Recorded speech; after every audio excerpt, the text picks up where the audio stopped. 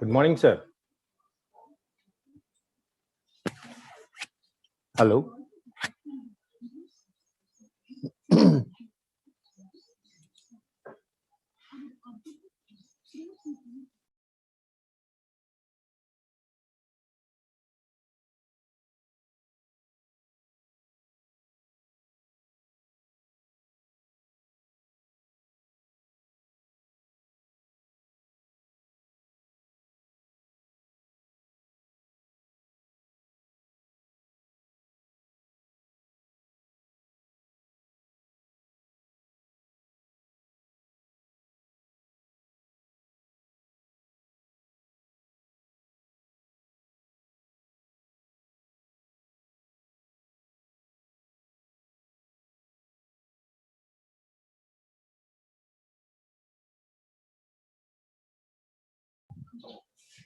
Good morning, sir. You have to share the computer sound.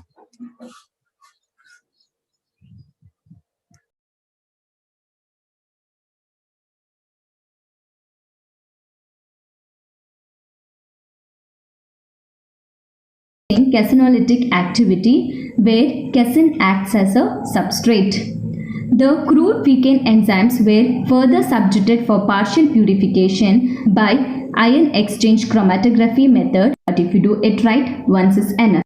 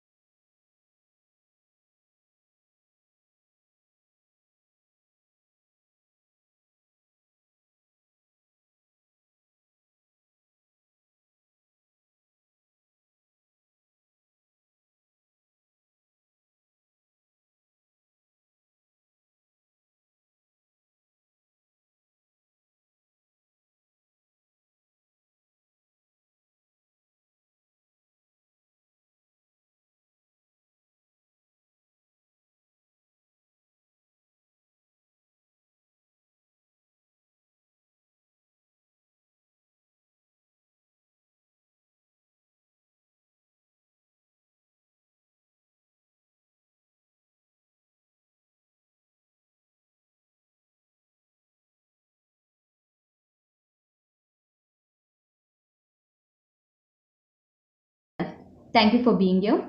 I am Ranjini, pursuing MSc Biotechnology in Government Science College, Bangalore. The title of the paper is Evaluation of Ficain from Different Fruit Samples of Ficus carica. Protease plays a prominent role in plant physiology. Demand for protease is being increasing commercially day by day.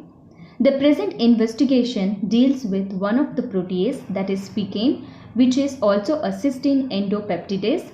Available literature states that Ficain can be extracted from latex leaves stem of Ficus species. Our work deals with the extraction, purification and nanoparticle preparation of Ficain from different fruit samples, that is raw, ripened, dry of Ficus carica, and also to estimate the enzyme concentration in crude, purified and in nano form.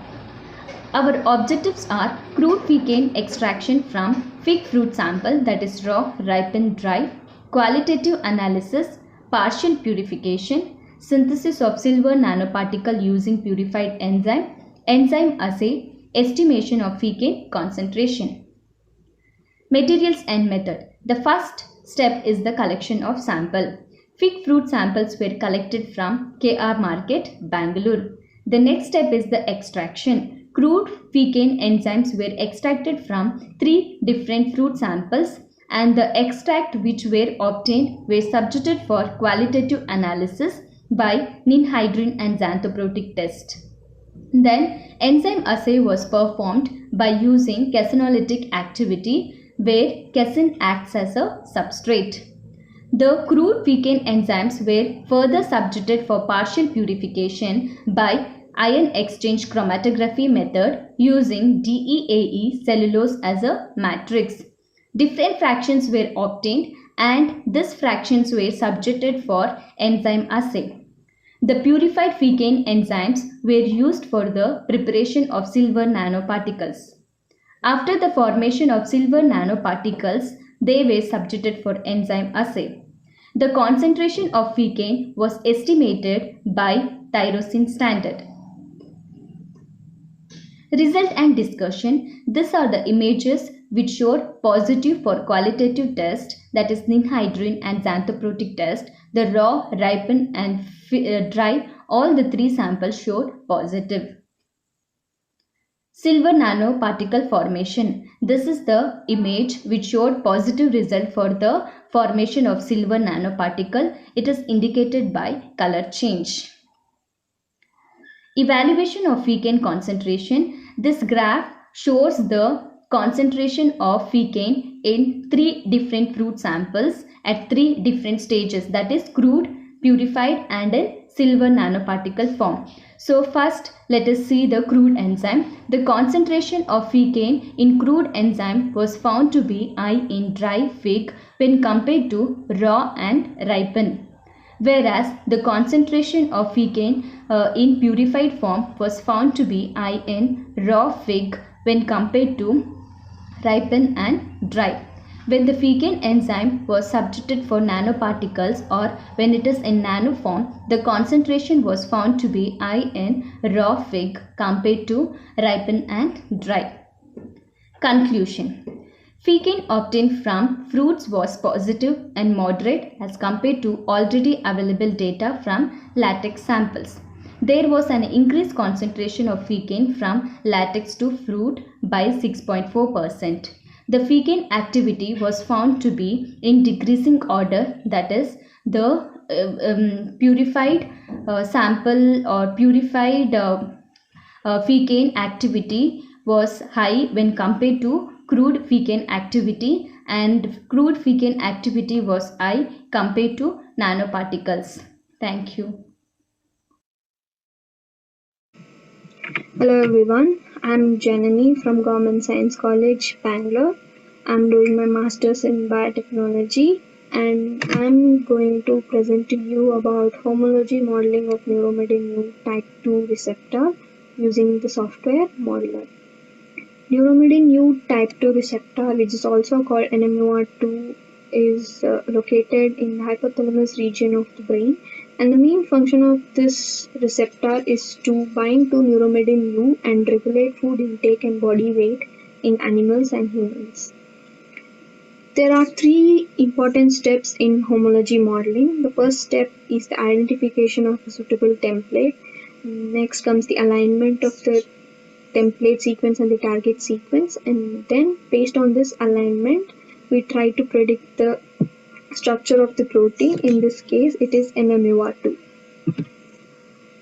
This is the homology search result performed by modeler software. These are the top 5 hits that are closely related to our target sequence. Out of these we chose 4BUOA chain of neurotensin type 1 receptor of rat as our template because it has a better resolution of 2.8 angstrom compared to others. And next step was to align the template sequence and the target sequence. Through this we commanded the modeler to perform a pairwise alignment based on the defined scores and cap penalties. This is the result of the alignment, and we can see that there is asterisk indicated below some of the columns. These asterisks show that these residues are conserved over the 2 sequences. Now, based on this alignment, we have to predict the structure of the protein NMUR2. To do this, we commanded the modeler software to construct 3 models based on the alignment, and these are the 3 models: model 1, model 2, and model 3.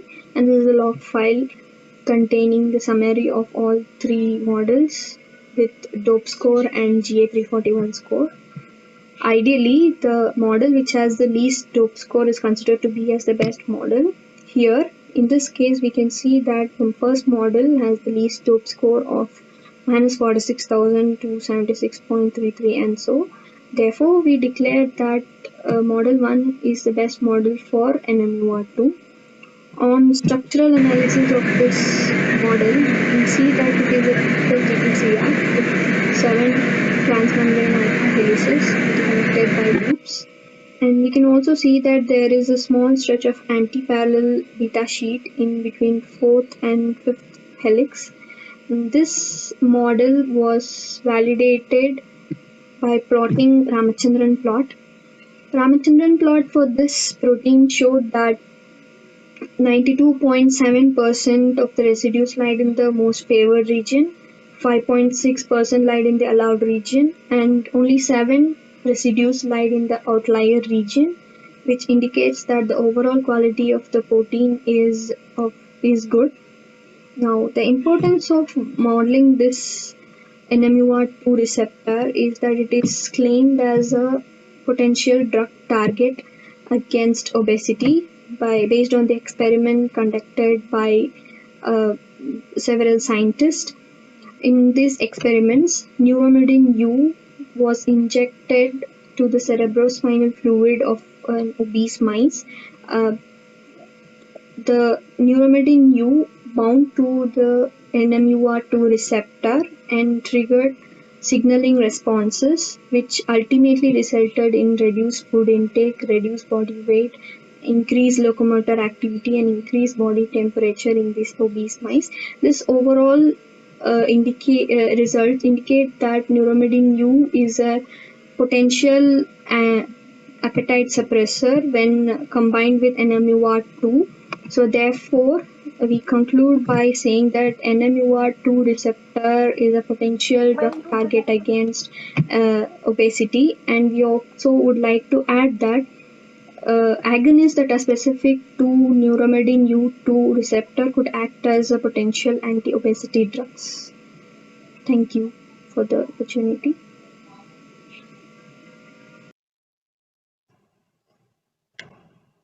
Good morning, everyone. I am Birjesh Kumar Jatab, Research Scholar, Department of Botany and Industrial Microbiology, Vipin Bihari College, Jhansi. My topic of presentation is biodegradation and estimation of cellulose, hemicellulose, and lignin content of Anagesis pendula leaf litter in Datia, Madhya Pradesh. Cellulose, hemicellulose, and lignin are the major components of lignocellulose and comprise the main composition of plant cell wall. The plant biomass not only provides alternative source of energy but also reduces our environmental concerns associated with traditional food supply. The objective of present study is to isolate and identify the fungal strains involved in lignocellulose degradation and to determine the content of cellulose, hemicellulose, and lignin during different stages of decomposition. For the study purpose, the forest area of Ratangarh in Datia district is selected. The forest area was dominated by Kardhai and Khair tree along with some other tree species. Anagesis pendula belongs to family Combretaceae known as Kardhai or Dhoi. In the region it selected for study. The leaves were selected from January to June 2017 at monthly intervals. Isolation and identification of fungi was done after removing litter bag from pit at 15, 30, 45, 60, 75, 90, 120, 150, and 180 days of intervals following serial dilution methods of Waxman and PDA as culture media. The result of our study shows that a total of 16 different fungal species belongs to 7 different genera were isolated and identified during the course of 6 months of decomposition period. 3 species belongs to Zygomycota and 13 species belongs to Ascomycota and their NMR as table indicate. The table 1 indicate fungi isolated with leaf litter of Anagesis pendula in order to appearance. Table also shows that the species of mucor and rhizopus were highly frequent on available substrate in early stages of decomposition. The species of Aspergillus, Penicillium, Trichoderma, and Chytomium appear as the decomposition progresses and is called late colonizers. Aspergillus niger and Aspergillus japonicus dominated the overall litter assemblies throughout the 180 days of decomposition. Direct estimation of cellulose, hemicellulose, and lignin content was determined according to Mobashir et al. When the litter samples of 15 and 30 days was analyzed for biochemical estimation, no change have been observed in the content of cellulose, hemicellulose, and lignin. The gradual reduction in the lignocellulose content was observed from 45 to 180 days due to the colonization of different fungal species, which produces a large set of extracellular enzymes that was cooperatively to hydrolyze these macromolecules, as the table 2 indicates. The table 2 indicate that the content of lignin, hemicellulose, and cellulose of Anagesis spendula. The table second also indicate that the content of cellulose, hemicellulose, and lignin were high in initial stage of decomposition. The rapid increase in the amount of cellulose and hemicellulose start from 60 days with imperceptible amount loss of lignin. From 60 to 90 days of decomposition, the decrease in the amount of cellulose, hemicellulose, and lignin was continued and slowed down thereafter from 120 to 180 days. This table 3 shows percent decrease in cellulose. The table 4 also shows the percent decrease in hemicellulose. Table 5 shows the percent decrease in lignin. And the graph shows percent decrease in content of cellulose, hemicellulose, and lignin. And at the end of the study, we conclude the whole summary of our findings that the isolated fungal strains might provide economic feasibility to second generation biofuel, those obtained from lignocellulosic waste. The lignocellulosic products and enzymes produced by fungi utilized in various industrial processes. Many laboratories around the world are searching the different aspects of natural biodegradation of these macromolecules. Despite all the progresses achieved, a lot of work has to be done regarding lignocellulosic biodegradation by fungi. Thank you.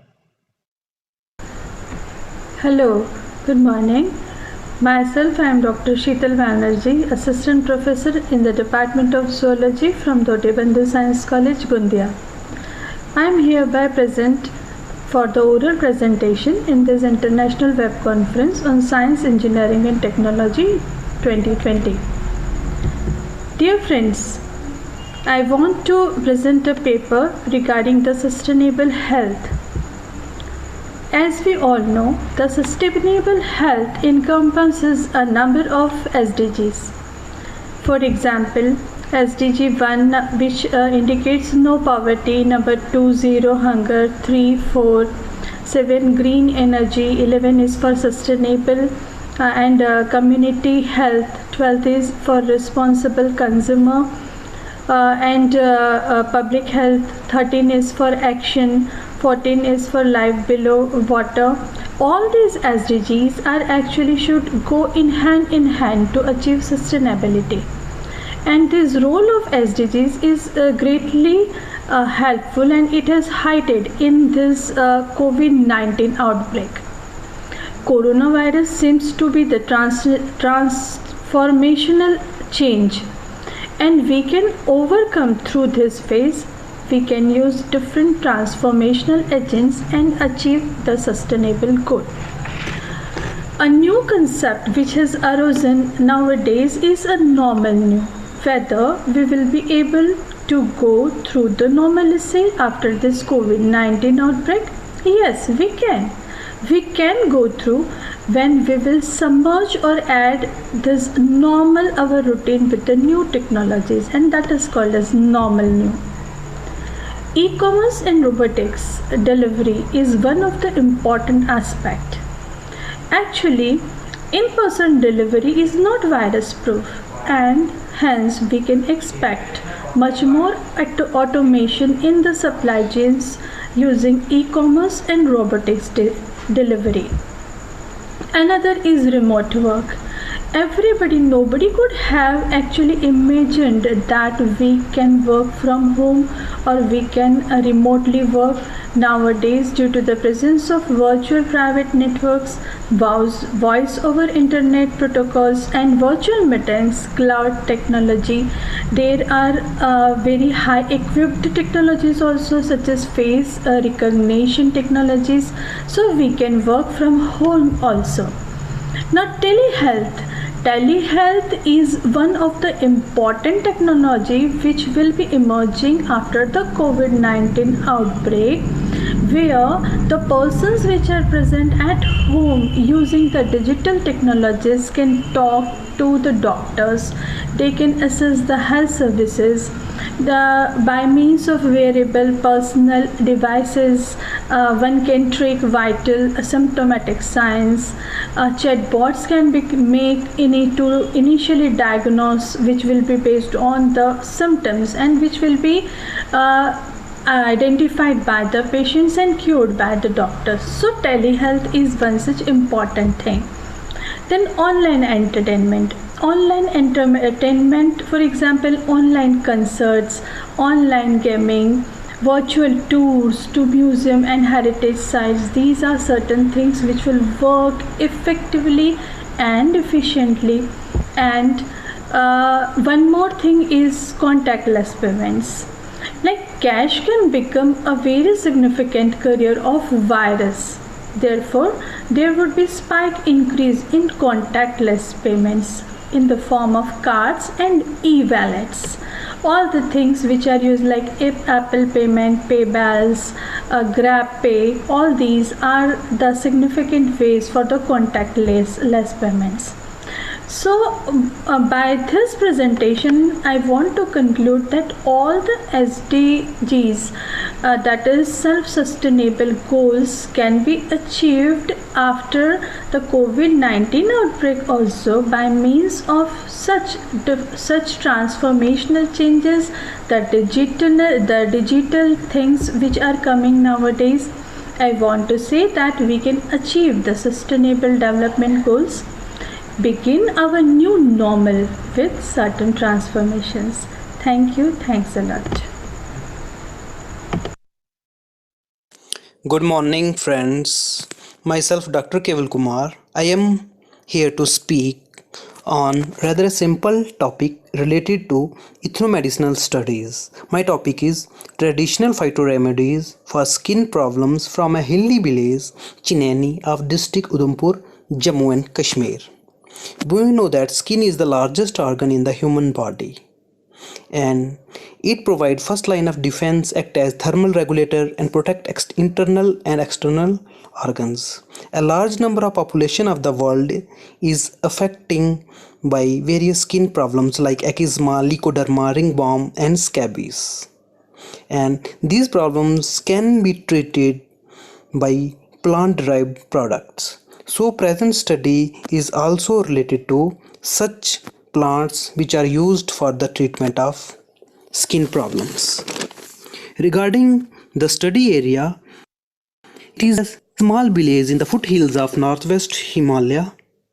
It is situated near the famous Patni Top Hill Resort of Jammu and Kashmir.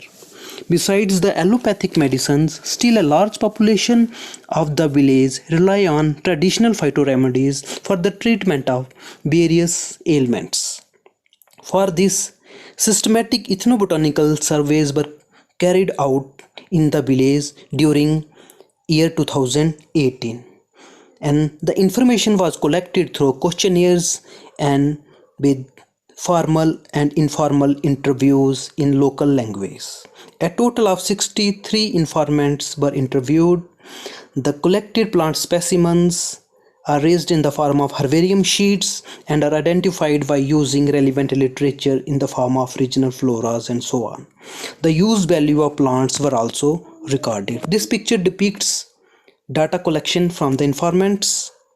Regarding observation, this table shows a list of plants indicating botanical name, family, common name, vernacular name which is Dogri, part used, ethnomedicinal use value. Due to lack of time, it is not possible to mention here the use of all plants, so some important plants they are considered here. Like Berberis lycium, its leaf paste is applied on dark spot of skins. Another plant, Nerium oleander, a member of Apocynaceae, its latex is used for the treatment of alopecia. Melia agedarecta, it is similar to Agedarecta indica, which is used for various skin problems like cuts, bounds, ringworms, and so on. Zanthoxylum armatum, it is another important plant. Its leaf paste is applied on skin worms. Another important plant is Aurelia carifolia. Although it is not grown in our region, but seeds purchased from the shops, they are used for the treatment of vitiligo. The powdered seed mixed with coconut oil are applied on bite patches. Also, the raw seeds they are taken orally. Similarly, Punica granatum, its leaf paste along with leaf paste of Melia agedarecta applied on bite patches. This plant, Ranunculus latex, its latex is used for the treatment of alopecia. Vitex nigundo, another important plant which is used for the treatment of vitiligo. In this case, 500 gram of leaves boiled in 1 liter of water along with 200 ml of mustard oil. After the water evaporates, the extract left out, filtered and applied on bite patches. So in total, the present paper communicates 27 plants belonging to 27 genera and 21 families. Maximum plant species belongs to angiosperms and there is only one gymnosperm, that is Citrus deodara. Maximum species were herbs followed by shrubs and trees. The use value was reported highest for Calotropis procera followed by Nerium oleander. So the present study indicates that village Chinani have rich wealth of traditional knowledge and it should be preserved. Thanks. I am Koshin Balia. I am pursuing BTech MTech from Gautam Buddha University School of Biotechnology. The topic of my presentation is COVID-19 outbreak, evolutions of the virus and design analysis. COVID-19, a deadly spread. COVID-19 disease caused by the SARS-CoV-2 virus was identified in December 2019 in China and declared a global pandemic by the WHO on 11th March 2020. Quarantine is a way of separating and restricting people who have been exposed to a disease such as COVID-19 to see if they too have become infected and get ill.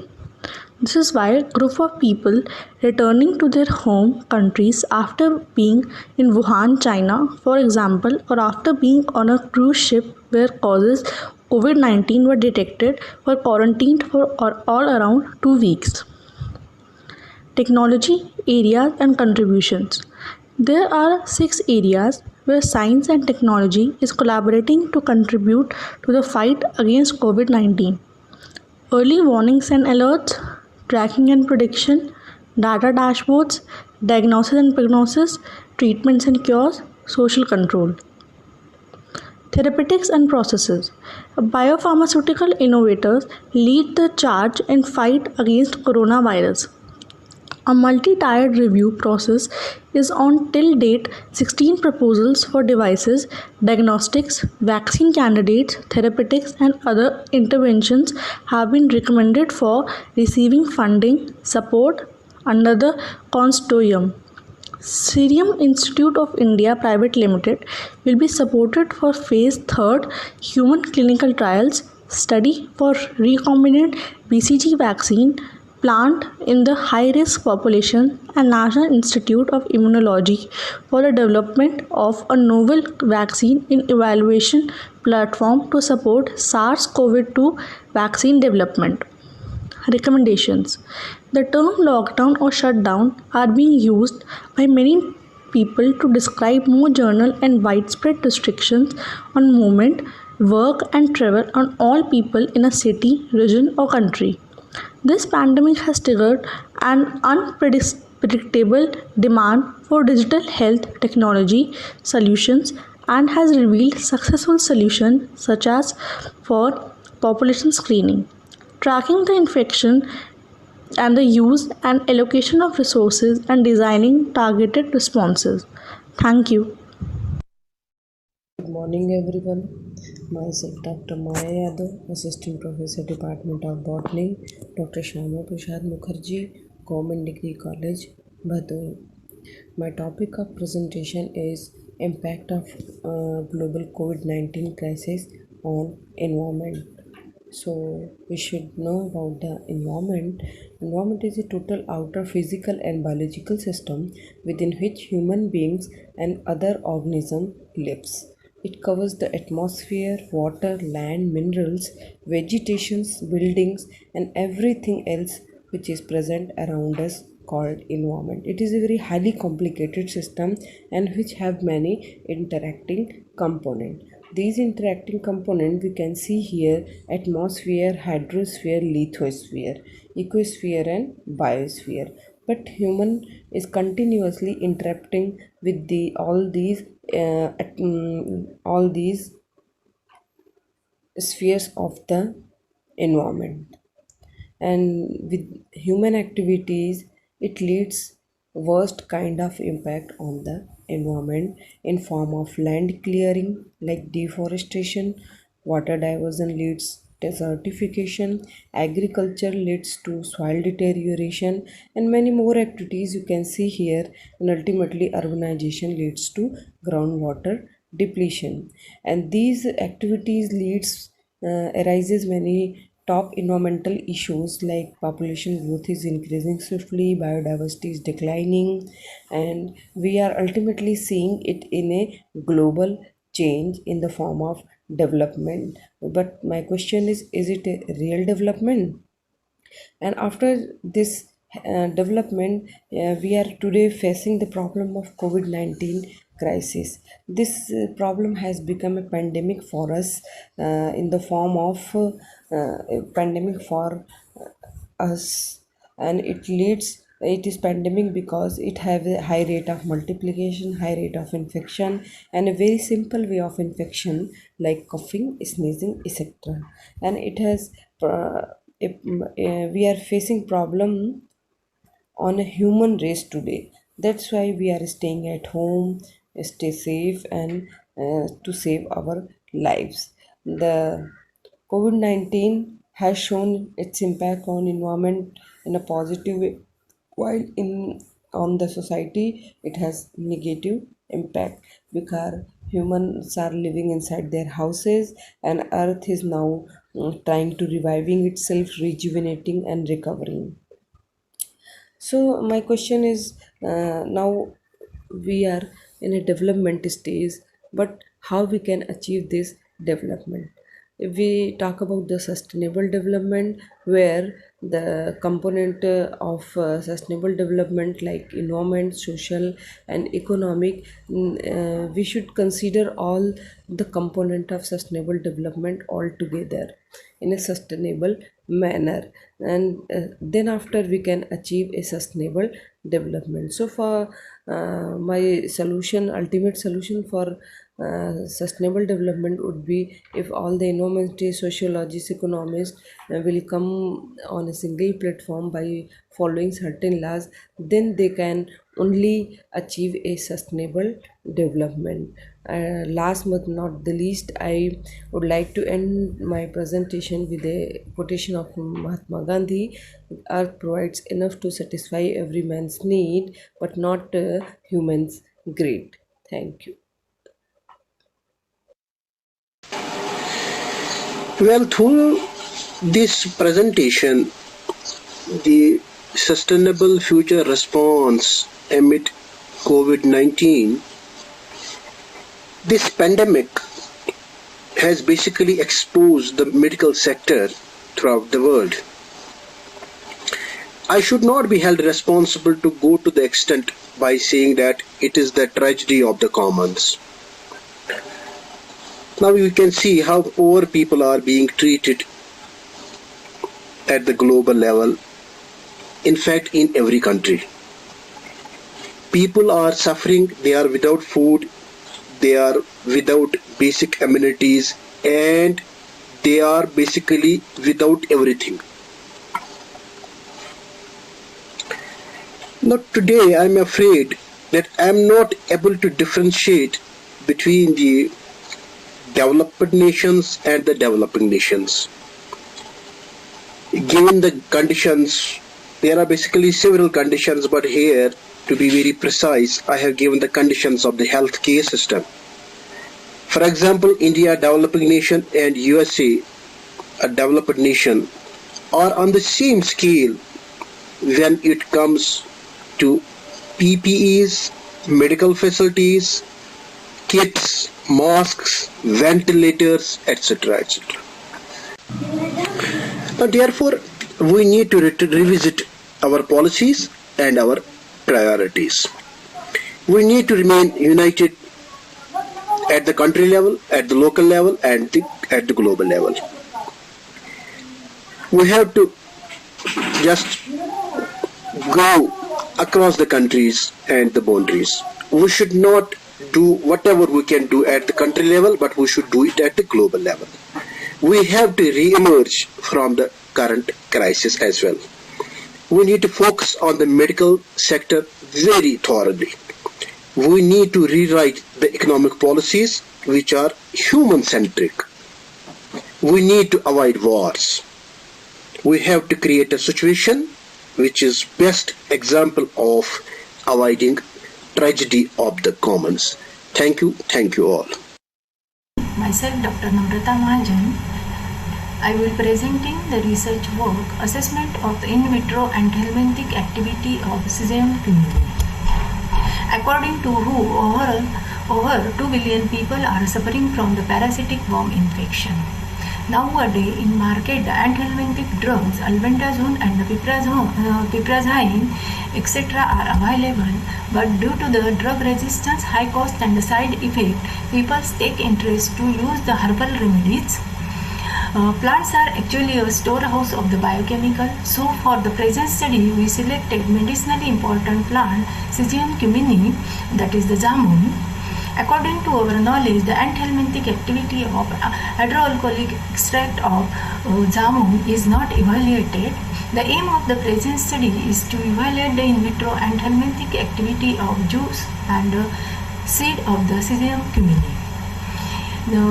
But for this experiment, we require the plant material, and from that plant material we prepare the extract which is shown in this slide. Actual experimentation, we require the earthworms. All selected earthworms were washed in the saline, grouped into the six various groups, each group having the 10 animals. Each group earthworms were released into 20 ml of the respective formulation. Observation was carried out, time taken to paralyze and death. All obtained data was statistically analyzed by using the Bone-Ferroni multiple comparison test. These are the results. Both concentration of the fruit juice and the 40 mg per ml concentration of the seed of S. cumini exhibited the significant death time to that of the albendazole. The high concentration of the juice and the seed extract significantly produced paralysis within the 38.6 and the 38.5 minutes respectively, which is significantly different as compared with the 20 mg per ml albendazole. Juice and the seed extract at the 20 mg per ml exhibited equal time for the paralysis. 40 mg per ml S. cumini seed extract significantly attained less time for the death as compared with the albendazole. Among all the test samples, juice and the 40 mg per ml show the most significant results. Our results are agreed with that of the finding of the Maragesi et al. in 2016 and Canaviran et al. 2011. The difference in the activity is that they use the fruit and the bark of the S. cumini and the ethanolic, methanolic and aqueous extract. However, in the present study, we use the hydroalcoholic extract. Finally, we conclude that the present study delivers the evidence for the hydroalcoholic extract of the fruit juice and seed of the S. cumini, showing the significant anthelminthic activity, which could partly contribute to the ethnomedical use of the plant. However, further investigation is required for the isolation of the bioactive molecule, and its mode of the action is suggested for the development of a new drug in the treatment of the control of parasite in general and worm in particular. These are some references. Thank you. Thank you for the organizer for giving me this wonderful opportunity to present the research work in today's e-conference. My name is Dr. Nivas and I am going to present my research work on microencapsulation of antioxidant dietary polyphenols from green coffee. Coffee is the second most largest commodity in the world after petroleum.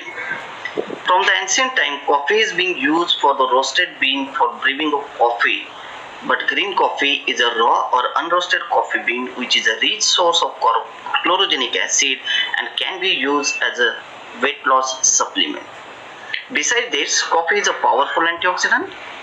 It regulates or maintains energy level and helps to lower blood pressure, and also it reduces the belly fat. In the present investigation, we approached two different things. First, enzymatic hydrolysis for the extraction of chlorogenic acid. In this, we have used 10 CFU of a commercially available viscosine in the ratio of bean to water as 1:2, which is soaked for 1 hour, and after that it is extracted at 70 degrees for 1 hour in the ratio of 1:4. The extract is called as green coffee extract, which is rich in chlorogenic acid. In the second approach, we made a green coffee extract and wall material, which is called as a feed solution. For the wall material, we have used maltodextrin, skim milk, and combination of maltodextrin and skim milk 3 in a proportion of 10%. The feed solution is used for spray drying. The spray dry temperature was 125 degree, and the obtained microencapsulated powder is further analyzed or characterized for scanning electron microscopy for particle size, HPLC for polyphenols, and XRD for other compounds. Simultaneously, we further carried out the biofunctional studies like in vitro release studies and antioxidant properties. For the optimization of spray drying condition, we use statistical software called as response surface metrology, and we obtain wall material to core material in the ratio of 1:1, and the parameter studies was moisture percent, product yield, encapsulation efficiency, and total polyphenol content as mg per gram gallic acid equivalent. This is the response surface methodology plot with the optimum temperature, moisture, and all. Further, these particles are characterized for the scanning electron microscopy, and we found that the green coffee extract with the wall material of maltodextrin is having definite and smooth wall of particles with smaller particle size. Whether green coffee extract and skim milks and maltodextrin plus skim milk and green coffee show some wrinkle type of particles with irregular shapes. The HPLC analysis was carried out to find out what are the polyphenols present, and we found that chlorogenic acid is a prime source which having 78 mg per gram of quantity, followed by other polyphenols like gallic acid, ferulic acid, epicatechin, and caffeic acid. The physicochemical characterization was carried out for the pH, volatility, moisture, water activity, glass transition temperature, and we found that the maltodextrin plus green coffee extract showed a better results. The bioactive properties such as ABTS scavenging activity and lipase inhibition activity was carried out and found that maltodextrin wilted green coffee extract shows better results in all the studied components.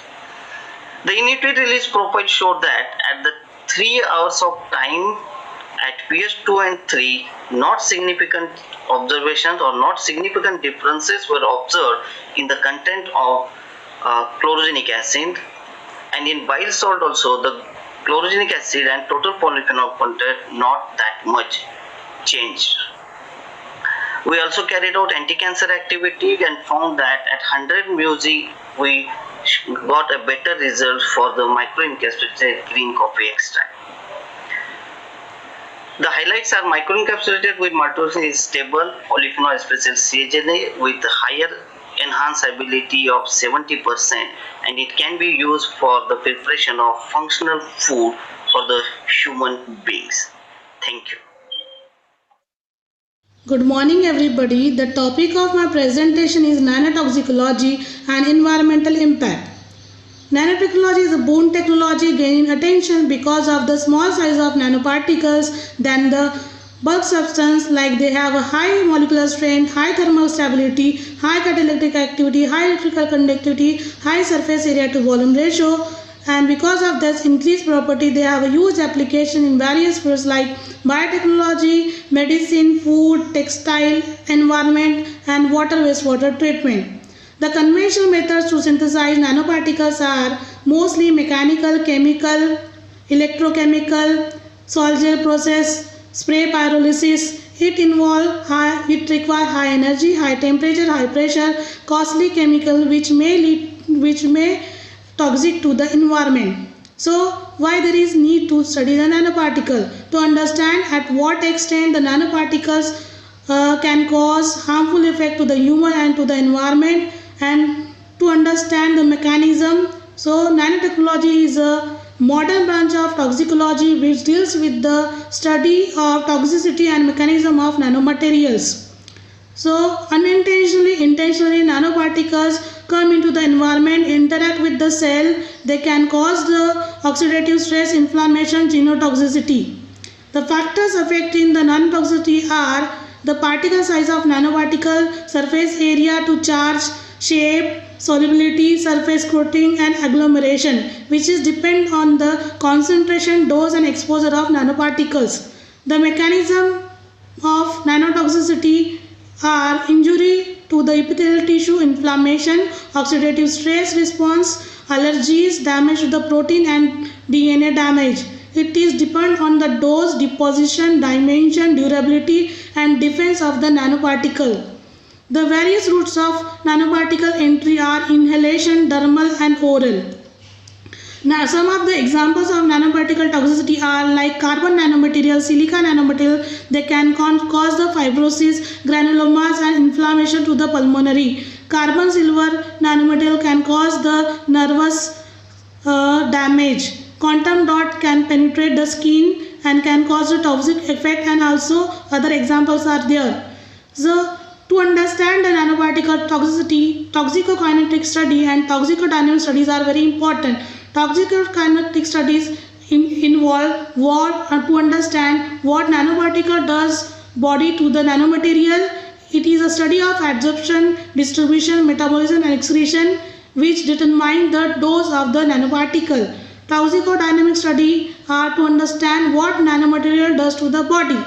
That means to understand the toxic effect and the mechanism of toxicity of nanomaterial. The environmental risks are water, air and soil. Through the various routes, nanoparticles come into the environment and they can cause the toxic effect. So the solution may be for some extent the green synthesis of nanoparticle. Why green synthesis? Green synthesis involves the plant, bacteria, fungus, biological material to synthesize the nanoparticle. What are the advantages of green synthesis over the previous methods? It is a clean, eco-friendly, simple, cheap, sustainable, reliable, effective, rapid and at the same time energy saving process. In this process, the biological component present in the biological material, they act as a capping agent and reducing agent to synthesize the nanomatic air. These phytochemicals are like flavonoid, terpenoid, carboxylic acid, alkaloid, ketones and amide, etc. So conclusion, nanotechnology is a double-edged sword. The property that makes the nanomaterial useful for the new application and for the properties they can cause the harmful effect to the environment. The importance of nanotechnology to the economy and our future well-being is beyond debate, but its potential adverse effect need to be studied along the same line. A discipline of nanotechnology and the use of green chemistry would make an important contribution to development and the safe nanotechnology and its use. Thank you. Good morning to all. Myself, Dr. K.P. Ghoshal, Department of Botany, Dhotebandhu Science College, Gondia, presenting before you my oral presentation entitled Survey of Gondia District to verify the efficacy of ethnic wealth with their actual beneficiaries. Next. Abstract. Traditional medical practices have been recognized by the World Health Organization as a building block of primary health care in tribal communities. The tribal district Gondia of Maharashtra state covers a total geographical area of 5,431 km squares and 8 talukas with a total forest area of 2,833 square kilometers. Next. The region Gondia district is rich in biodiversity and the tribes residing here still practices herbal remedies for treating various ailments. A survey was conducted in Gondia district to enumerate the status and traditional uses of several ethnic plant species, and an attempt was made to verify the efficacy of claims with actual beneficiaries. Next. I directly come to discussion and conclusion, that is, ethnobotany is multidisciplinary science defined as the interaction between plants and people, which records the history of humankind even foretelling the future. The present study records about 60 plant species used by the tribal people for medicinal uses. It is being recorded that plant species like Enterographis paniculata, Costus ignis, Coccinea, Argimel marmelos, Trigonella ficum, Cuminum, Maduca indica, Psidium cumini, Butea monosperma were effectively used to treat deadly disease, that is diabetes. All other species were effectively used to treat other ailments. All the species collected contains valuable phytochemical constituents present in various parts like leaves, roots, seeds, fruit, flowers and birds, which were used to cure various ailments. So, we can conclude that tribal people have good knowledge of herbal drugs, but their traditional knowledge may be lost in due course due to the progressive urbanization. Therefore, it is important to have record of such ethnic plant species used by the tribes and subtribes for further studies. Next. Further, such studies will provide information to pharmacologists and chemists in screening and assessing phytoconstituents for treatment of various diseases. These are certain references which I have referred. And lastly, I will conclude that such studies will provide information to pharmacologists and chemists in screening and assessing phytoconstituents for treatment of various diseases. Thank you. I am thankful to the organizers who have given me an opportunity to present my presentation before you all. Thanks a lot.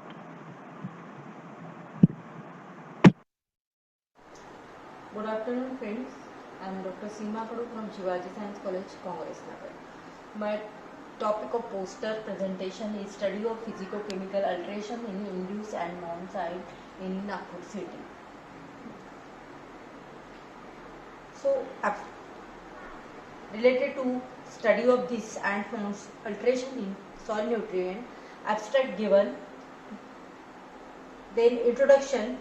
As per the introduction, as plant growth, they consume nutrient in the soil, mineral content, and all this occurs due to the nutrient transportation directly to the plants. However, such type of studies done first time in Nagpur city, where fever ant, pharaoh ant and different type of ant species studied, where these species form ant nest mound during nest building, and this ant nest soil or mound soil is very highly porous and different, containing maximum soil micronutrient.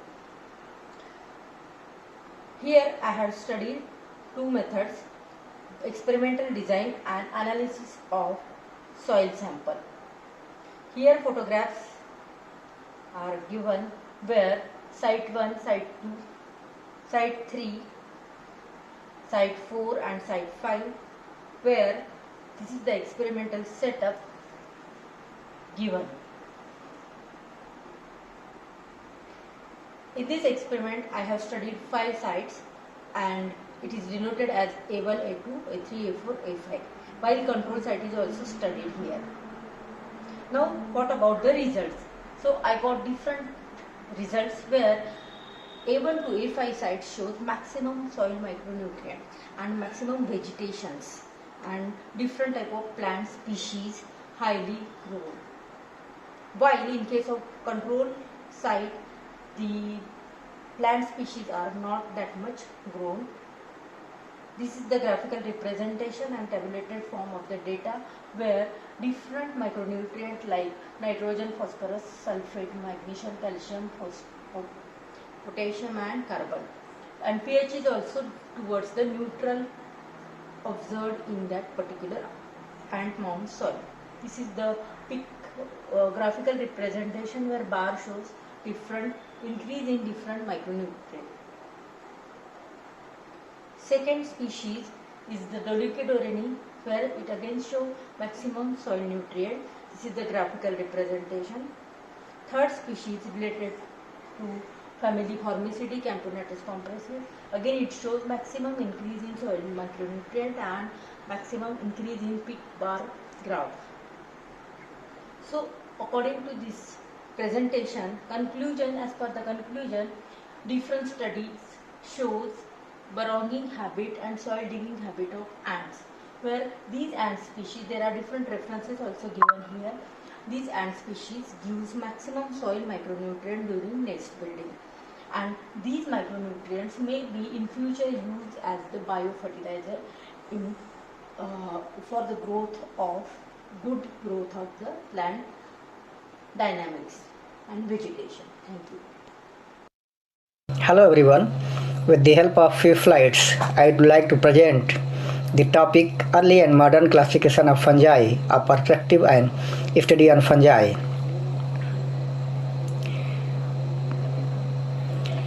The fungi are neither plants nor animals. They have taken a separate kingdom, Mycota, under the 10 phyla. They are eukaryotic, heterotrophic organisms, lack of chlorophylls. Therefore, the mode of nutrition is heterotrophic, absorptive type. They reproduce by conidia, and the most of fungi have a thallus composed of hyphae that elongate by tip growth. They get carbon organic materials and they simplify the materials, and then they absorb the nutrition from the substrates.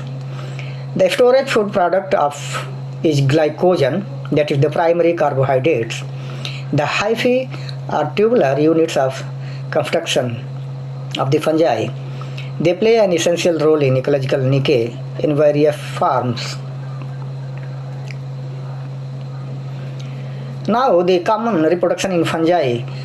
The mode of reproduction in fungi may be asexual as well as sexual, and the different groups of fungi have different reproductive structures. Like in case of hyphomycetes, the reproductive structures produced directly on hyphae, while in zygomycetes and oomycetes, it is by sporangia, while in case of ascomycetes, coelomycetes and basidiomycetes, that is higher and lower mushrooms, ruft and isthmus, the reproductive structures are produced within special fruiting bodies called scomata and pycnidia, respectively. Now I will come to the classification, the earlier classification of living worlds and place of fungi. Linnaeus has given the two kingdom systems, that is Plantae and Animalia, where bacteria, algae, fungi and protozoa included under Thylophyta. Then the three kingdom system was proposed by Haeckel. It includes Metaphyta, Protista means microorganisms, Metazoa, the fungi placed under Protista as Mycophyta or Mycota. Then after four kingdom systems Copeland, he classified the Metaphyta, vascular plants and non-vascular plants. Protista includes algae, protozoa and fungi. Under the Monera, they include bacteria and cyanobacteria. And then in Metazoa, it includes the lower and higher animals. In fifth kingdom classification, it was proposed by Whittaker. It includes Metaphyta, plants, Monera, it includes bacteria and archaebacteria. The third one, Protista, constitutes the photosynthetic algae and ingestive protozoan. And Mycete means the fungi, they have absorptive mode of nutrition. Then Metazoa, they includes animals. And the sixth kingdom classification, it was proposed by Voge in 1970. It includes these plants, animals, fungi, protists, archaebacteria and eubacteria, respectively. Now I will come to the traditional brief classification of fungi. They have 6 subdivisions and they are characteristic, like in Basidiomycota, the toadstools means poisonous mushrooms and edible mushrooms divided into classes gastromycetes. They include puffballs and stinkhorns, and the teleomycetes includes ruffed and smuts. The gill and pod fungi belong to the hymenomycetes. All members of the Basidiomycota produce their spores on a characteristic cell called Basidium. In case of Ascomycota, this is the largest group. It includes the class Discomycetes, commonly we call cup fungi, and the Pyromycetes, we can call that flask fungi. And the members of Ascomycota produce spores in a sac-like structures we can call ascus. Zygomycota, mostly they are microscopic in habit. Species include the pin molds like Rhizopus and Mucor and other representative genera of this group of Zygomycota. Then Oomycota, under the Oomycota they include water molds, some important pathogens like late blight of potato, that is Phytophthora pestilens. This is an example. Many have produced motile spores during their life cycle which can swim in water.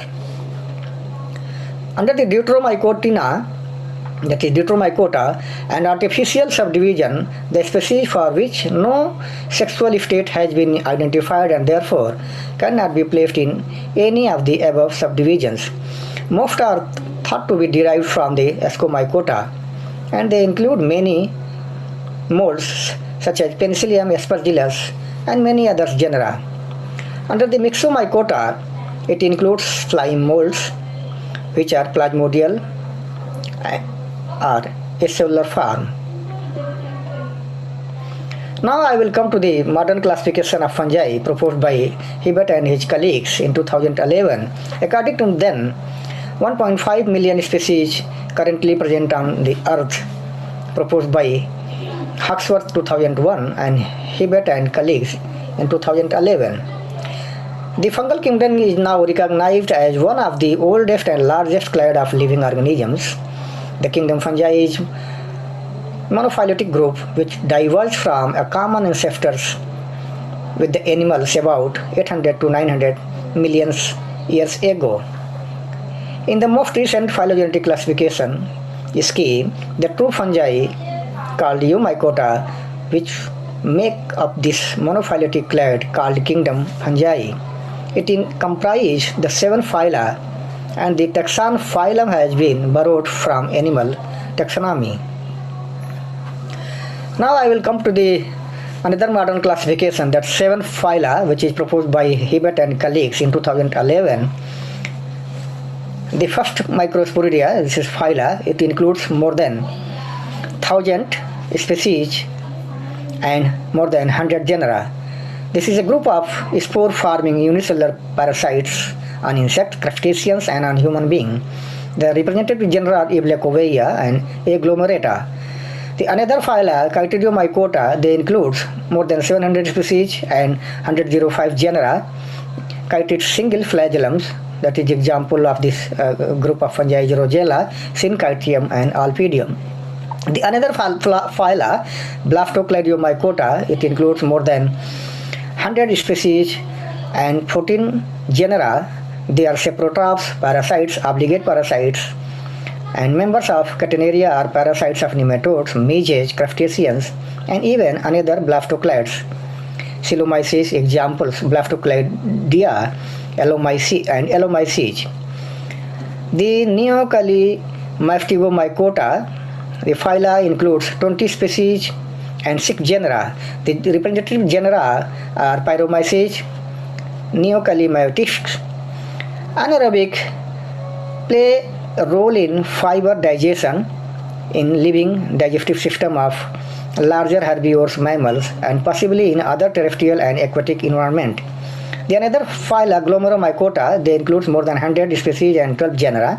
They found in roots of higher plants, Arthalae of bryophytes, that is fern group.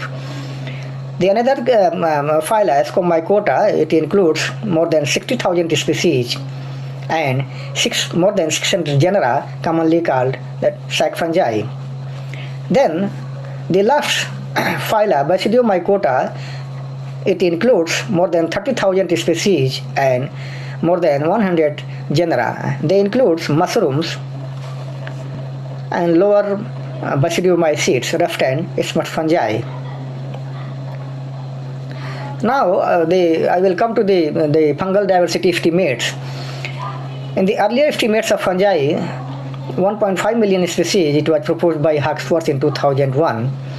The present estimate, supported by majority of workers in recent study, Hawksworth in 2016, he predicts 2.2 to 3.8 million species of fungi. But more interestingly, Paryzynski in 1972, he estimated the species ratio of microfungi alone to phanerogames is at least 3.1 and many even be as high as 5.1 million.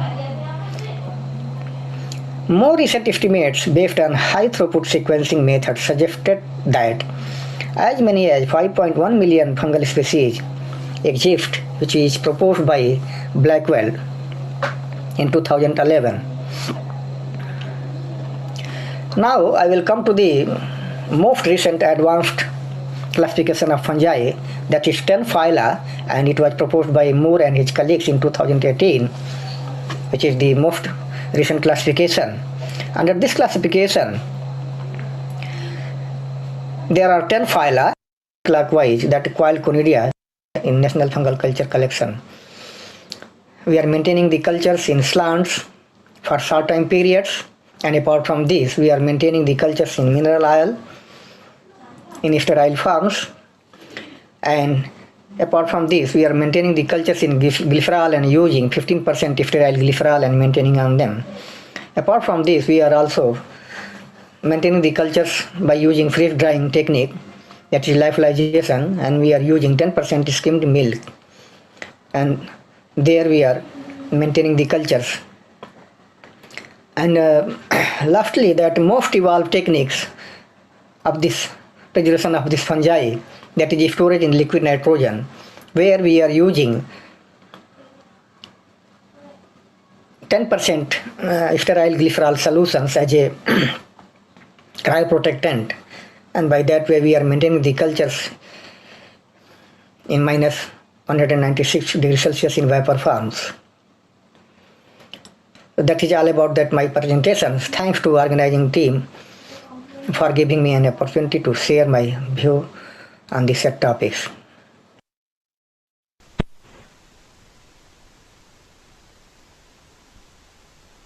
Good morning all. Myself Dr. Pinky Cherian from Department of Botany, St. Joseph's College at Nagaland, Kerala. Topic is potential of plant-derived small molecules as ACE2 cellular receptor for SARS coronavirus and spike protein S3 inhibitor, a molecular docking approach. Introduction. Plant-based phytocompounds have got active role in acting on microbes. Artemisinin represents a new structure of antimalarial pharmacophore that comprises sesquiterpene lactone. The newest antimalarial drug, Atovaquone, a synthetic derivative of Tabio species Lapachol. Next is the hapropectalin obtained from Triphyophyllum peltatum. It is a naphthol isoquinoline. About 70 alkaloids and 150 derivatives are seen under this class. Fluoroquinone antimalarial drugs is used for the treatment of rheumatic diseases as well as treatment and prophylaxis of Zika virus. Fluoroquinone is currently undergoing clinical trials for the treatment of COVID-19. The present study aimed to investigate the action of antimalarial plant compounds on COVID-19 proteins. The objective of the study is to study the effects of antimalarial compounds with respect to the commercial drug used against COVID-19, to investigate the inhibitory action of plant molecules on ACE2 and spike protein S2.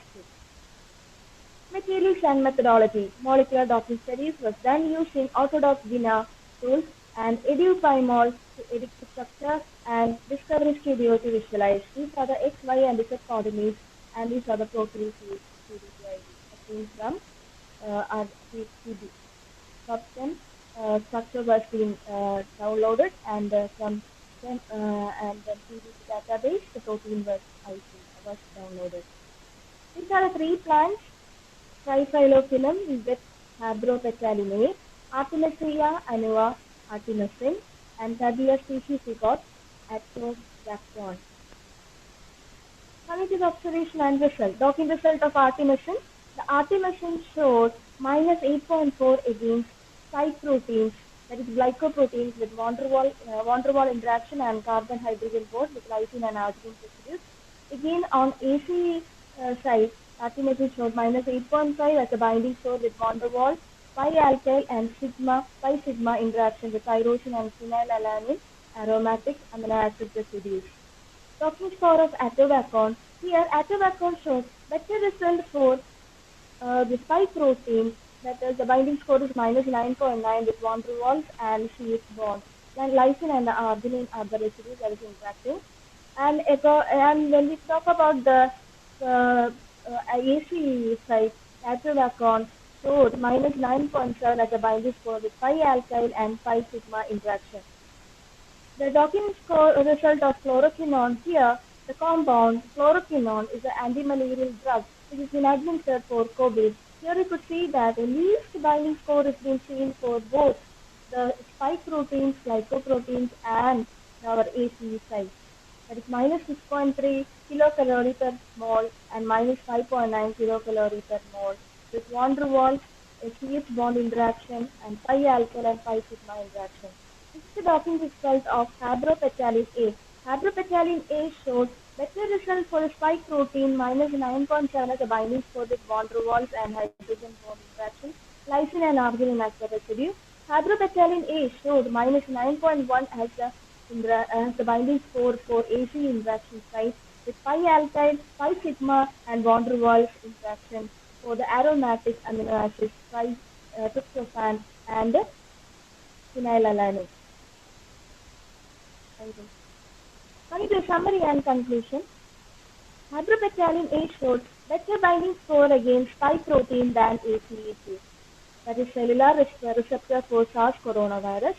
Fluoroquinone standard drug showed least binding score when compared to the other three natural plant derivatives. And in the plant molecules, Atovaquone and habropectalin A showed effective binding score on COVID-19 protein surface with van der Waals, pi-sigma, and pi-alkyl interactions. Plant molecules of natural origin can be an effective drug for the pandemic disease across the country. Thanks.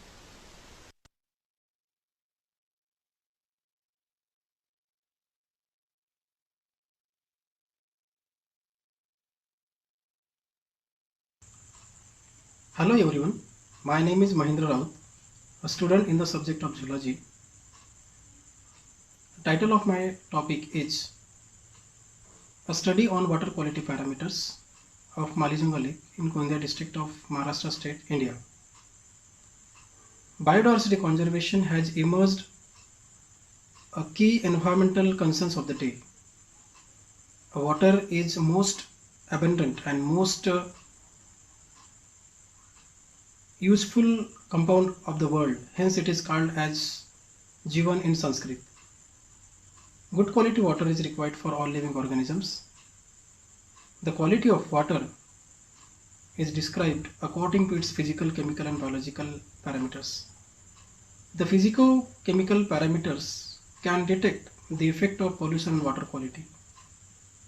Therefore, we conducted a study on water quality parameters of Malizenga Lake from October 2017 to September 2019.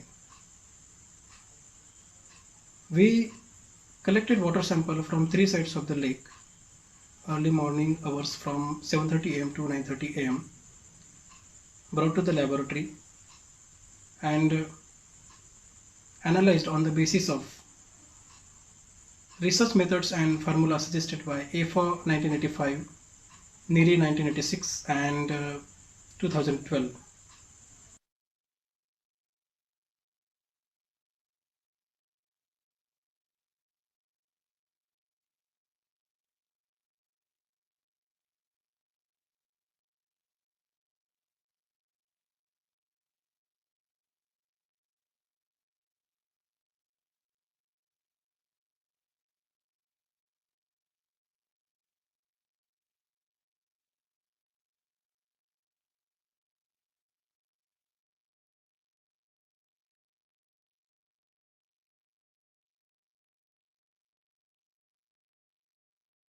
In concluding remarks, the physico-chemical characteristics affect both flora and fauna. This biodiversity contribute both directly and indirectly to human wealth. The Site 1 of lake is a little polluted due to some anthropogenic activities, as this site is situated towards villages. This lake is particularly important for wildlife movement from one protected area to another and vice versa. That means from Nagjira Wildlife Sanctuary to Navagaon National Park. So continuous monitoring of these physico-chemical parameters can help in conservation of this freshwater ecosystem. Finally, we are very much thankful to Principal of M.P. Patel College Sakoli and Principal J.M. Patel College Bhandara for their help during the research work. We also thank the local villagers for their help during the research work. Thank you.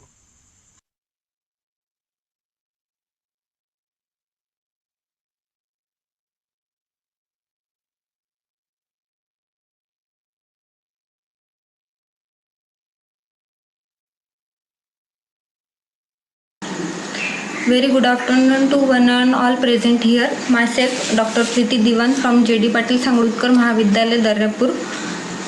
This is an topic of my presentation: evaluation of phytochemical composition and antibacterial effect of Acaranthus aspera root extract against oral dental pathogen. These are the content of paper. Introduction. Since antiquity, medicinal plants are used on various infectious diseases. Similarly, here for curing the oral diseases, different herbal medicines are used by the tribal people. According to the WHO, 80% of total world's population believes on traditional medicine. This chart shows the impact of oral diseases on our health. This is a diagram, pie chart diagram from the Indian Dental Association, which shows that 1% of the total India's population every year dies due to the oral diseases.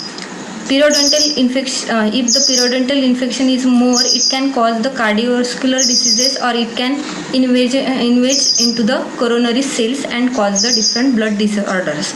These are the 4 disorders more commonly occurs among the people. Material and method.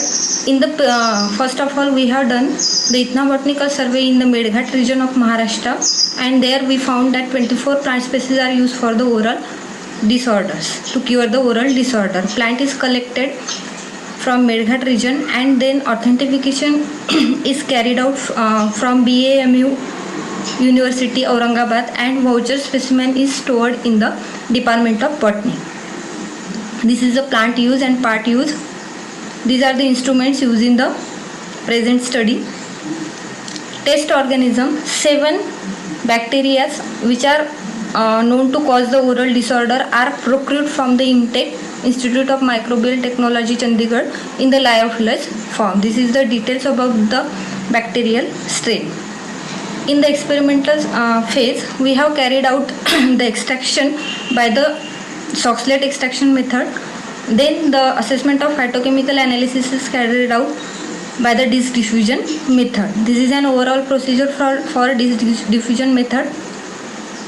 Here inoculation is prepared. Inoculation is spread on the petri plate, and on the petri plate the discs soaked in the extract are placed at the particular distance.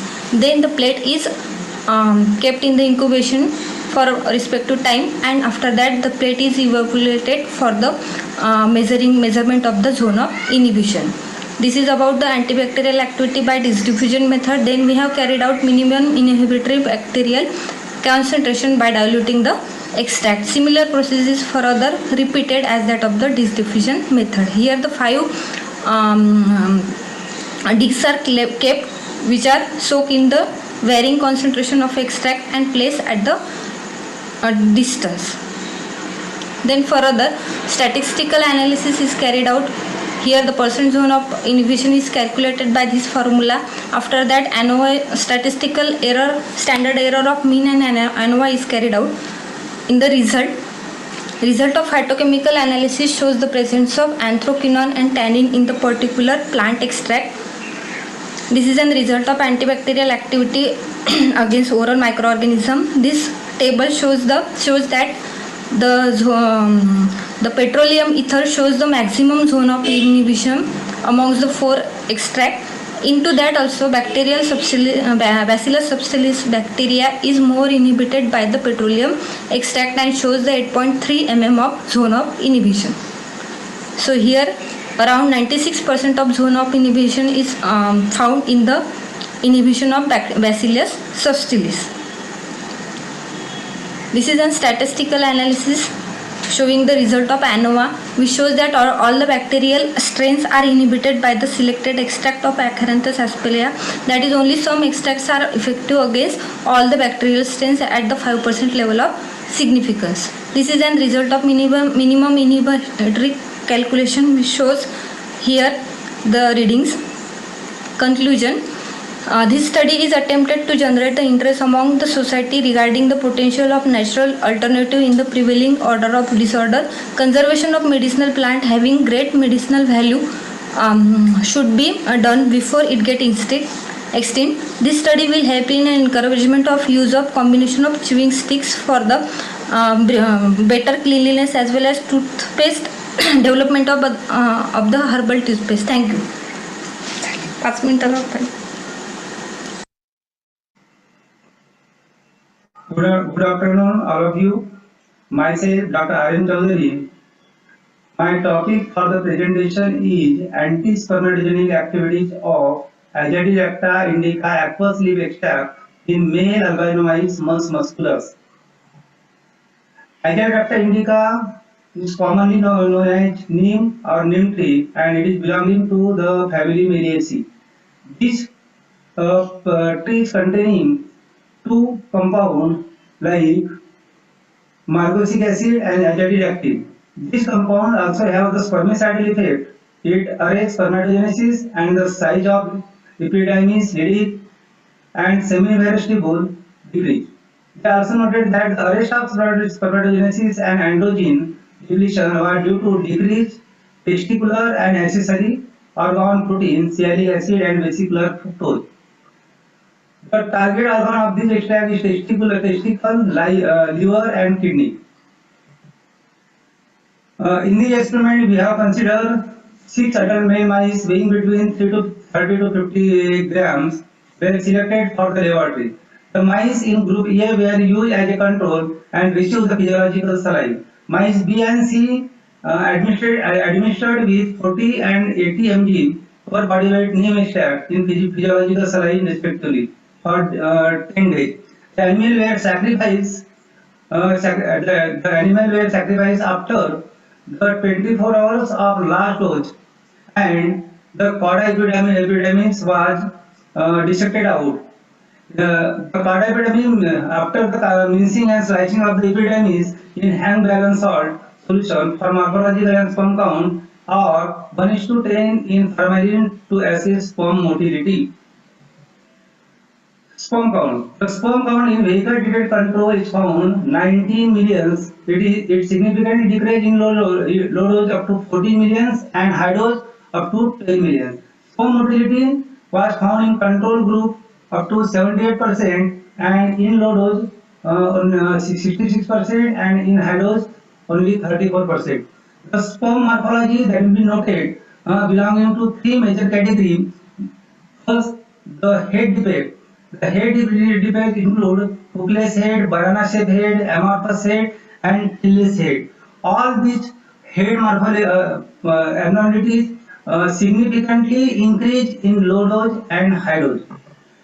Mid piece defect include bent mid piece, curved mid piece, coil mid piece, and among these abnormalities that will be increased in low dose and high dose. In tail defect include headless tail, bent tail, curved tail, coil tail, and loop tail. Among of these, only headless tail that will be decreased, while the bent tail, curved tail, and coil tail and loop tail that will increase in low dose and high dose. The table showing the sperm count and sperm motility. In pie diagram, there is a sperm count that will be high in in control, again decreasing in low dose and high dose. Sperm motility again in high in control, decreases in low dose and high dose. In table, they are showing the 11 different type of the sperm abnormalities that will be included related with the head, middle piece, and tail. The sperm count, sperm motility, and sperm morphology were used in this study to evaluate the effect of aqueous leaf extract of Agricultura indica by using albino mice model. The aqueous leaf extract was effect on reproductive system. Agricultura indica aqueous leaf extract kill 100% sperm due to its spermicidal effect. The effective dose of Agricultura indica is 2.7 to 2.91 mg per million of the sperm. Thus, in the present study, leaf extract at low dose 40 mg and 80 mg resulted in decrease in sperm count and motility, and that will induce the sperm abnormality. In present work, Agricultura indica leaf extract induce toxicity in sperm maturation and also effect on count and motility. It is powerful anti-fertility agent and anti-androgenic agent. Thus, from the recent work, it is concluded that administration of leaf extract at low dose and high dose significant decrease the sperm count. Leaf extract also affect on the sperm motility. After administration of leaf extract, sperm morphology was adversely affected. All these parameters, sperm count, sperm motility, and sperm morphology, directly affect on fertility, ultimately on the progeny output. Thank you. Hello everyone, my project topic is phytochemical screening and HPLC analysis of methanolic and aqueous leaf extracts of Phalangocanthus thesiflorus. The photograph of plant is placed over a screen. Phalangocanthus thesiflorus is a novel plant belonging to Acanthaceae family. It is an unexploited medicinal plant found in Himalayan ranges comprising of Assam, Bhutan, Arunachal Pradesh, and Manipur. Phalangocanthus thesiflorus is used as traditional and folk medicine for fever, gastritis, cough, bronchial asthma, and other ailments. It is an evergreen shrub with 3-meter length with a tubular flower and with drooping leaves of around 15 to 25 centimeter length. The leaves of this plant is shade dried and made a fine powder, and the extract were prepared. The two kinds of extracts are prepared. One is the aqueous or the hydro extract, where the solvent utilized is a water. Other is methanolic extract, where the solvent utilized is a methanol. The objective performed for this experiment is preliminary qualitative phytochemical screening and the quantitative HPLC analysis for alkaloids, phenols, flavonoids and tannins. The preliminary phytochemical screening was performed for both the methanolic and aqueous extracts. The extracts were tested for the presence of phytochemicals which are listed in column 2 and the respective test is performed which is listed in column 3 and the result of the test of both aqueous extract and methanolic extract is given in column 4th and 5th. The HPLC profiling is done for 4 phytochemicals. They are alkaloids, phenols, flavonoids and tannins. HPLC, high performance liquid chromatography. It is an analytical technique that is mainly used for quantification. It is a chromatographic technique used to separate the components and the quantity of components in a mixture. The software used for data acquisition of HPLC is IRIS-32 Lite. The peak area shows how much of the concentration of a sample, that is aqueous and the methanolic extract, that means utilized for UV detection. Here, figure 1 represents the standard peak curve, figure 2 represents the peak curve for methanolic extract and figure 3 represents the peak curve for aqueous extract. Here, I mentioned the peak area, the area under the curve of the UV trace of its baseline. The standard peak area is correlated with the sample peak area. There is a formula for calculation of quantity and phytochemicals present in a sample. By using the formula for calculation of amount of alkaloids, flavonoids, phenols and tannins in both aqueous and methanolic extracts can be calculated. For each phytochemicals, there are particular standards. For phenols, it is a gallic acid. For alkaloids, it is caffeine. For flavonoids, it is quercetin. And for tannins, it is tannic acid. Coming to the conclusion, the results of preliminary phytochemical screening of leaf extract of Elagocanthus deciflorus shows the presence of phytochemicals like alkaloids, flavonoids, cardioglycosides, phenols, phyllobactinins, tannins, terpenoids, quinones, and oxalates. The HPLC analysis of phenols, alkaloids, flavonoids, and tannins in both aqueous and methanolic leaf extracts shows the following amount. In aqueous extract, the amount of phenols were found to be 150.4 mg per gram, alkaloids 135.006 mg per gram, flavonoids 84.8 mg per gram, tannins 381.8 mg per gram, and for methanolic extract, the phenols were found to be 91.7 mg per gram, alkaloids 200.07 mg per gram, flavonoids 92.2 mg per gram, tannins 126.3 mg per gram, respectively. Thank you. Hello everyone, I am Dr. Samriti Agarwal, Associate Professor from Department of Zoology, GGM Science College, Jammu. Topic of my presentation is Coronavirus Disease, COVID-19 Pandemic. COVID-19 is an infectious disease caused by a new strain of coronavirus, a type of RNA virus. Co stands for corona, VI for virus, and D for disease. As it appeared in the year 2019, so called as COVID-19. The disease spread from person to person through respiratory droplets produced while coughing or sneezing. The transmission of the disease is mainly by the carriers and infected persons through their fomites.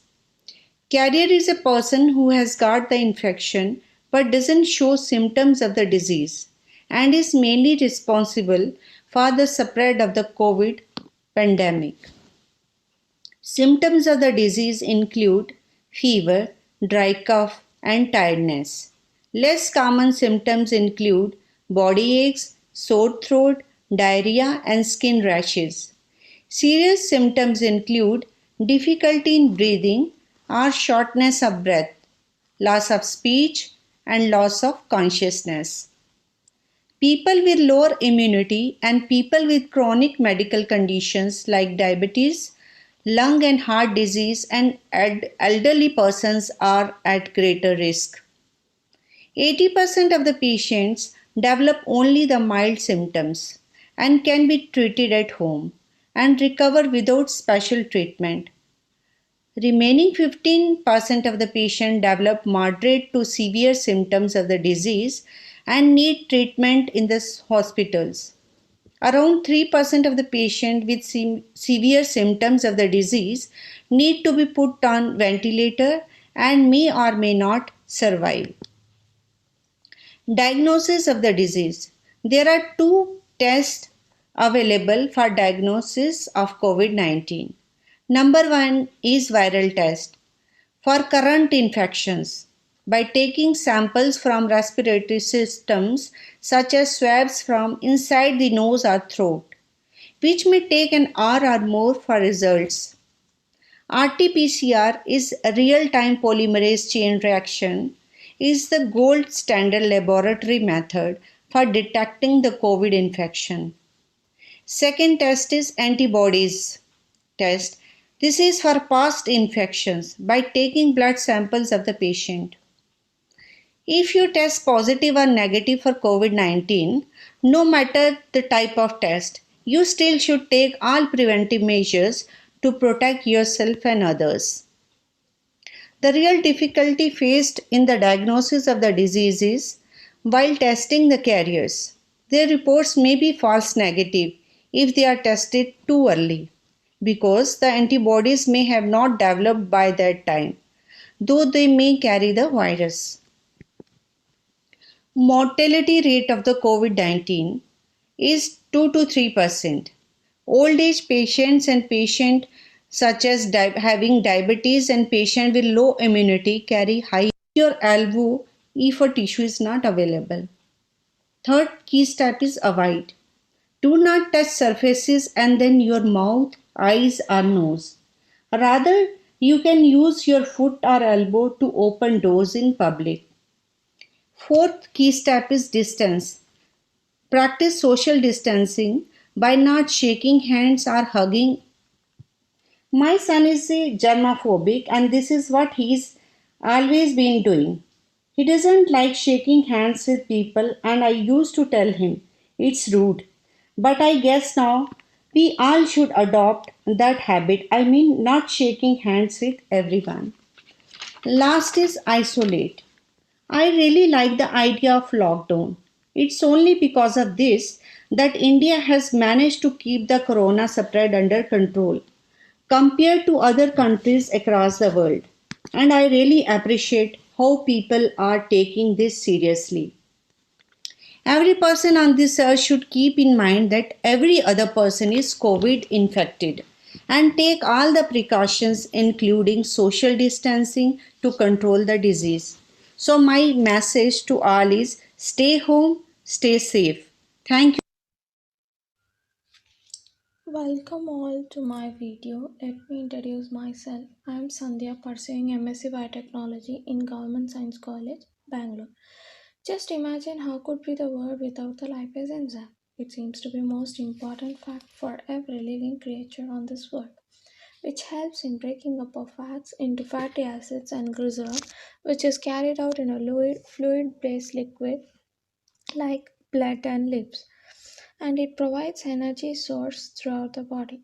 So here comes my research on isolation, purification, analysis of pancreatic lipase from Gallus domesticus. Let me give a slight introduction about pancreatic lipase and model organism as a source. Pancreatic lipase catalyzes the hydrolysis and synthesis of ester formed from glycerol and long-chain fatty acid.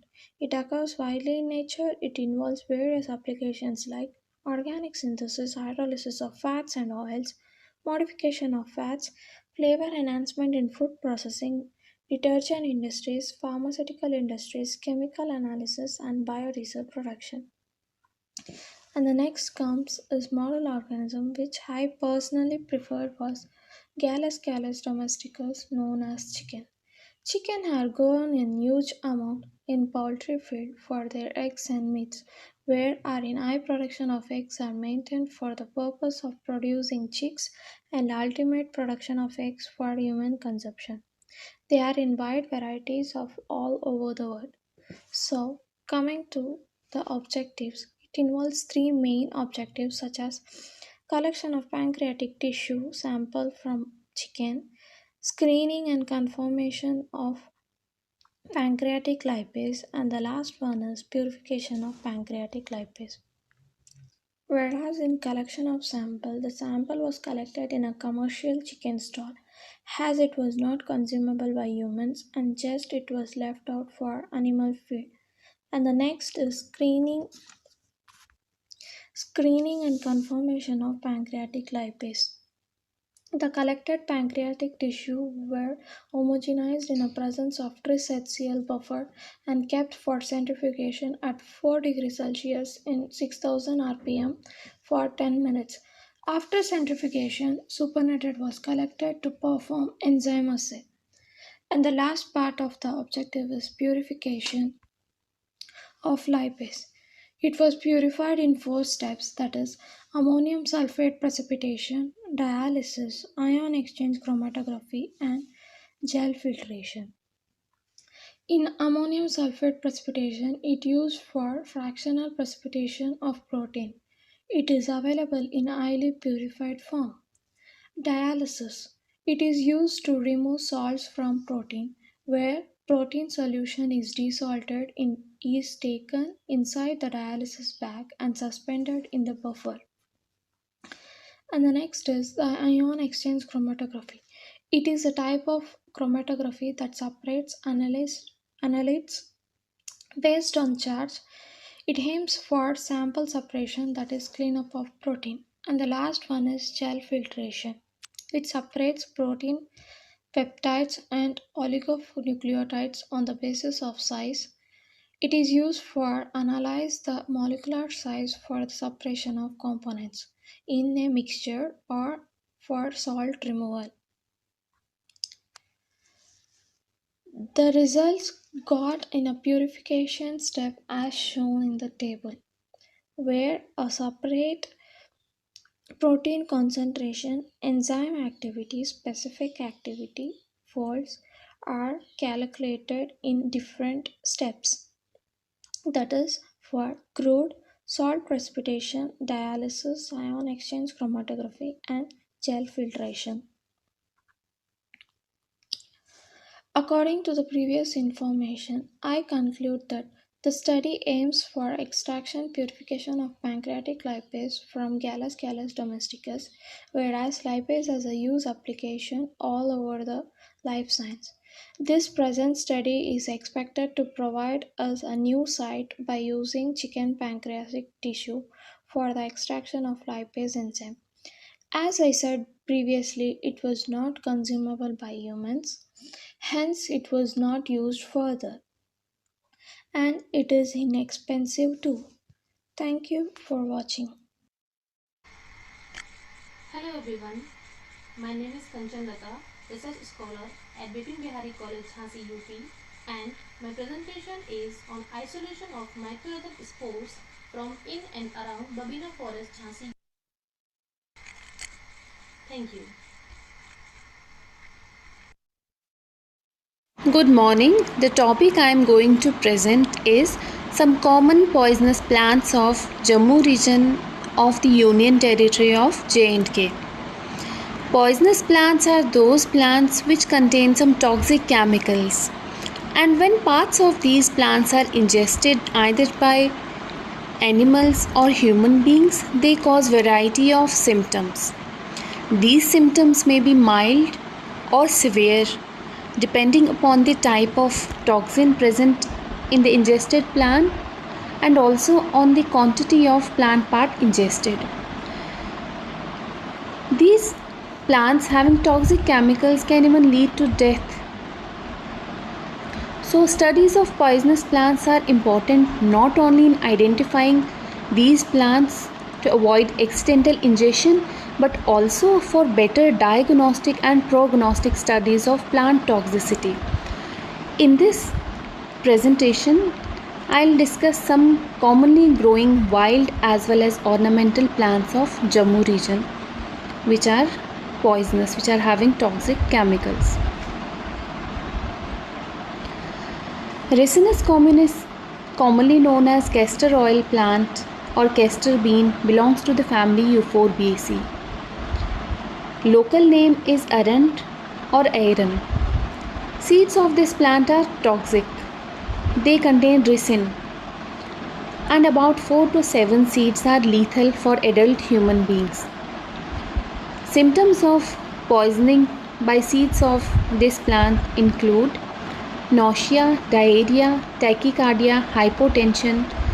It may lead to seizures, burning sensation in mouth, throat, bloody diarrhea, and can cause death within 3 to 5 days if left untreated. Another poisonous plant which is growing in wild in Jammu region is Ebrus precatorius. This plant belongs to the family Fabaceae. Commonly it is known as crab's eye, and locally it is called rati or raktam bale. Seed of this plant is highly toxic. It contains ebrin, and this toxic constituent is one of the most lethal plant toxins.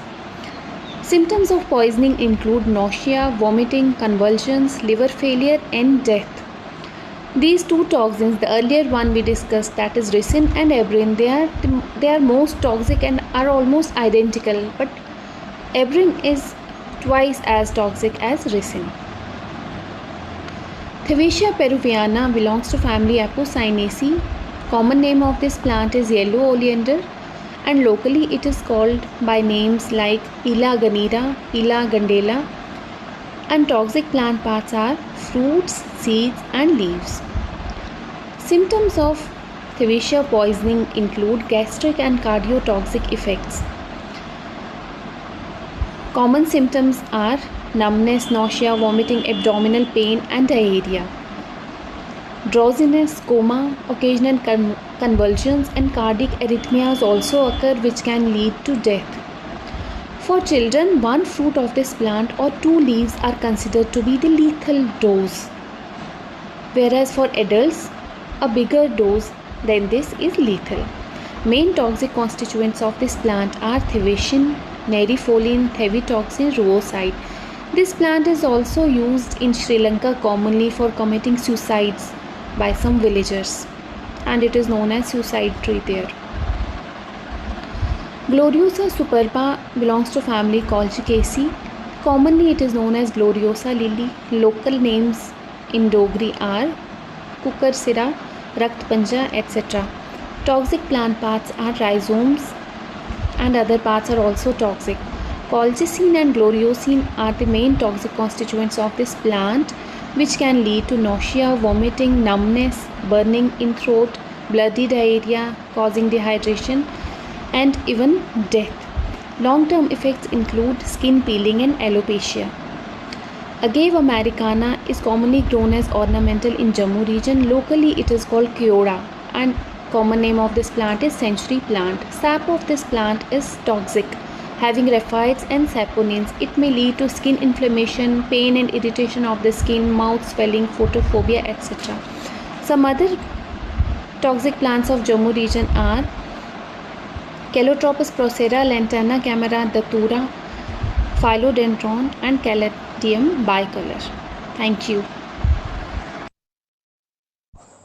Hi, this is Dr. Devanand T.N., Assistant Professor from Century University of Technology and Management, Odisha.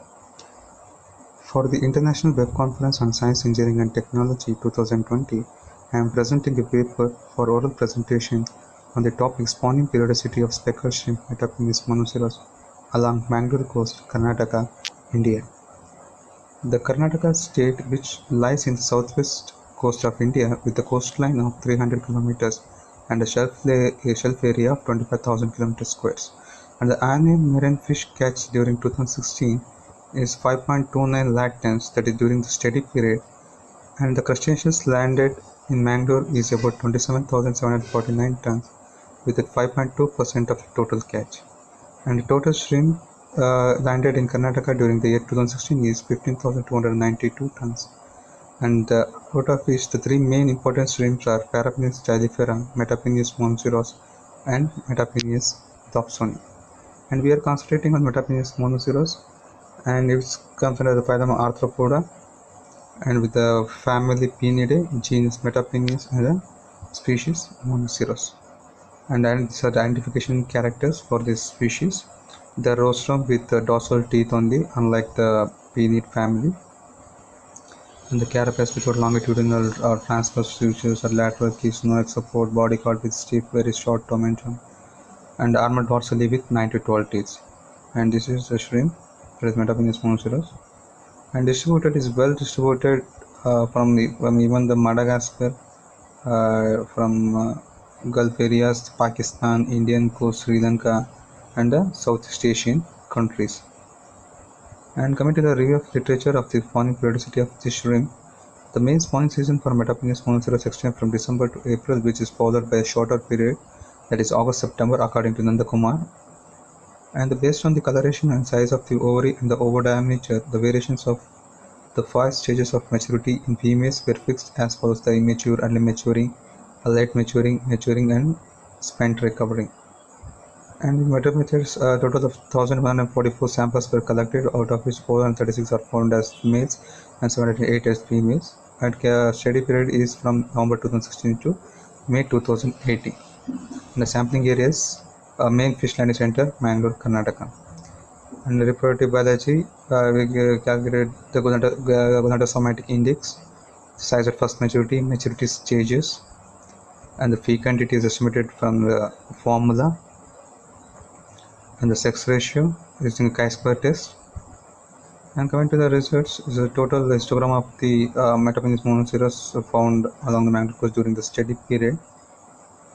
It's a monthly variation in gonadosomatic index, so we can see the two peaks for the female in the months of March to April, and in the February to April. There are two peaks, and in other one is in the October to November. So as like in same as in the females, the male also shows the two peaks, and for female it ranged from 1.054 to 7.246. The female gasosomatic index is variation is found between the 4.864 to 9.412. And the spawning season appears to extend throughout the year with a peak from March to May, which is in accordance with results by the Sheikh Mahmoud and Tambe in 1961 also. And this is the number of mature ova in individuals of Metapenis monoceros, and the fecundity ranged from 86,251 number X to 4,05,264 matured ova. And the estimated number of ova in the mature ovary ranged from 47,930 in a female of 1.01 millimeter to 3,90,709 in a female measuring 163 millimeter total length, according to Nanda Kumar in 2001. And this is a relation between of the fecundity between with the weight, length, and the ovary. And this is a chi-square test which is used for the sex ratios, and you can see it ranges from 1.0 to 1 for a size range from 4 centimeter to 18 centimeters length. And these are some of the references, and thank you. Hello to all the delegates attending IWCSET-2020 conference. Myself Dr. Harpal. My presentation topic is Ecosystem Impacts of Dam Building on Snow-Fed River, a case study of a Terry hydropower project. Dams are boon as well as ban for a society. They are boon because they provide cheap hydropower, water for irrigation, fish protein, livelihood to the many poor residents, help to control flood waters, etc. They are banned because they result discontinuity in the natural structure and function of river. They lead changes in physical, chemical, and biological condition both upstream and downstream of the dam. They affect species composition, trophic structure, and danger to the native species. They also act as a barrier to the migratory fish species. They results invasion of the non-native species, etc. In order to study the impact of Tehri hydropower project, we selected 3 sampling sites on the Bilangana river. S1 at the free-flowing site, S2 at the mid of reservoir, and S3 downstream to the dam. For the abiotic component analysis, we used the standard method prescribed by Trivedi and Goyal and APHA. For the phytoplankton analysis, we used standard keys suggested by Needham and Needham. Fish samples were collected with the help of local fishermen and identified by using standard keys of Tilak, Badola, and Jayara. These are the photographs of local fishermen doing fishing. Results and findings. Remarkable difference among the fish assemblages were recorded. 21 species were recorded from the S1 site, only 4 species from the S2 reservoir site, and 16 fish species were recorded from the S3 tailwater site. These are the photographs of fishes collected from the sampling sites. This table shows all the fish species collected from the sampling sites. A big difference among the phytoplankton composition was also recorded. Highest number of phytoplankton were recorded from the S2 site and least from the downstream site. Quality composition difference was also recorded. Chlorophyceae and mixophyceae were increased in the impounded site from 26% to 34% chlorophyceae and 8% to 14% mixophyceae. But bacillophyceae reduced from 66% in the S1 site to 52% in the reservoir site. There was big difference among the physiochemical parameters were also recorded. Water temperature was recorded 15 degrees Celsius at S1, at S2 21 degrees Celsius, and S3 14 degrees Celsius. Likewise, other physiochemical parameters also show a great variation among the fragmented habitats of river Bilangana. Tiri Dam also resulted the great impacts on life of locals. The results property ownership issue, it results displacement and relocation of the area residents. It resulted the loss of archaeological and historic monuments like age-old religious structures such as Old Tehri, Raja Ka Mahal, Old Darbar, Clock Tower, etc. Thank you. Thank you for listening me. This is all about my presentation within time. Hello everyone, this is Shivangi Pandey, research scholar, presenting my research paper on the topic Biodegradation of leaf litter of Saccharum officinarum. Here I start with introduction. So, what is degradation? Degradation is a very important process for every ecosystem because it provides the nutrient recycling which help in the maintenance of soil fertility.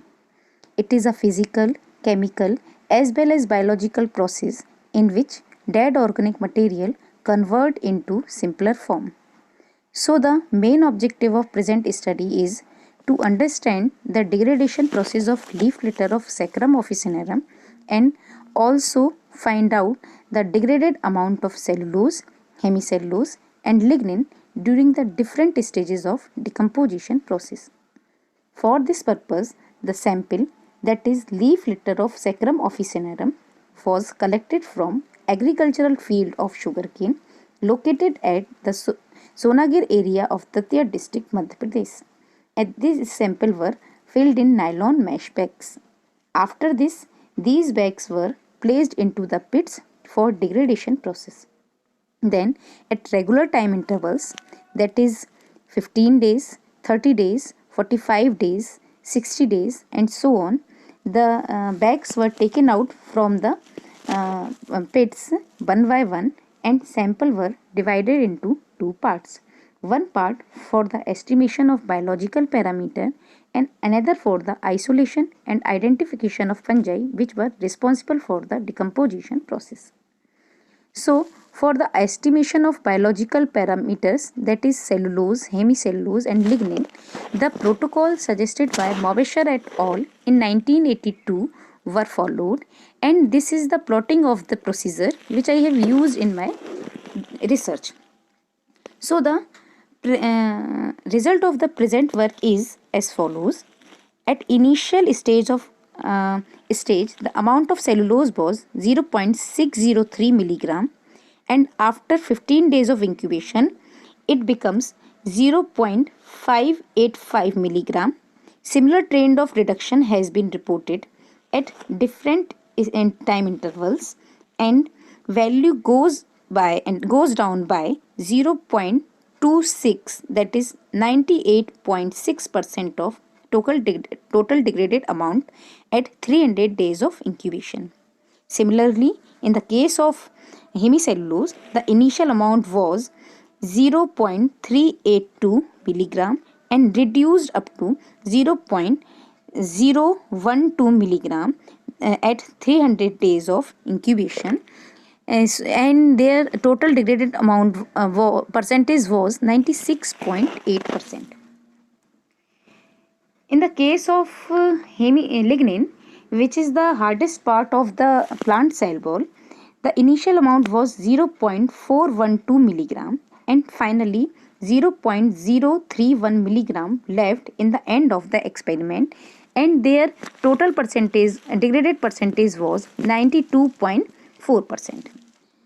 So, the conclusion of the present work is that the cellulose was degraded up to 98.6%, hemicellulose was degraded up to 96.8%, and lignin, being the hardest component, degraded up to 92.4% during the same period of investigation.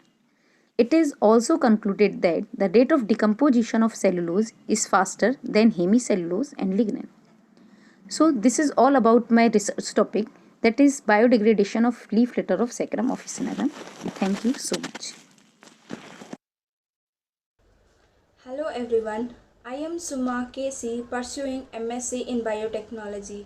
The project topic is isolation, optimization and purification of Serratia peptidase enzyme from Serratia marcescens. Serratia marcescens is a gram-negative bacterium belonging to the family Enterobacteriaceae. It is differentiated from other gram-negative bacteria by its ability to perform a casein hydrolysis, which allow to produce a extracellular metalloproteinase. Some strains of Serratia marcescens have a capable of producing a pigment called prodigiosin, which ranges in color from a dark red to a pale pink. Serratia peptidase is a proteolytic enzyme isolated from Serratia marcescens. This enzyme is naturally present in the silkworm intestine. The enzyme in its natural form is utilized by a silkworm to dissolve the cocoons and emerge as moth outside. Reducing inflammation is one of the most profound benefits of Serratia peptidase. It has the ability to block the release of pain-inducing amines from the inflamed tissue. This study mainly has three objectives: isolation of organism for the production of Serratia peptidase, optimization of physical and chemical parameters, purification and characterization of Serratia peptidase. The silkworm was collected from Kolar and Ramnagara district, Karnataka. The silkworm intestine was dissected and homogenized with a saline buffer and centrifuged at 6000 rpm for 10 minutes. The supernatant was collected to isolate the organism. The red pigment in the culture plate was identified to be a Serratia marcescens. Optimization of physical and chemical parameter for enzyme production. For physical parameter, different range of temperature, pH and incubation period values were noted to note the maximum enzyme production. The enzyme production was found at 48 hours of incubation period for 35 degrees Celsius temperature with pH 9. For chemical parameter, in nitrogen source, sodium nitrate showed more enzyme production and carbon source has no significant effect on enzyme production. Purification of Serratia peptidase. Purification was done by 4 steps: ammonium sulfate precipitation, dialysis, ion exchange chromatography and gel filtration. The values for the enzyme production for the purified sample is shown in the table. Characterization of Serratia peptidase. Characterization was known to know the maximum enzyme activity, Serratia peptidase. The enzyme activity was found maximum at optimum pH 9 at 35 degrees Celsius temperature with 8 minutes of incubation period. 0.8% casein used as a substrate which showed a maximum enzyme activity. I hereby conclude this study mainly aims for purification and clinically important enzyme Serratia peptidase from a bacterial strain of Serratia marcescens. Characterization was done to study the optimum condition for the enzyme activity. Achieving the maximum enzyme activity at physiological temperature makes this enzyme extremely valuable in chemotherapeutic treatment of pain and inflammation. The enzyme activity was checked at every stage of purity. The enzyme in LB broth showed a highest enzyme activity. Thank you.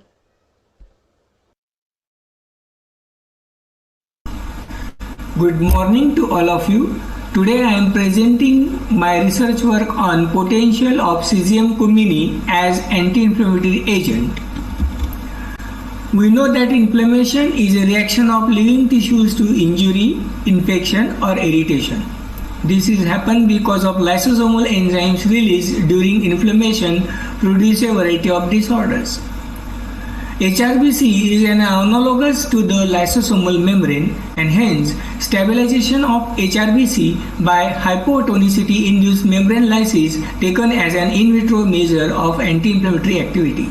Here we use the plant Psidium cumini belongs to the family Myrtaceae.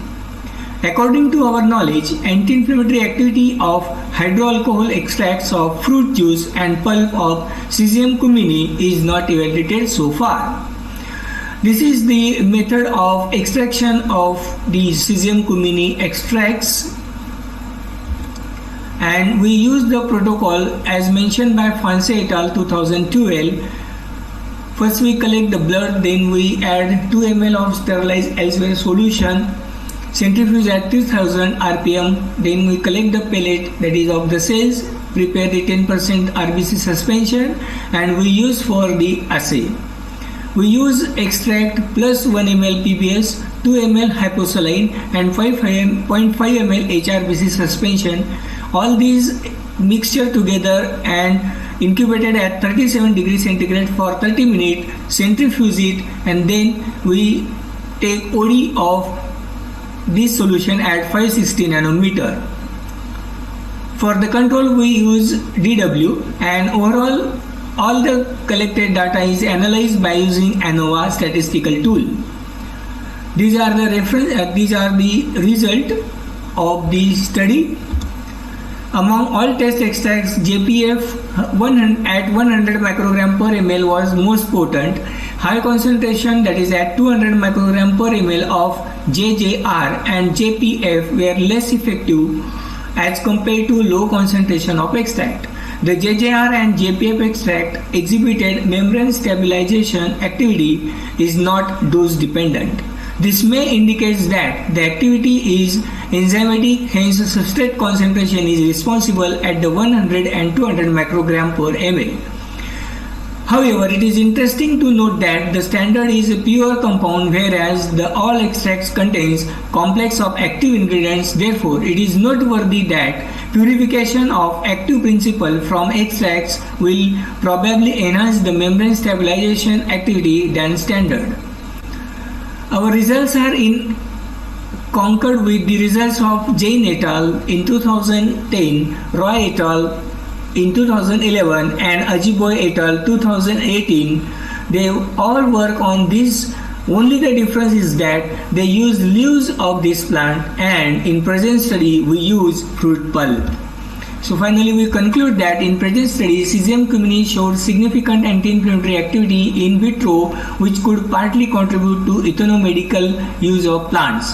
However, further investigation is required for isolation, and its mode of action is suggested for the development of a new drug in the treatment of control of inflammation in general. It is well understood that the rich diversity of forest and field biota provides a fruitful source for the discovery of life-saving drugs. These are the references. Thank you for the organizers to give such a wonderful opportunity for the online presentation. Thank you.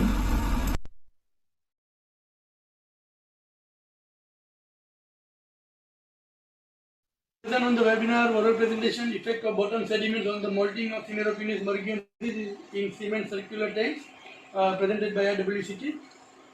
This banana shrimp, because it is available in the domestic and in 8 different places of fish landing center, this species is abundantly available. So I thought about taking the experiment of this, and because this is a hypersaline animal.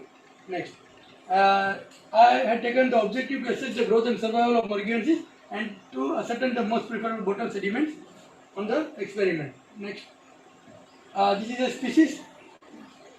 The experiment detail was juvenile. The cement tank was 3 into feet. Size juvenile was 5 plus or minus 2 gram. Feeding twice in a day. Water level 3 feet. Soaking density 30. Duration of 40 days and statistical 40 CRD. This is treatment. The sand was used. T1 sand.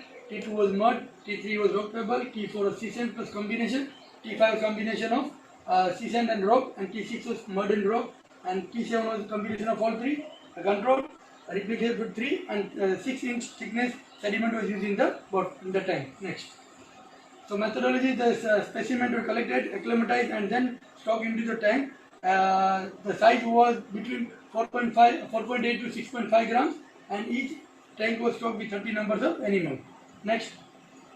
So as per the experiment, weight and length, looking to that, the T4 was dominating T2 and T1, and so it was at par in the same way the length. T4 was at par with all the other treatment. Next. So looking to this significantly, it was higher in T4 both the length and weight. Next. Then the survival T1 was having 88.7 and was at par at T4.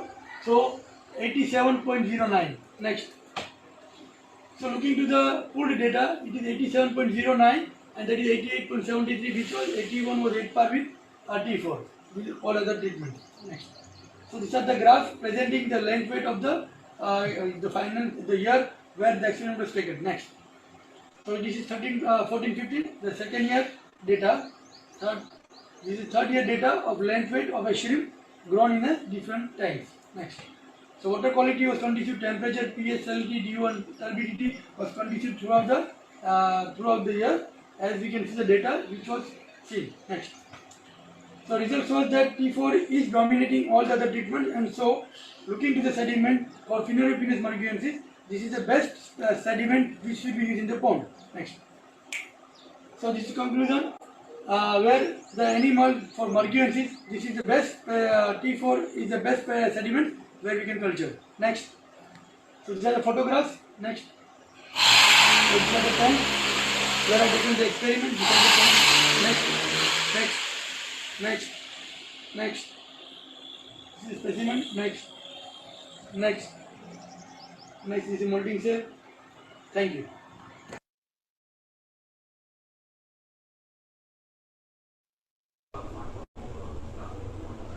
Hello everyone, this is Tejashwini Bia from Government Science College. My topic is evaluation of Zanthoxylum rasa for its in vitro pharmacological properties. Plants are considered as a boon for mankind because of their unique properties. The plant of present study, Zanthoxylum rasa, belongs to a family Rutaceae. Zanthoxylum is the largest genera, which consists of 250 species. Zanthoxylum rasa is one among them. This Zanthoxylum rasa is known as the Indian pepper, and they are found in tropical and temperate region. This plant is known for its medicinal properties. All the part of this plant have been employed in preparation of Ayurvedic medicine since from centuries. The fruit of these plants have been used as a spices. They are used as a spices because of their aroma.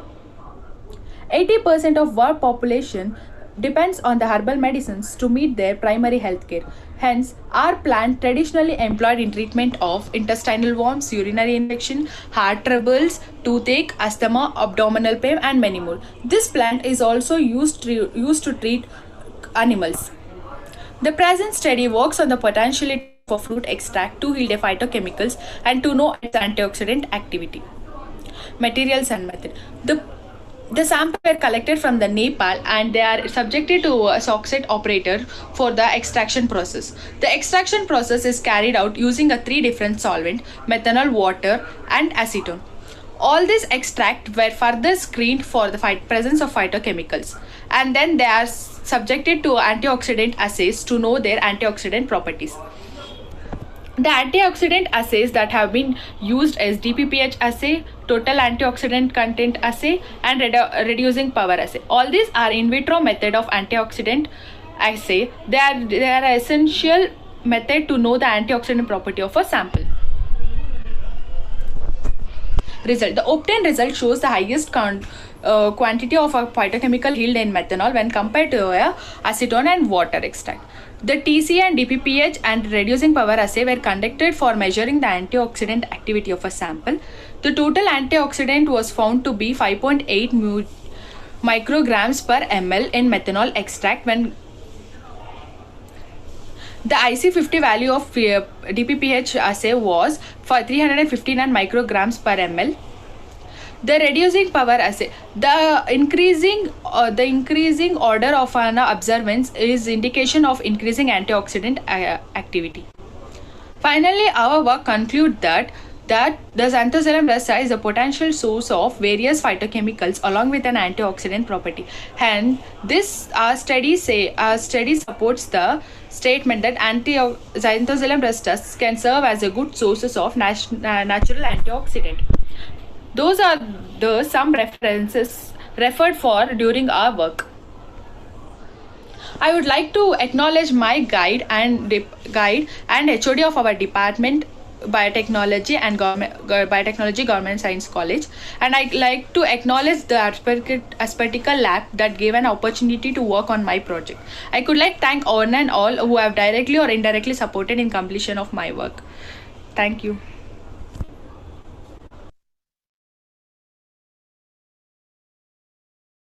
Hello everyone, this is Virendra Kumar Pandey. I am presenting the topic Shelf Life Estimation of Papaya-Pineapple RTS blended at room temperature. This work was done by my students under my guidance, Mukul, Lalit and Ayushi. This work has been dedicated and done at the University, AKS University Satna, at Department of Food Technology. I am presenting this topic at International Web Conference on Science and Engineering and Technology. So to start with the introduction, the variety of soft drinks and carbonated drinks are growing day by day, although they have certain disadvantage which is contributing towards the advantage of fruit juices, pulp and soda waterfalls. So the RTS prepared from the fresh fruits are used in the industries and it is growing day by day. Around 800 crores of per annum is contributed toward the business. Manufacturing of RTS fruit beverages based on the fruit industries and pulp are considered to be growing advantages. To start with the medicinal and nutritional advantage of pineapples, so it has the principal energy value of 50 kilocalories, carbohydrate, protein, fats are there, vitamin C, vitamin B6, thiamine, folate and manganese, magnesium, copper, potassiums are there. For papaya, they have certain health benefits. Number 1, fighting cancers, relieve toothaches, boost up the digestive system, help to lose the weight, regulates the menstruation cycle in females or women's, improves the immunity and health benefits. So and heart benefit also. So it is very good in the COVID-19 situation, which India is growing, which all across the world is a big situation. Reduces the acne and burn, treats muscular degenerations, and effective in the intestinal wounds. So the process of how it is going to prepare the RTS pineapple and papaya blend. So to start with, you have to collect the different fruits. For example, papaya and pineapple, they have to be screened out whether they are fit or not, they are fresh or not. Then after screening, you will be washing the foodstuffs. After washing, the cleaning will be performed with juice extraction. that certain juice will be kept aside and will be preparation of different sugar, citric acid, water content containing this solution. This solution will be mixed up with the juice, and after mixing up, the cooling will be performed at 0 degree Celsius. Then after filtration will be performed with muslin cloths. After it, the different citric acid juice will be provided to it for preservation. After preservation, the pasteurization will be done at certain temperature, approximately 70 to 80 degrees Celsius. Then after cooling that juice will at the temperature of around 0 degrees Celsius will be done. Then after for storage, it is set to the ambient temperature. In our case, it is the room temperature. The objectives and the analysis done during this study was microbial study, proximate analysis, sensory evaluation, and shelf life estimation. So what we'll do is we'll study all in all one by one. So for microbial study, you can see that this table shows you that from 0 to 120 days, there has been certain increase in the CFE value, that is colony forming value.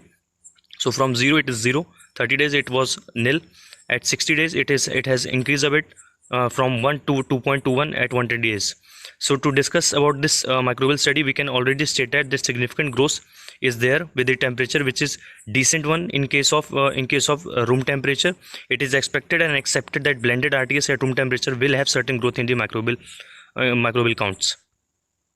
Proximate analysis, to have the proximate analysis data, you can see that pH has been declined from 5.7 to 4, which is quite common in cases of different acidic products. Acidity is going down from 0.48 to 0.11, and TSS also goes up from 14.2 to 14.9, which is a decent growth and inclination which is exponential also, and this indicates that it is good for consumption. It is fit for consumption for about 70 to 80 days. So it is expected and accepted also that blended RTS will have the certain increase at the room temperature. So sensory sensory evaluation and self estimation. If we talk about sensory evaluation, it has been done around 25 to 30%, which at the hadronic scale shows from 10 value out of 10 values, and out of 10 values we have 8.8 as an average value, which is quite decent for a fresh juice product. Also the shelf life value was calculated, which is meant to be 75 days. For that you can watch up my video at food quality lecture series, which is my YouTube channel. The title of that video is calculation of shelf life of food products, reveals the secret which is best before date at the packets. The link has been shared below, you can visit that link. So these are some of the references which has been taken during the course of this study and which consolidated a good product. Thank you IWCSET, that is International Web Conference Science and Technology, which has provided me the opportunity for presenting the work. This work has straightened out, told that this can be a first step for food as a medicine. You can also subscribe my channel, which is Food Quality Lecture Series, for knowledge sharing and lectures. This complete study shows that the papaya and pineapple blend can be a very good mixture of medicinal property and the nutrition content with a tasteful enhancement. So we can share this as a value-added product. Thank you.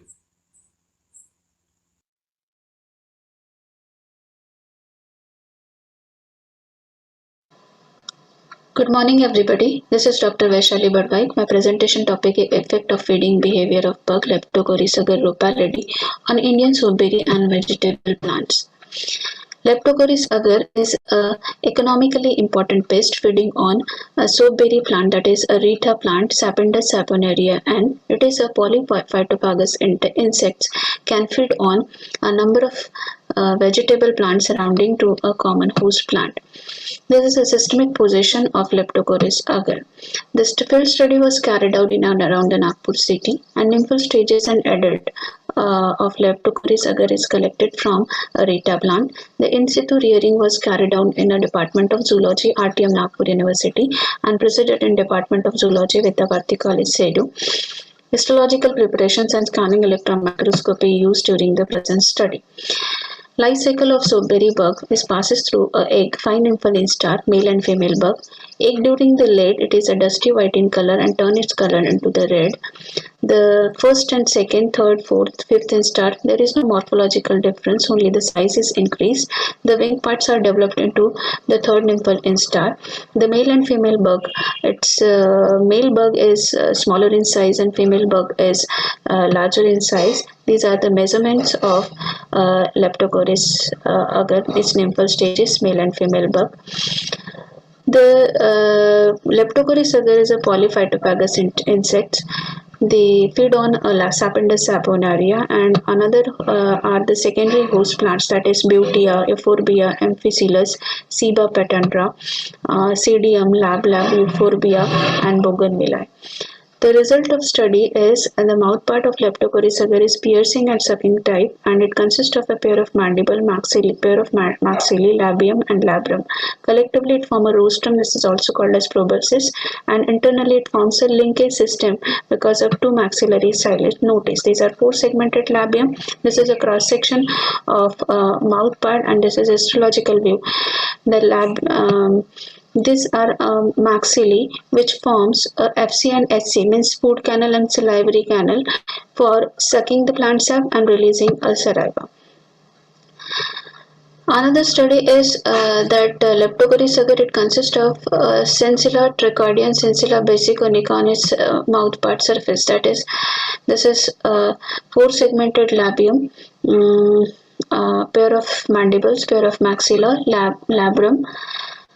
This is a scanning electron microscopic photograph. At the end of a first segment of labium, it consists of labium groove where the labrum is inserted. This is inner surface of labium, which shows a microtrachea. Surface of labium shows a Sensilla trichoidea and Sensilla basiconica. This is a tip of labium, which shows peg-like Sensilla, microtrachea, and Sensilla trichoidea. This is a labrum which is inserted into the labial groove. End of mandible, it consists of denticular-like structure. On surface of labium, it consists of Sensilla trichoidea and Sensilla trichoidea curvata. These are length and width of Sensilla and measurements of mouthparts and measurements of denticles. The conclusion of the study is economically important pest, that is Leptocoris agar, feed on different vegetable plants. Due to its piercing and sucking mouthpart, it causes a huge damage. The transection of mouthpart reveals a grouping to suck the plant sap, and it shows a feeding behavior. The interlocking of mouthpart shows a canal to draw the liquid and release the saliva. The feeding behavior and searching of host plant is an action of individual carries out in a response to the stimulus to perceive different types of sensilla shown in our ultrastructure. The future aspect of the study is effect of host plant on the different parameter, percentage lost in a outcome of vegetables and berries, and chemical control. These are the references. And we acknowledged Department of Zoology and Jeff Educational Campus, RTM Nagpur University, and VNIT for the SEM structure.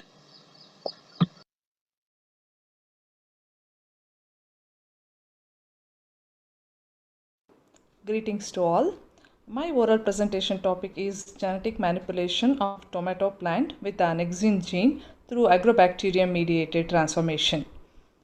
Annexins are the family of structurally related proteins that exhibit calcium dependent binding to the phospholipids.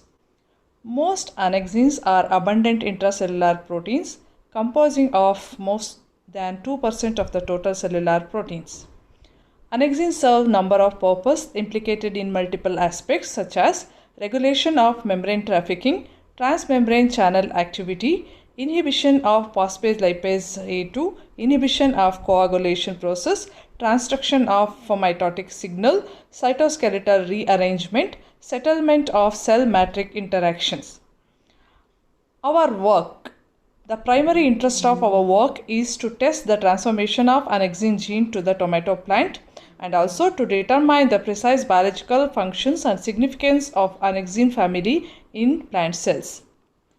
The materials and methods includes the isolation of annexin genes, restriction, digestion and ligation, competent cell preparation, triparental mating, agrobacterium mediated transformation, the screening by PCR, regeneration of transformed tomato plant. Agrobacterium mediated transformation involves the isolation of Ti plasmid from agrobacterium. After that, it is cleaved with the restriction endonuclease. Then our annexin gene is also cleaved with the same restriction endonuclease. Then this annexin gene being ligated into a Ti plasmid. Recombinant Ti plasmid reinserted into a bacterium.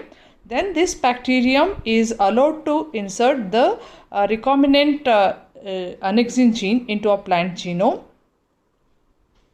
Here the plant discs are allowed or incubated with the recombinant annexin gene, and they are allowed to form the callus, which is subjected for shoot initiation. Then obtained shootlets are grown and regenerated. I conclude that it will be necessary to link the molecular sequence of each annexin type with the biochemical characteristics, in vitro activities, and localization factor. The research on plant annexin in the next several years will be undoubtedly providing the exciting new insights for the plant biotechnologist as it begins to unravel the role of this group of proteins in the plant growth and development. Thank you.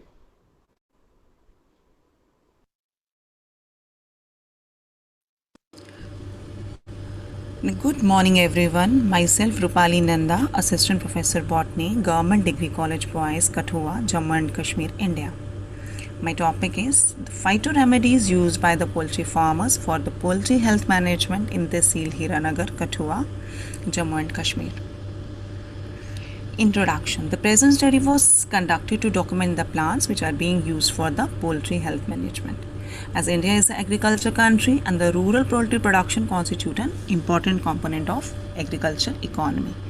An emerging new trend in poultry is increasing popularity of raising chicks for meat production, as the broilers are ready for market for after 2 months a farmer can raise 5 crops of broilers in a year, and they have also the greater demand as compared to the other meat. Nowadays, the use of herbal plants as growth promoter and alternative medicine is also increasing. The present paper deals with the information about the 25 plant species of Hiranagar Tehsil that are used by poultry farmers to maintain good health and to cure some diseases in the chick. The use of the plant herbs are becoming popular due to their low toxicity, low cost, very less side effects, and their local availability. Material and methods. The study site. Jammu and Kashmir is a hilly area lying in the lap of Western Himalayas.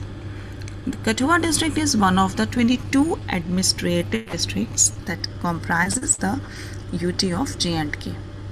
Hiranagar is one of the important tehsil of the district.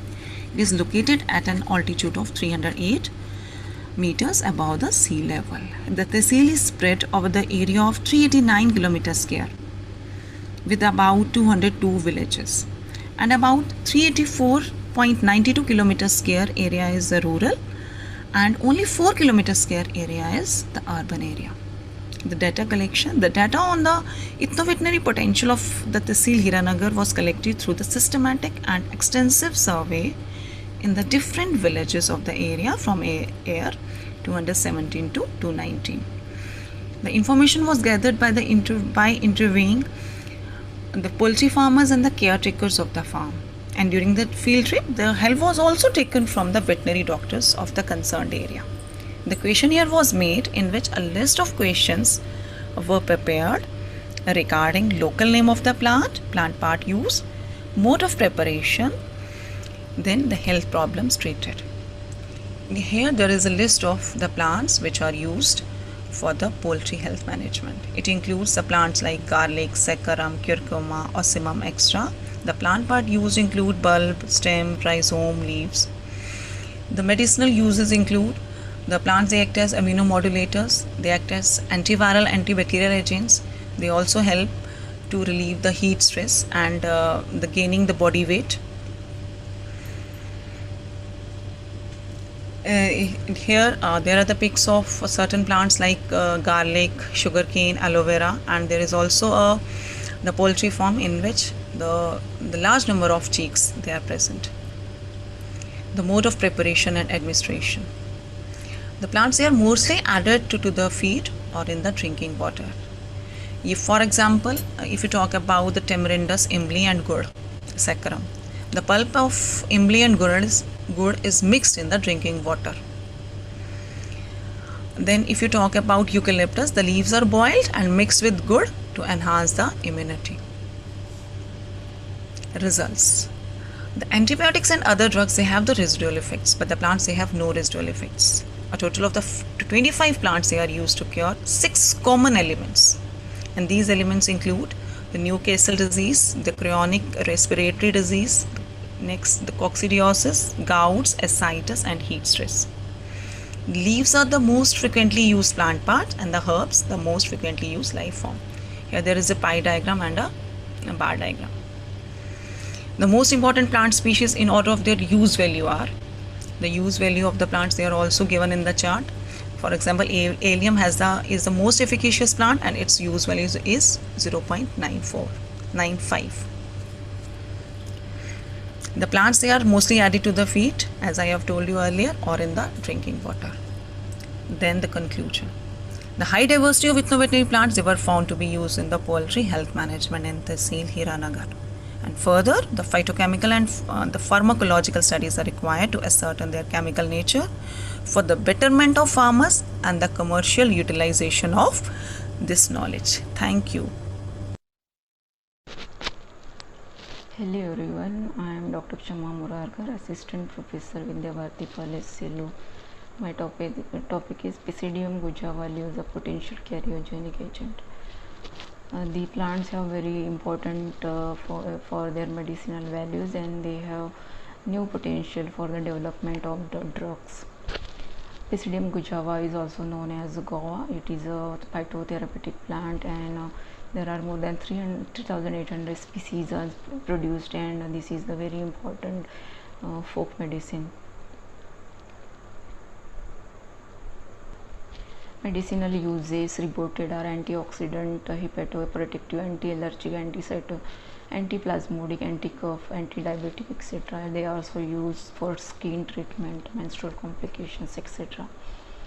The dental caries is the main health oral problem and main global oral health problem, and this is the most common chronic disease in children, which is caused by the microorganism which lives in the plaques and which reduces the pH. And the other organisms are also present, that is Staphylococcus aureus and Candida albicans, and in the initial stages of caries, Streptococcus mutant is present in that.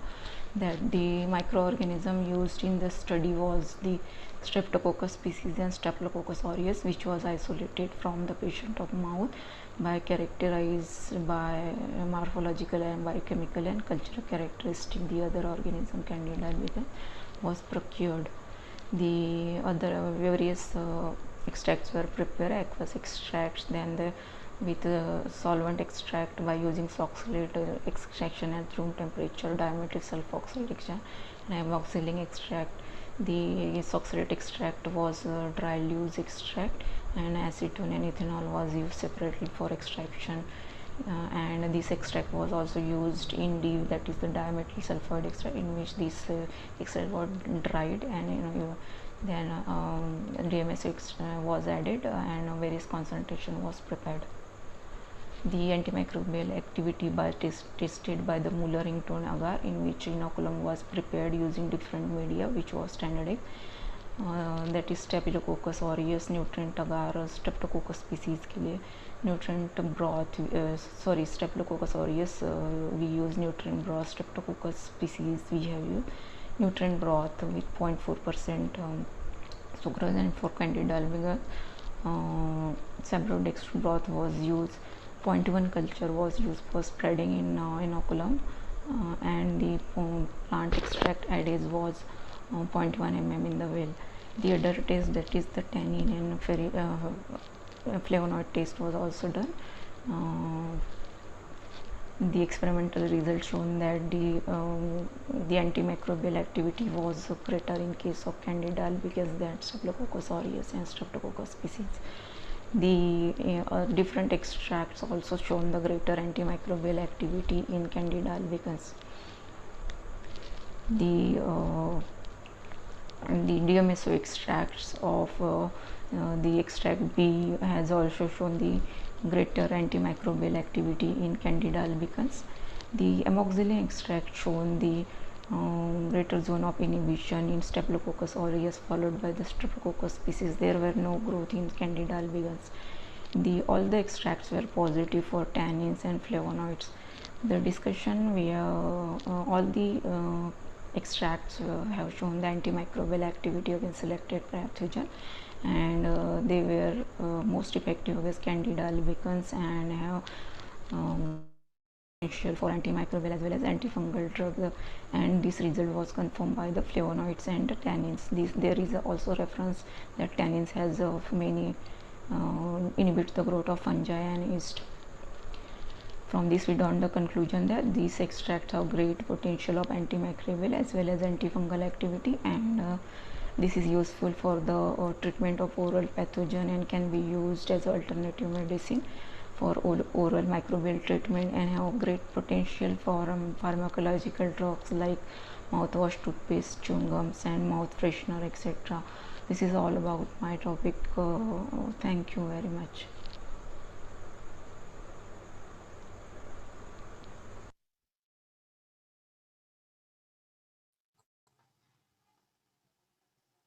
Good afternoon, dear friends.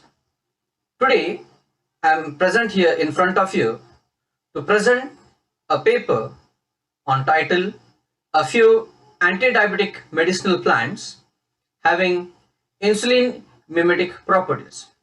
So as we know that diabetes is a very serious metabolic disorders. Also in India, it is called as Madhumeha, which is one of the most common endocrine metabolic disorder, where a plenty of medicinal plants are used as the traditional medicines to treat diabetes in India.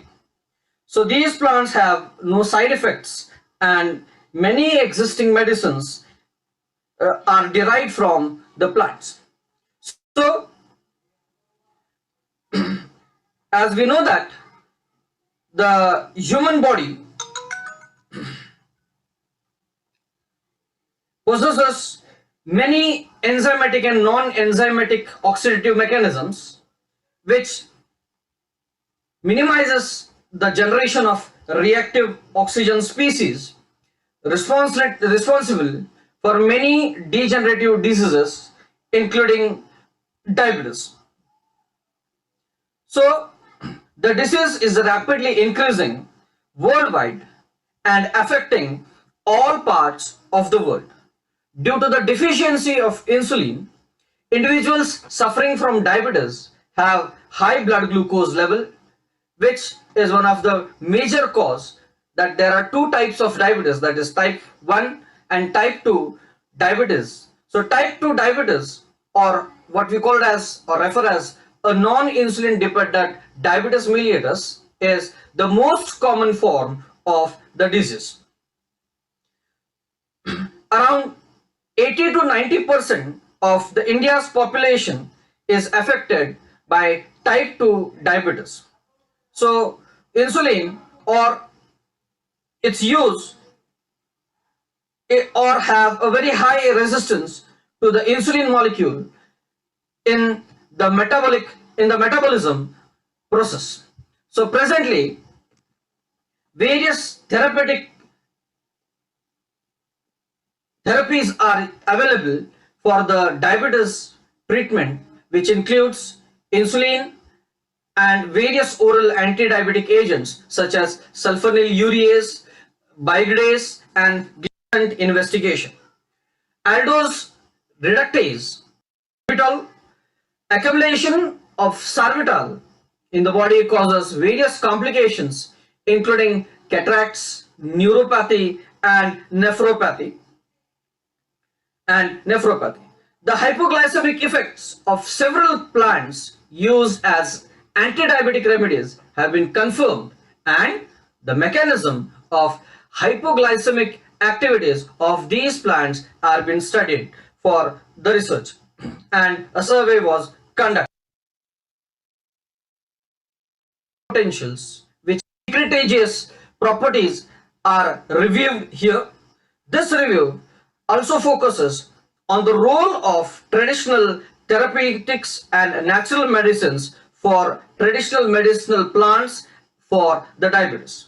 So in India, as there are various traditional medicinal plants used for diabetic treatments, around 300 species are known to we people.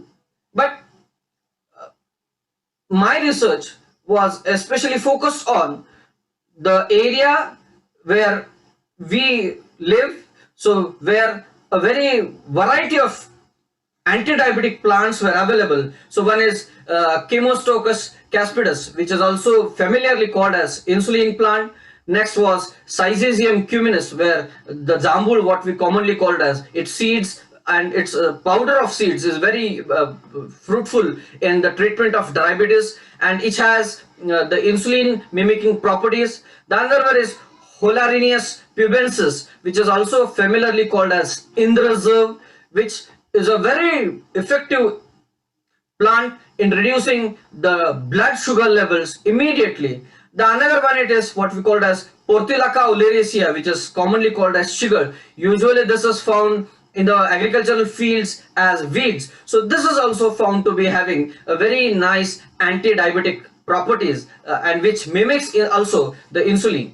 And the another one what we found was that is Dolichondron flaceti, which is also commonly known as Medshingi. It is one of the best, the bark of the tree, which is also a best insulin having properties. So many of these plants in our area that we found are having a rich anti-diabetic properties. So I confine here. Thank you. Thank you so much.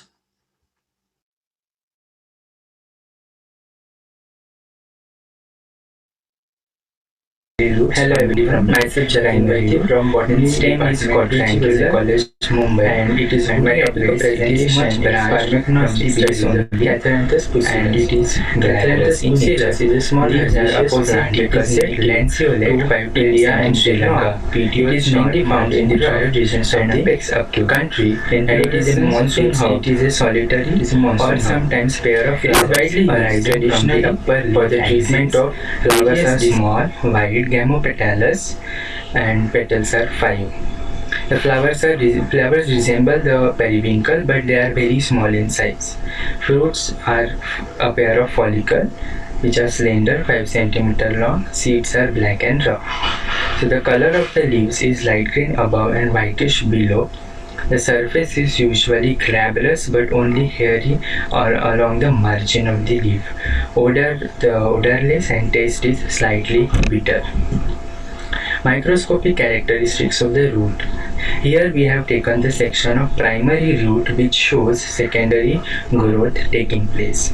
So it shows superized peridermis followed by 6 to 8 layers of rectangular shaped cork cells with all globules. It is the cortical region consists of many layers of tubular parenchymatous cells with numerous starch grains. And then lignified xylem protein consists of medullary raised tracheal vessels and xylem fibers. Transverse section of stem. The stem is circular in outline and it is glabrous. The surface is completely glabrous, and here you can see the one of the angle of quadrangular stem. Epidermis is single layered made up of compactly arranged barrel-shaped parenchymatous cells. Then epidermis is followed by hypodermis, which can be differentiated into 2 layers. The outer layer is made up of cholenchymatous cells which are intermingled with chlorenchymatous cells. Inner to this there are distinct patches of stone cells which form a discontinuous ring within the cortical region. Then hypodermis is followed by multi-layered loosely arranged parenchymatous cortex, in which also there are certain chlorenchymatous cells. Inner to the cortex, then there are many conjoined collateral open vascular bundles present in the form of ring. Phloem is towards periphery and xylem is enlarged, and it is separated by medullary rays. Secondary growth is seen in the early stages in the stem, and the pith is present, which is parenchymatous in nature. The leaf anatomy. The leaf of the plant is very delicate in nature. So the section is not much much clear here.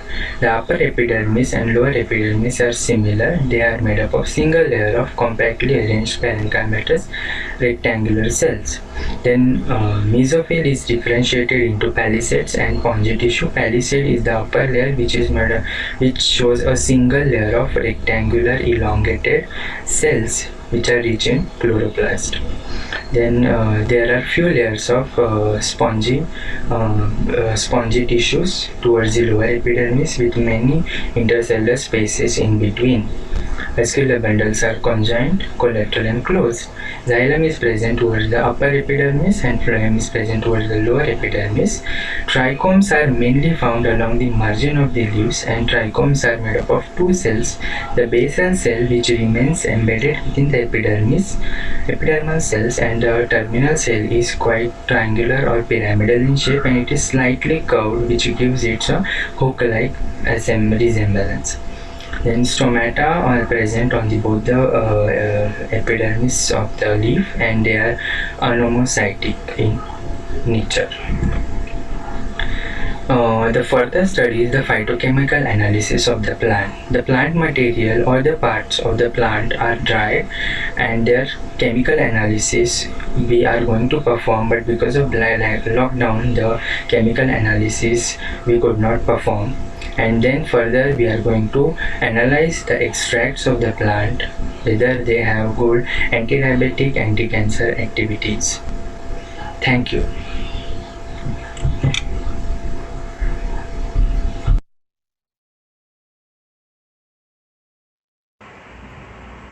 Hello everyone, I am Dr. Shilpa Mankar, Assistant Professor and Head, Department of Microbiology, Vidyabharati College, Selu. I am delivering my oral presentation in this conference on topic removal of arsenic by continuous flow fixed bed bioreactor using cyanobacterial species and its consortia. The present scenario of the world is very much precarious as the situation of the global warming and the environmental pollution is causing serious climatic change. So the environmental pollutants are also responsible to pollute the environment. Here the metal ions and their compounds are also involved. The heavy metal is the term which having the toxicity and the usefulness which are included in the physiology of the different organism. So the toxicity of these toxic heavy metals, and the heavy metals are include the lead, cadmium, nickel, cobalt, iron, chromium, arsenic, etc. Arsenic is a toxic element naturally found in the earth crust. It is a big challenge to manage the heavy metal pollution by the phytoremediation because it is the most cost-effective technology. So the metal remediation by the cyanobacterial species can be possible. In the present study, we suggested that the cyanobacterial species and the consortia can be used as a system for the removal of the arsenic. Certain materials and methods were used by this experiment. Again, the maintenance and the regeneration of the cyanobacterial species by to 35 for the sterilization of the medium. The cyanobacterial species element nostoc and Liptolingbaia having the MLSS, mixed liquor suspended solid, was used for the growth measurement, and it was calculated by these formula. Here the geometric parameters and the working parameters were followed by these continuous flow fixed bed bioreactor for the removal of arsenic. This is the schematic design of the continuous flow fixed bed bioreactor system. The steady state is achieved by hold the system within this experiment.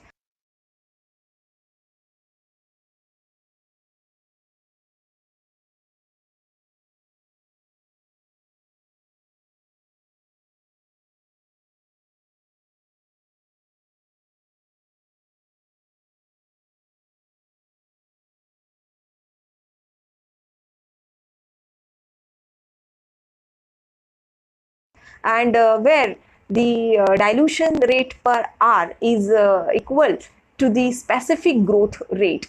In the removal of arsenic by cyanobacterial species, here the MLSS was used 1500 milligram per liter of each individual cyanobacterial species and nostoc and Liptolingbaia, where the BGL medium was supplemented with the amoxicillin and arsenic was loaded to 50 microgram per liter. After that, these are percolated in the particular column of this system, and the experiment was carried out individually. At the interval of the 24 hours, the 20 ml of the sample was collected. It was filtered by the GFC paper, then that filtered was stabilized by concentrated HNO3, and then the stabilized sample was subjected to the AAS, atomic absorption spectroscopy. These are the removal of arsenic by the 3 cyanobacterial species, where gradually increase of first day to 7th day, the above 95% of arsenic removal takes place by these individual species, Annamida nostoc and Liptolingbaia. These are the statistical analysis of these 3 species. In the formation of the consortia, the 500 milligram of MLSS of each Annamida nostoc and Liptolingbaia were combined together and used for the consortial medium. As a consortial medium, the same procedure where it takes place by these, and again the stabilized sample was subjected to atomic absorption spectroscopy. So in the percent removal efficiency by these consortia was very much low as compared to the individual, the 64.8 degree at the 7th day. So in the consolidated, this is the consolidated data of the individual species and the consortia. So here the 95%, above 95% removal efficiency shown by the Annamida nostoc and Liptolingbaia, and it was very low than the individual species about the consortia, that is 64.8%. So these are the again statistical analysis of these consortial medium.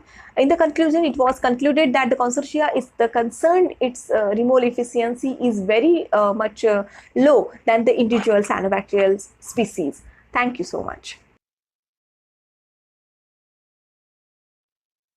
Hello friends, my topic I am going to present that water quality assessments of Wainganga river near energy plant Varsa, Gadchiroli, Maharashtra, with special reference to plankton environment monitoring systems. This site we selected for the assessments of water quality. So present study we focus on the limnotic conditions of Wainganga river using the phytochemicals and biochemicals parameter with due consideration to the planktonic species. Wainganga river being a largest water body in Gadchiroli districts and plays an important role recharging the groundwater. The site of Wainganga river is situated near Varsa city that located in district Gadchiroli and represent the lotic systems distributed. Plankton assessment was associated industries, that is the energy plant, and so those phytoplanktons as well as the zooplanktons that presents in only polluted water, that phytoplanktons and zooplanktons found in that particular area where the discharge of the effluent.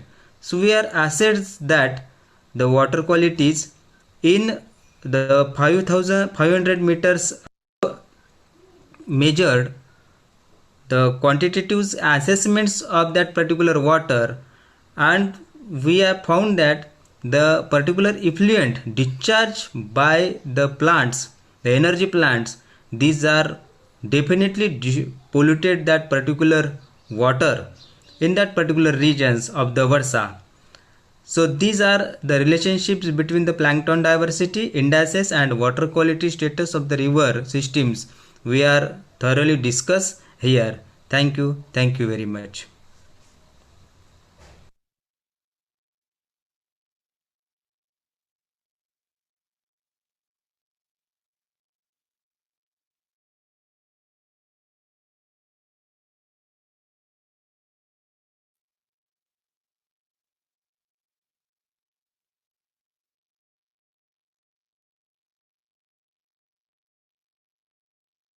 State governments.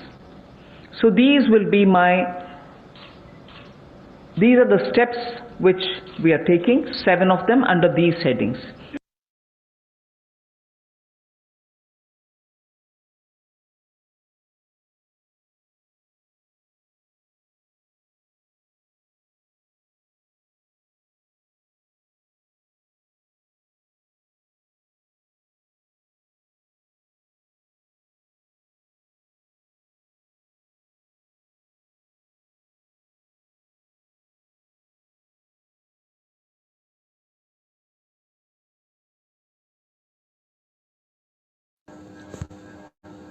Good morning everyone. Myself Shipra, Assistant Professor in Mathematics from Punjabi University College of Engineering and Management, Ramprapur. The title of my paper is Influence of Heat Source Sink and Magnetic Field on Fluid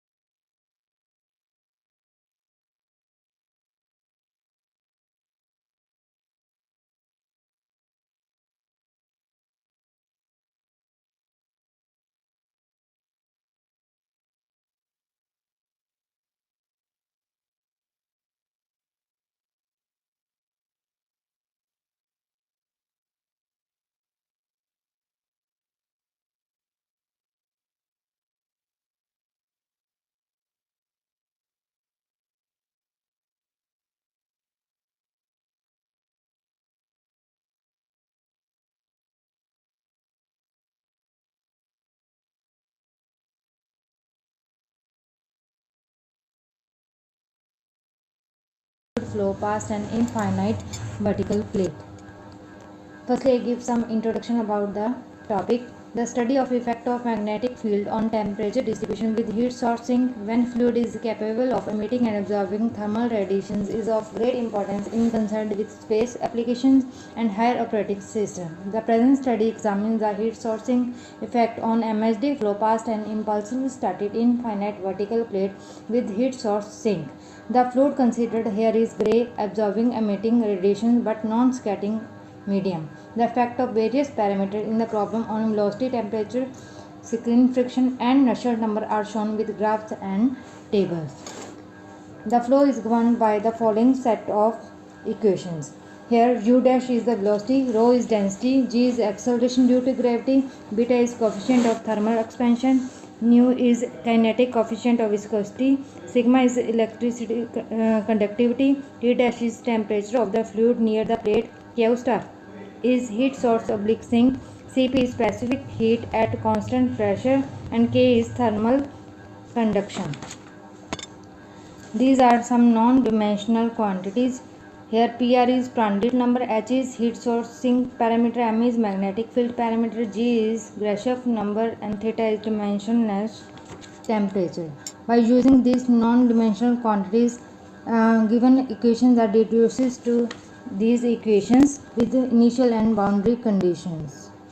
These are the temperature and velocity results by solving Laplace transformation technique.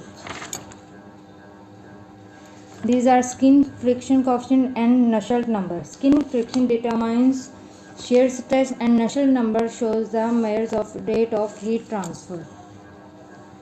These two figures shows the temperature profile for different values of H and T. It shows that temperature decreases with increasing values of H and it increases with increases value of T.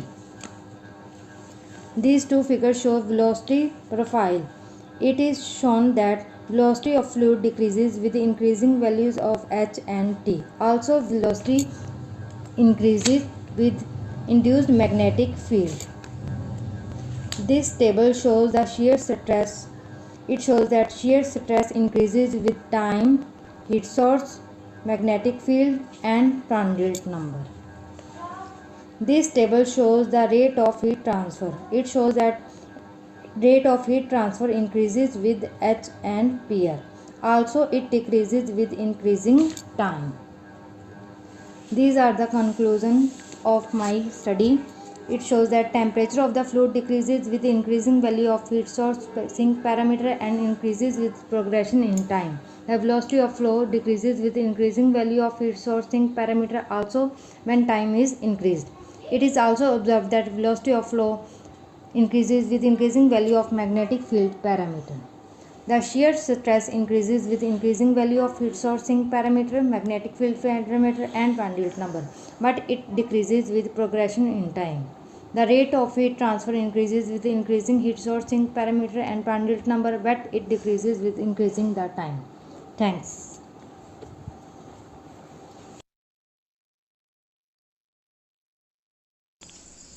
Hello everyone, myself Shailesh Jaiswal, Assistant Professor, Department of Physics, Shri RLT College of Science, Akola. I am the presenting author and its audio video recording of poster presentation made for IWCSET-2020, and my poster topic is visible quantum cutting in GDPO4 TB3 plus phosphor. This is the abstract. The conversion of vacuum ultraviolet radiation to visible light is described, which make it possible to obtain two visible photons from each vacuum ultraviolet photon absorbed. Obtain it is termed as quantum cutting. Short form is a QC. The phenomenon also called as down conversion. It demonstrated by GDPO4 TB3 plus phosphor. We prepared GDPO4 TB3 plus phosphor synthesized via co-precipitation method. The prepared phosphor was characterized through X-ray diffraction technique. The photoluminescence spectra of GDPO4 TB3 plus phosphor measured under vacuum ultraviolet or ultraviolet excitation.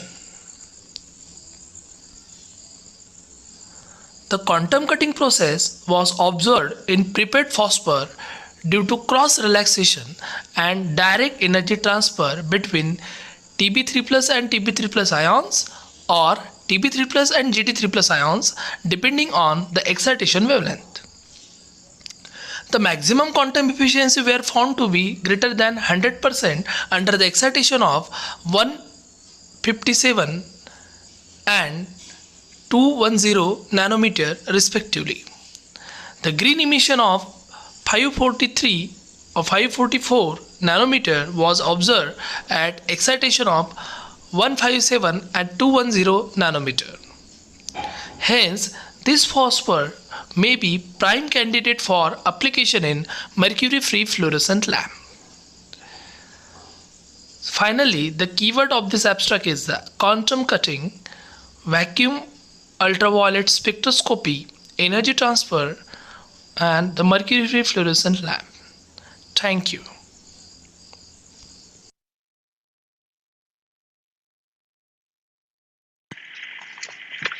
Hello everyone, myself Dr. Pinaki Laha, now presenting the topic magnetization reversal dynamics of nickel Fe electrodeposited nanowires. We used electrodeposition method for the preparation of nanowires. In this method, electrolytic solution contains the metal ion to be deposited on template. When we apply negative potential to the cathode, metal ions are attracted and gets deposited via reduction on the template. Here, cathode is gold coated AAO template, anode is platinum foil, reference cathode electrode is calomel electrode. Now I am presenting typical images of ACM and TEM images of nickel Fe nanowires. Results confirm that size of the nanowire is 4 micron length and 100 nanometer diameter. AFM and MFM images show the nanocrystallites and single domain state of the nanowires. Here are the EDX and XRD results of the deposited NiFe or nickel Fe nanowire. Here there is a VSM result of nickel Fe nanowires. Magnetic parameters calculated and simulation studied using NMAX software is showing. This is the vector maps of magnetization process in nickel Fe nanowire. Result shows the curling process in long axis and curling and coherent rotation in short axis. Summary of this work. An interesting and noticeable difference observed in hysteresis loop with different percentage of Fe content. Shape of the loops and the coercive and saturation fields are significantly different from those obtained from different samples. Discrepancy between experimental and micromagnetic simulations may be due to the extrinsic effects such as strong inter-wire dipolar interaction, defects and irregularities of individual nanowires and those of the arrays. Thank you.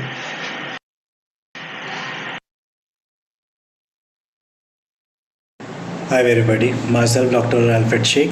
I am working as Assistant Professor and Head, Department of Mathematics, Indira Gandhi Kala Mahavidyalaya, Radegaon, District Yatmal.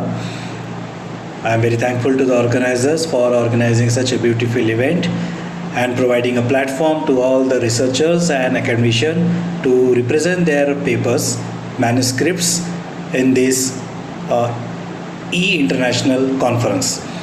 Basically, we had considered FRW space-time for generalistic hydrodynamics in general theory of relativity.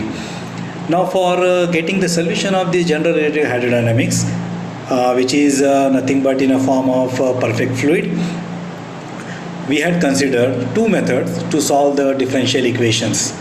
The first one is the method of Abdul Sattar, which he considered in the manuscript published in 2011. And second method we have considered Singh and Devnath about distillation parameter. So special form of distillation parameter, and this paper has been published in 2012. So in this regard we had considered the general relative hydrodynamics, which tells us the two concepts of energy density and pressure.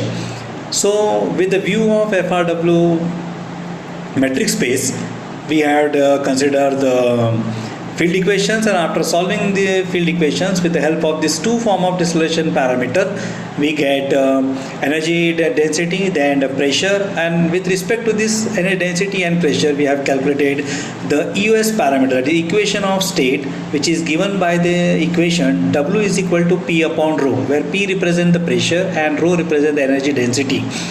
And while calculating this equation of state, we observe that the density is a decreasing function of time, pressure is a negative pressure, and since we have calculated pressure P as a negative, which indicates that the universe is accelerating, and while the universe is accelerating, it means that this acceleration happens due to of negative pressure.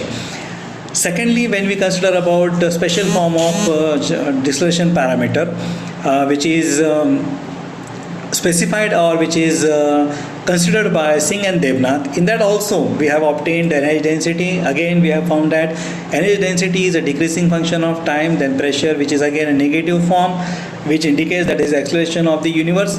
And in both the models, after making a comparative graphical representation, we observe that the equation of state whose value is nearly equal to -1 specify that the derived model for this FRW metric in the presence of general relativity hydrodynamics represent cosmological constant, that is lambda. Now, with respect to the cosmological constant lambda, we are having the value of omega as -1. So from both the models we get W is equal to value close to -1, which indicates that whatever the observation we have derived resembles with the observation of recent theoretical experimental values. Secondly, along with these two models, we have derived some kinetical properties such as spatial volume, then Hubble expansion, scalar expansion, shear scalar, and anisotropic parameter. So we observe that with the increase in the time, the behavior of our derived model. Along with this, we have calculated the physical and kinetical properties, and we concluded that with the help of this FRW spacetime in general theory of relativity, in the presence of GRH, the universe is accelerating, and which resembles with the current observation. So I am once again thankful to the organizers for giving me a chance to represent my research paper. Thank you so much. Good afternoon, myself Prajuga Thomas. Going to discuss about the topic colorimetric and spectroscopic studies to examine the interaction and biosensing of flavonoid functionalized metal nanoparticles with the DNA. Here we are using the green synthesis method, which is an eco-friendly and non-toxic method, and we are concentrated to the flavonoid, which contain the functional group, act as a reducing agent for the synthesis of metal nanoparticle. And from the figure, it is clear that the gold chloride and silver nitrate is used for the synthesis of metal nanoparticle with various conditions, temperature, time, concentration, and pH. And the nanoparticles are characterized using various techniques like LSPR, FTR, DLS, etc. These are the characteristic techniques that we are used for the confirm the formation of silver and gold nanoparticles. From the figure, it is clear that the colorless solution of the flavonoid converted to a wine red indicate the formation of gold nanoparticle, and yellow indicate the formation of silver nanoparticle, along with the LSPR peak at 546 nanometer indicate the formation of gold nanoparticle, and 427 nanometer indicate the formation of silver nanoparticle. From the figure B, it is clear that the FTR technique is used to confirm the functionalization of this flavonoid with the metal nanoparticle, and C and D confirm that the metal nanoparticles are size less than 50 nanometer along with the flavonoid and the water molecules. The XRD, TEM and SAD pattern also confirm the formation of gold and silver nanoparticles. Specifically, the TEM measurement confirmed that the gold nanoparticle with a size of 22 plus or minus 2 nanometer and silver nanoparticle with a size of 14 plus or minus 3 nanometer. It is the first application of the gold and silver nanoparticle is the biosensing. In the case of gold nanoparticle, the fine color of the gold nanoparticle converted to blue with increasing concentration of the DNA, and the intense LSPR peak of the nanoparticle decreased with the increasing concentration of the DNA. And also it tested to the silver nanoparticle. In the silver nanoparticle, the yellowish color of the silver nanoparticle converted to a brown color, and along with the intense decrease in the intensity of the LSPR peak with the increasing concentration of the DNA from 0 to 20 micromolar, and which is the better nanoparticle for used for the biosensing that we are calculated using the binding constant and LOD values. And the binding constant and LOD values clear that it is 1.5 for the silver nanoparticle and 2.3 for the gold nanoparticle. Confirm that the silver nanoparticle shows better biosensing action than the gold nanoparticle. The DLS and TEM measurements also confirm that the colorimetric alteration is happened due to the agglomeration of this nanoparticle in the presence of DNA.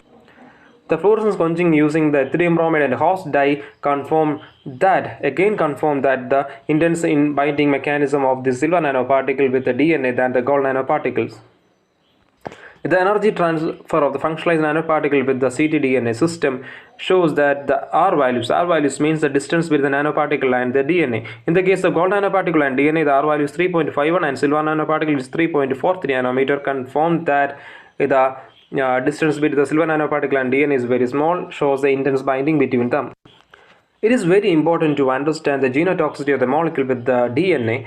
So we are using the circle dichroism and FTI techniques to know how the secondary structure of the DNA alter in the presence of this nanoparticle. Figure A represents the CD spectrum of DNA in the presence of gold nanoparticle, shows minimal toxicity to the secondary structure, but in the case of B, it is confirmed that the secondary structure of the DNA is intensely varied, and it is also confirmed to use the FTR techniques, and the FTR technique also confirmed that the secondary structure of the DNA is altered in the case of silver nanoparticle than the gold.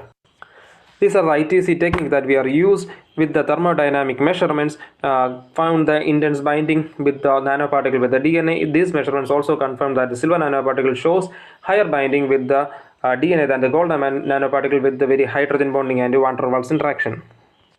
We also check the toxicity of this nanoparticle with the normal human cells and the cancerous cells, and from the results of the LOD values, LD50 values, it is clear that in the case of gold nanoparticle is 355.70, shows that gold nanoparticle has minimal toxicity to the normal human cells and maximum toxicity to the cancerous cells. And in the case of silver nanoparticles, the silver nanoparticle shows higher toxicity to the normal human cells. From this, it is confirmed, and for the biosensing application, we can select for the silver nanoparticle, but in the case of the medical application, therapeutic application, the gold nanoparticle is less toxic than the silver nanoparticle. Concluded that for biosensing, we can select the functionalized silver nanoparticle, and for the medical application, therapeutic application, we can using the gold nanoparticle. Thank you.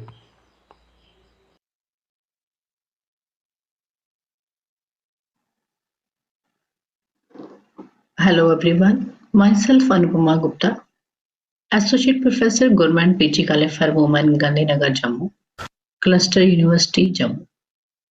The topic of my presentation is e-learning, a perspective in balancing education imbalancing in India. To start with the concept of e-learning, which is a virtual mode of teaching and learning with the use of ICT to create content, teaching and learning with the use of ICT to collect, disseminate, communicate, or share information.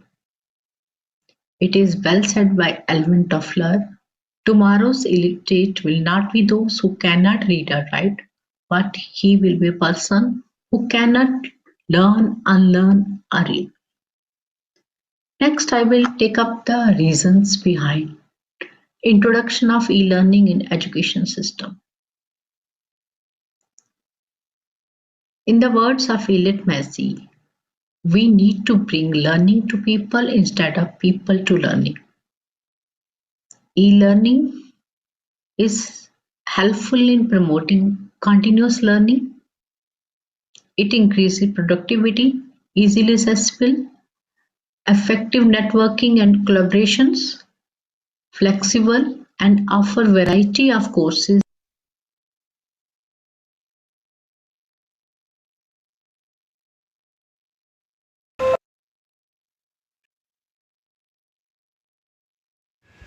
Good morning to all of you.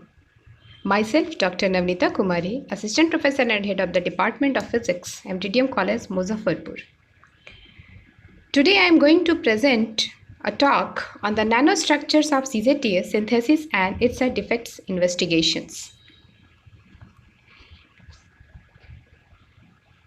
India's energy demands are going to rise steadily in the coming era, and its economy continues to grow and flourish. And the serious issue is a global warming on the world climate is driving the energy industry to develop cleaner and greener energy resources. The estimated solar power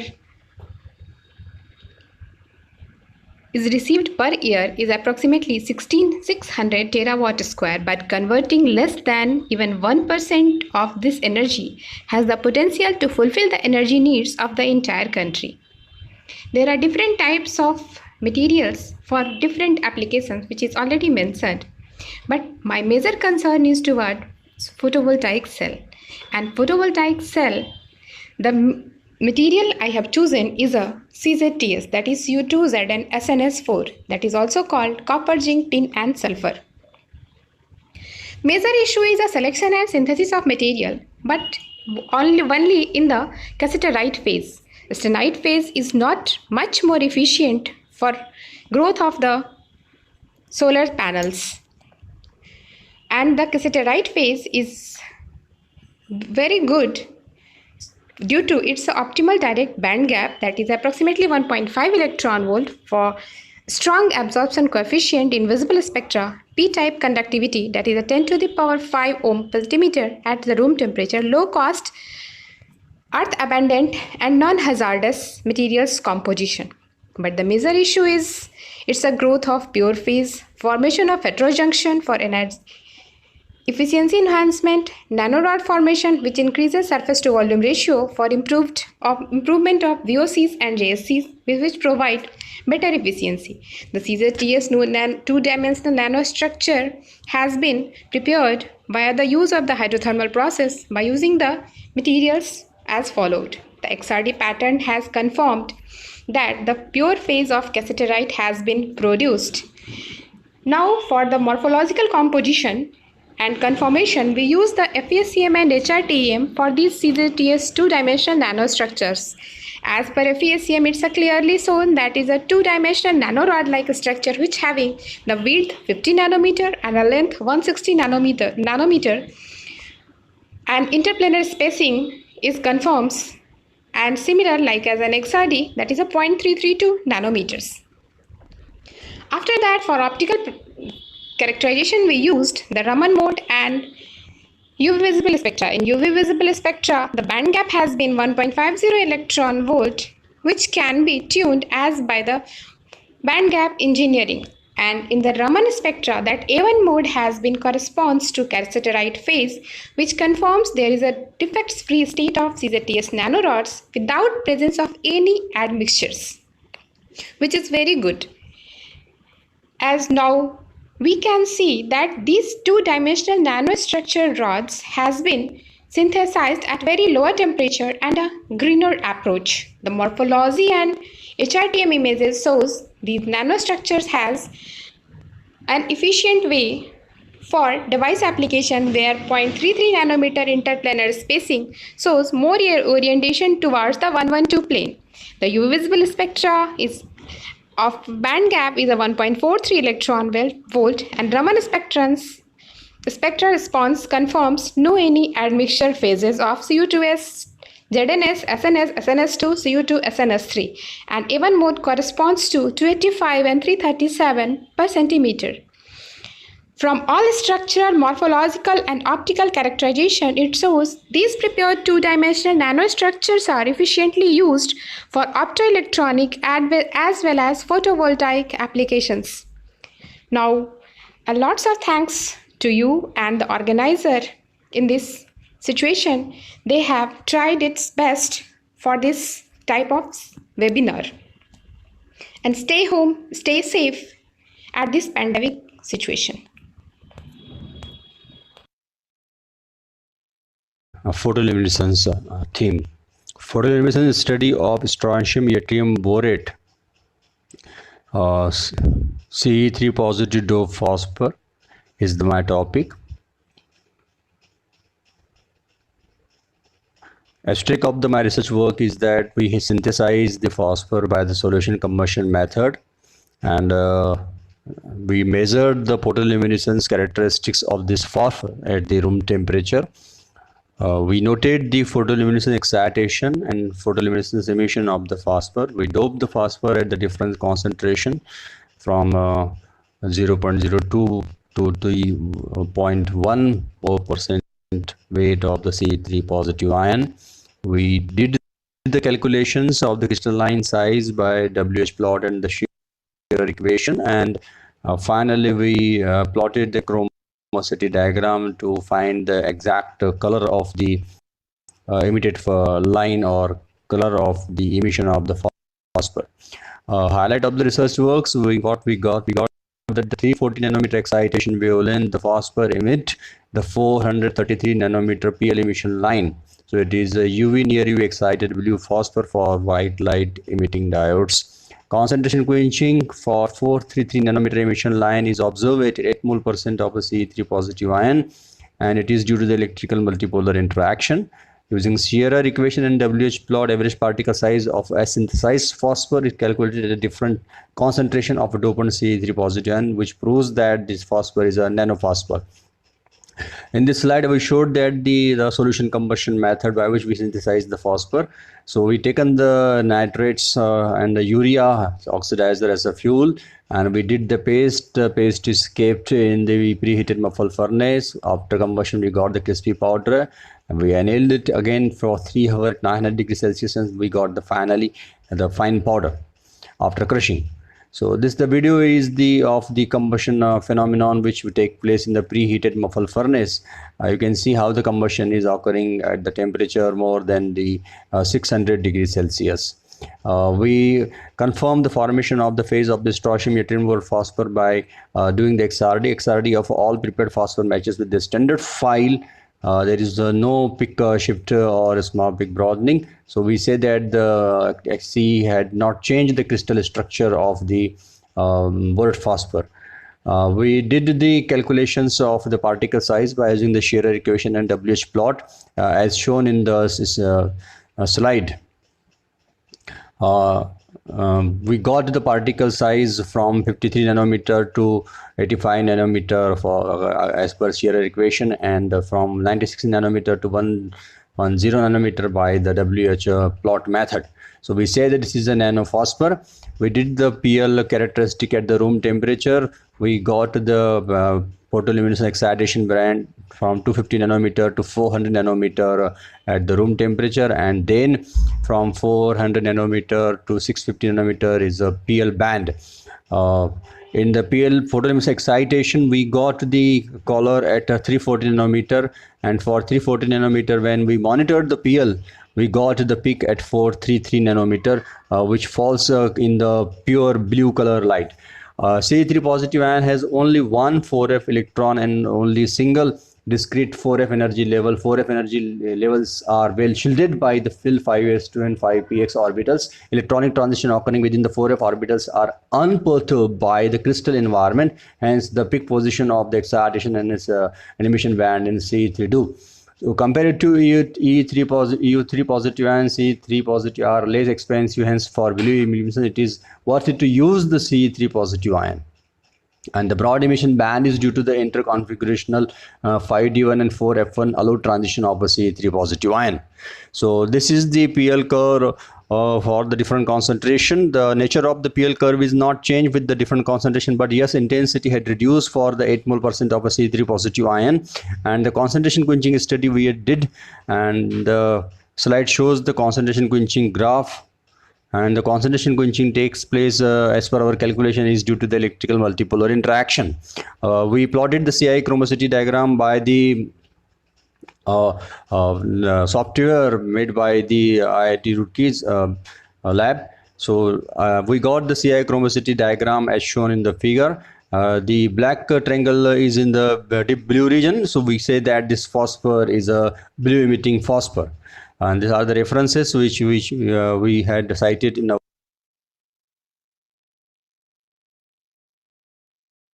Good morning. In the present paper, we reported the synthesis structure, dielectric and magnetic properties of 95BlFO5BT ceramic material. The ceramic material is prepared with the PVA sol gel method. In order to prepare the ceramic with the help of PVA sol gel method, initially we prepared 95BlFO. In order to prepare this 95BlFO, we have taken bismuth oxide, lanthanum oxide and iron nitrate as a starting agent. These agents are mixed with the help of concentrated nitric acid. Now, when we form 95BlFO, then we have taken this 95BlFO and mixed it with the proportion amount using agar mortar and pellets. The powder which is obtained by mixing this BlFO with the BT, that powder is then ball milled for about 24 hours in order to get homogeneous fine mixture. This homogeneous fine mixture, that is the powder obtained, was then compressed into a green pellets using uniaxial hydraulic press, and these green pellets are then sintered at about 870 degrees Celsius for 4 hours. Now we observe the structural properties of this material also with the help of XRD and ASEM. So from XRD studies, let us take the look of XRD of these 95 lanthanum dope 95 BFO 5BT ceramic. From this XRD study, it is clear that we obtained the impurity phases, and this impurity phase is because of the sintering process. Now, these 95BlF lanthanum dope 95BlFO 5BT ceramic exhibit perovskite structures, and it exhibit rhomblohedral symmetry also. Now, from the scanning electron microscopy study of this material, from this pictograph, it is clear that the material which is obtained after adding lanthanum into pure BFO-BT ceramic, we get a dense structure. Now, this density or this dense structure of the obtained ceramic is because of, you know, that the radii of bismuth 3 positive ion is small as compared to that of the lanthanum 3 positive ion. So that's why the it considerably increased the density as well as the sintering properties of the material also. Now the dielectric properties of these materials are studied. Now this graph shows the real part of dielectric constant, variation of that real part of dielectric constant with the frequency for different temperature. So we have taken the temperature range from 0 degrees Celsius to 350 degrees Celsius. From this graph, it is also clear that the dielectric constant increases with the increase of temperature. Also, it is observed that the dielectric constant is large at lower frequency range, whereas it is very small, or it decreases as we move from lower frequency range to higher frequency range. Now the same effect is also observed in the imaginary part of dielectric constant also. You can see that with the increase in temperature, the value of dielectric constant, that is the imaginary part of dielectric constant, increases, whereas if we move from lower frequency region to higher frequency region, then the value of dielectric constant decreases. Now from the study of dielectric laws, it is also clear that the tan delta, that is the dielectric loss, increases with increase in temperature. This dielectric loss is very high at lower frequency region, whereas it decreases if we move from lower frequency region to higher frequency region. Now,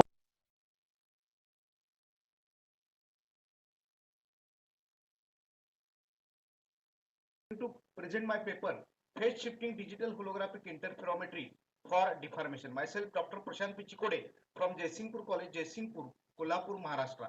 Now, first of all, I am going to study the deformation of silica aerogels. Silica aerogels are highly porous, nanostructured materials with bulk density as low as 0.02 gram per cm cubes, and these are consists of 99.8% of air. Experimental part consists of preparation of aerogels by sol-gel process and supercritical drying of alkogels in an autoclave. Now, the molar ratio of the TMOS, MTMS, H2O and NH4OH is systematically varied from 20 to 26. Now, these are the results for physical and chemical properties of the silica aerogels. See, as M value decreases, the density of the silica aerogels increases, and the contact angle decreases, thermal conductivity decreases, and specific heat increases. These are the microstructure studies for the molar ratio 26 and 20. We can see here the crystalline size is different for these two densities. Now these are the FTIR spectra of the silica aerogels, which are showing the CH and OH bonds are trapped in the cluster. Now this is the experimental arrangement for phase shifting digital holographic interferometry. Here helium neon laser is divided here from this beam splitter, and from this second beam splitter it works as object beam 1 and object beam 2, and here this is the reference beam. Now see, the reference beam is allowed to incident on the CCD chip. So here at the CCD chip, here the interference between the object beam and the reference beam takes place. Now the sample is deformed with a small load, say 1 gram, which is shown here in this diagram. Now these are the holographic results after the Fourier reconstruction of the CCD. Here these are the holographic results for density 0.1472, for 0.1632 gram per cc, and these are recorded for the same load, that is for 2 gram. Now see, these are the results for 0.1748 gram per cc and 0.1952 gram per cc. Now from these results we can see that as the load on the aerogel increases, the number of fringes revealed on the object also increases. Now this is the theoretical background for deformation. Here this is the curved surface, this is the CCD. Here K1, K2 and K3 are the illumination vectors. Now see, this is the point P which is deformed to Q, and here the phase del phi is produced. Now this is the illumination geometry. This curve shows before deformation and this is after deformation. Point P is displaced to Q and D shows the deformation of point P to Q. Now these are the equations of the geometry. Delta L1 and delta L2 are the phase changes for points P and Q, and by considering these equations we can get the displacement vectors as dx and dz, and from equation 9 and 10 we can able to calculate the deformation of the silica aerosols. Now these are the deformation results. As M ratio decreases, bulk density increases, and as the deforming load on the aerosol increases, deformation also increases. And we can see here, as molar ratio decreases, average deformation decreases. As bulk density increases, average deformation decreases, which is shown here in these two graphs. This is the graph against M against deformation.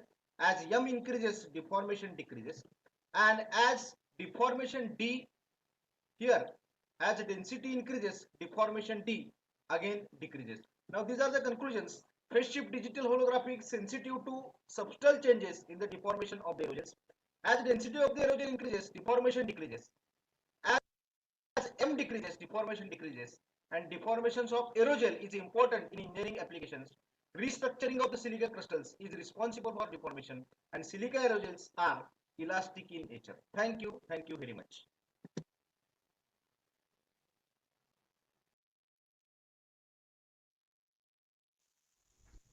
Greetings everyone, I am Dr. Yuvraj Sharma, Assistant Professor, Department of Physics, Don Bosco College, Tura, Meghalaya, a state lying in the northeastern part of India.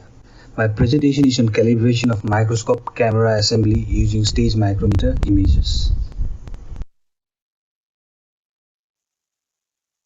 An important but overlooked aspect in measurements using images from a microscope is the calibration of the image. Usually, the average of a few manual measurements are taken with the help of a stage micrometer to establish the relationship between the image scale and the real world scale. That is to find a connection between number of pixels in images and the value in meter, centimeter, etc. That is the real world length units.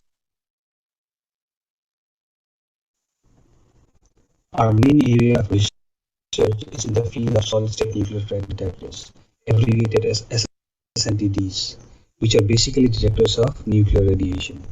The nuclear track is nothing but an enlargement of the path that an energetic heavy ion takes inside the detector material.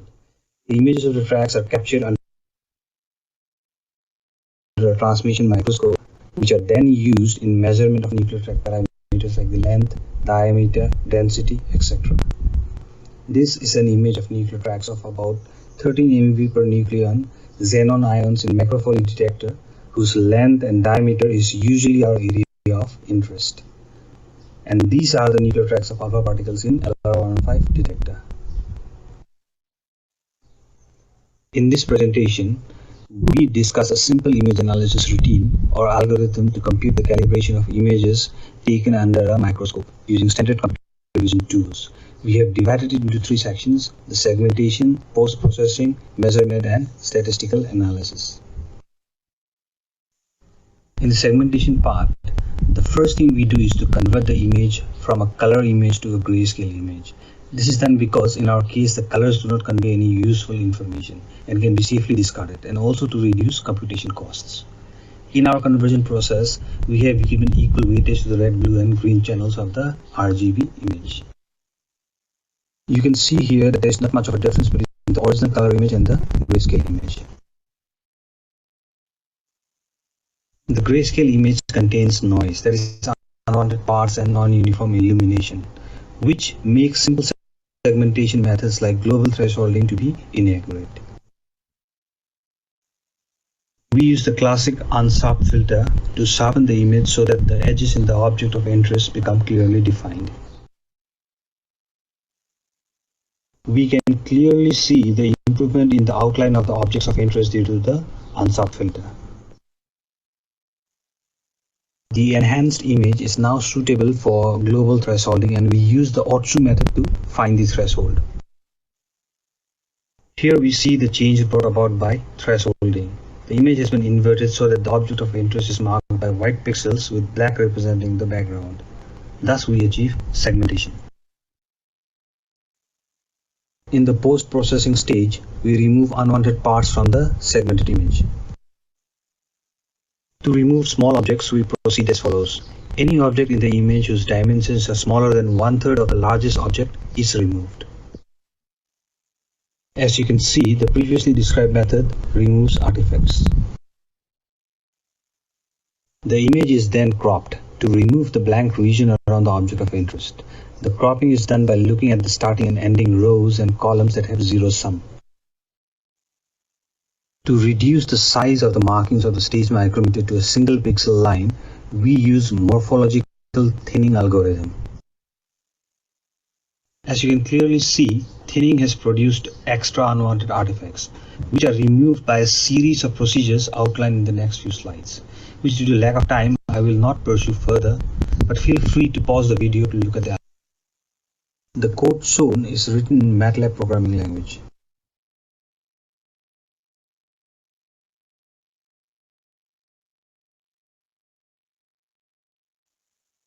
In the measurement and statistical analysis section of the algorithm, we measure the distance between two consecutive lines of the slide micrometer from the straightened and cropped image and perform statistical analysis on the obtained values.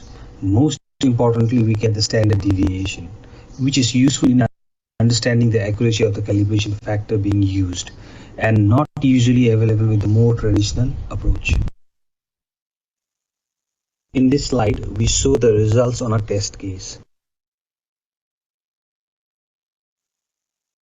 Thank you all for hearing me out.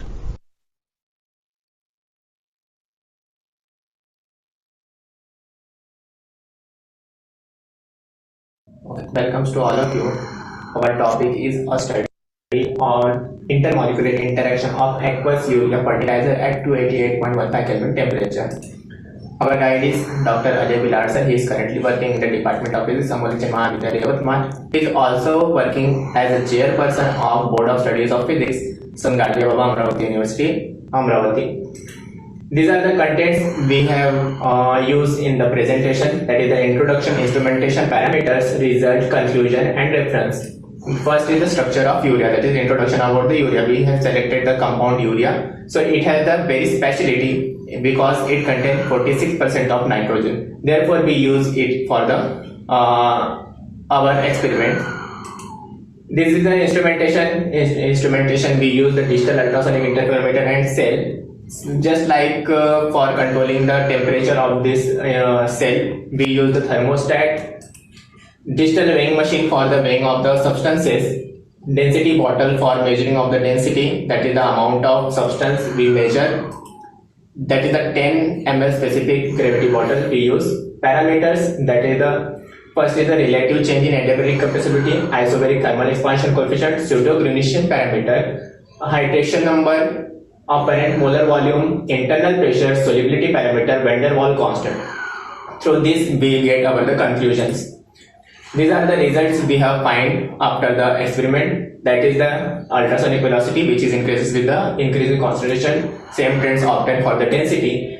Relative change in abiotic compressibility is find decreasing order. The isothermal heat compressibility is also obtained in reverse category. Pseudo-Greenishian parameter is obtained decreasing trends with the negative value, which confirms that the hydration of the urea. NH is the hydration number. Hydration number is decreases with increasing the concentration. Therefore, we say that on the basis of hydration number, the urea is a structure breaker. That is the molar sound velocity.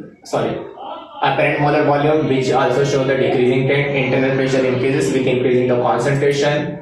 Solubility parameter increases with the increasing concentration, which shows that it has a tendency of solubility. And next is the van der Waals constant. Van der Waals constant increases with increasing the concentration. This we will get the conclusion on the observing the all parameters. We show that The concentration, nature of solute, nature of solvent and its position plays an important role in determining the interactions occurring in the solution. Second one is from the acoustical and volumetric parameter, it is concluded that hydrogen bonding interaction is strong at higher concentration. Next, we also find out that the thermoacoustic, physicochemical and volumetric parameters exhibit the strength of molecular interaction. And as we explained already, that it promotes that the urea behaves as a structure breaker while dissolving in water. So these are the list of the references we used for preparing our research paper. There are a number of papers are about the journal, reputed journals. Last is thank you.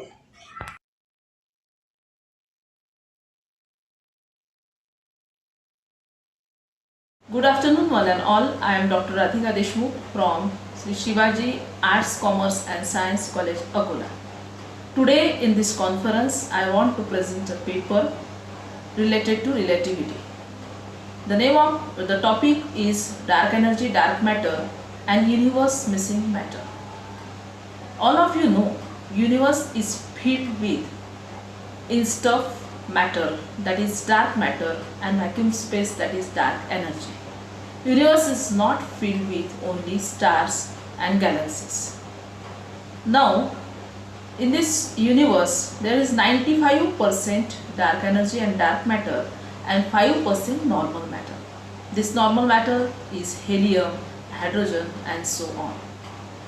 Recent study by Extenra and other astronomers show that this normal matter goes on missing. Now, what about this normal matter? Where it will be converted? It will convert into WHIM. WHIM means warm, hot, intergalactic medium. In this paper, I want to explain what is this missing matter of universe. What is this WHIM? And I also want to explain with the age of universe, this dark matter and dark energy also goes on increasing. Thank you.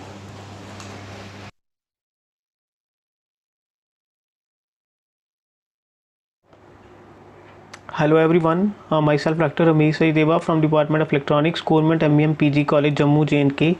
The topic of my research work is analysis of temperature dependent current voltage characteristics of aluminum oblique and tin diselenite Schottky diodes.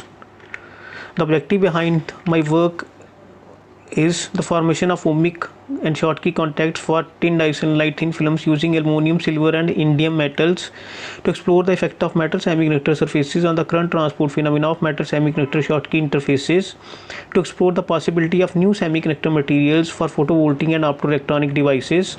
Now, in order to find the ohmic contact formation, we first deposited tin diselenite film on glass substrate and then silver or indium for making ohmic contacts, and then taking the IV characteristics which are linear in nature and exhibits the ohmic behavior, and after that we use indium for Schottky contact on tin diselenite semiconducting thin films. The structure of the Schottky diode is shown in the figure. First we take glass substrate and then indium back for ohmic contact. After that tin diselenite and circular dots for Schottky contact, and then take the IV characteristics. These are the IV characteristics at room temperature, and in order to find the behavior of IV characteristics at different temperatures,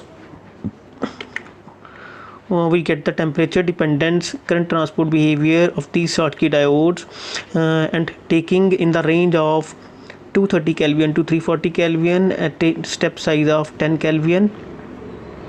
From these IV characteristics, we calculate different parameters like a relative factor, barrier height, and series resistance using the method of S. Chang, well-known method of S. Chang. These are the equations using for the calculation of barrier height and relative factor, and these values are tabulated in this table. Here we find that a decrease in the barrier height and increase in the relative factor with decrease in temperature, and has been explained on the basis of thermionic emission mechanism.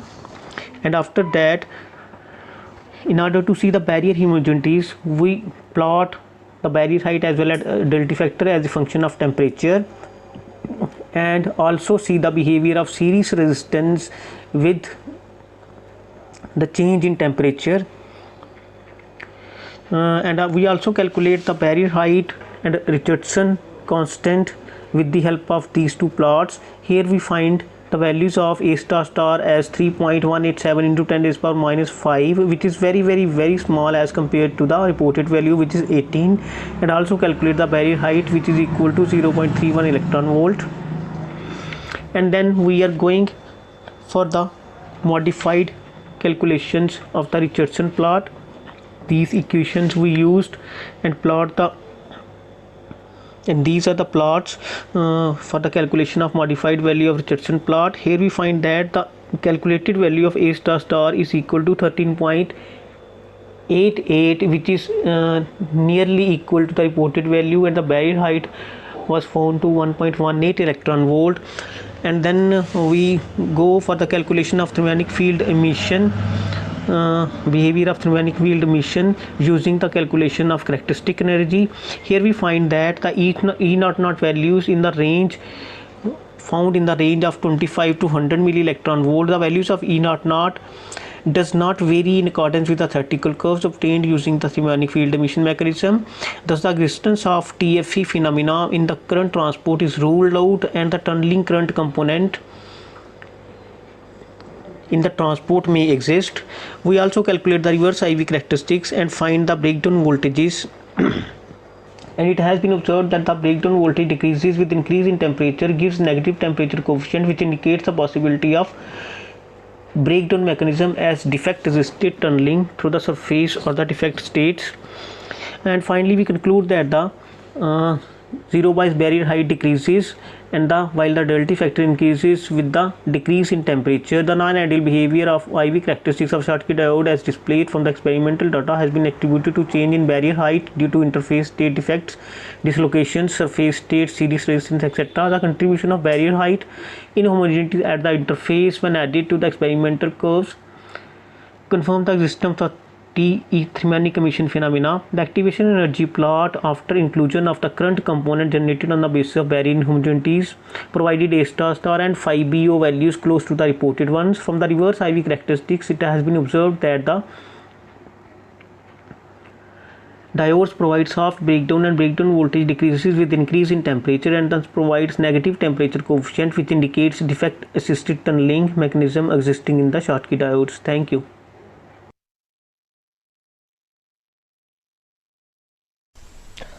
Hello everyone, I am Dr. Anil Gaikwad, currently working as assistant professor at Department of Physics, Spudium College, Shirpur. So now today we will discuss about the study of swift heavy ions irradiation on low K aerosol films.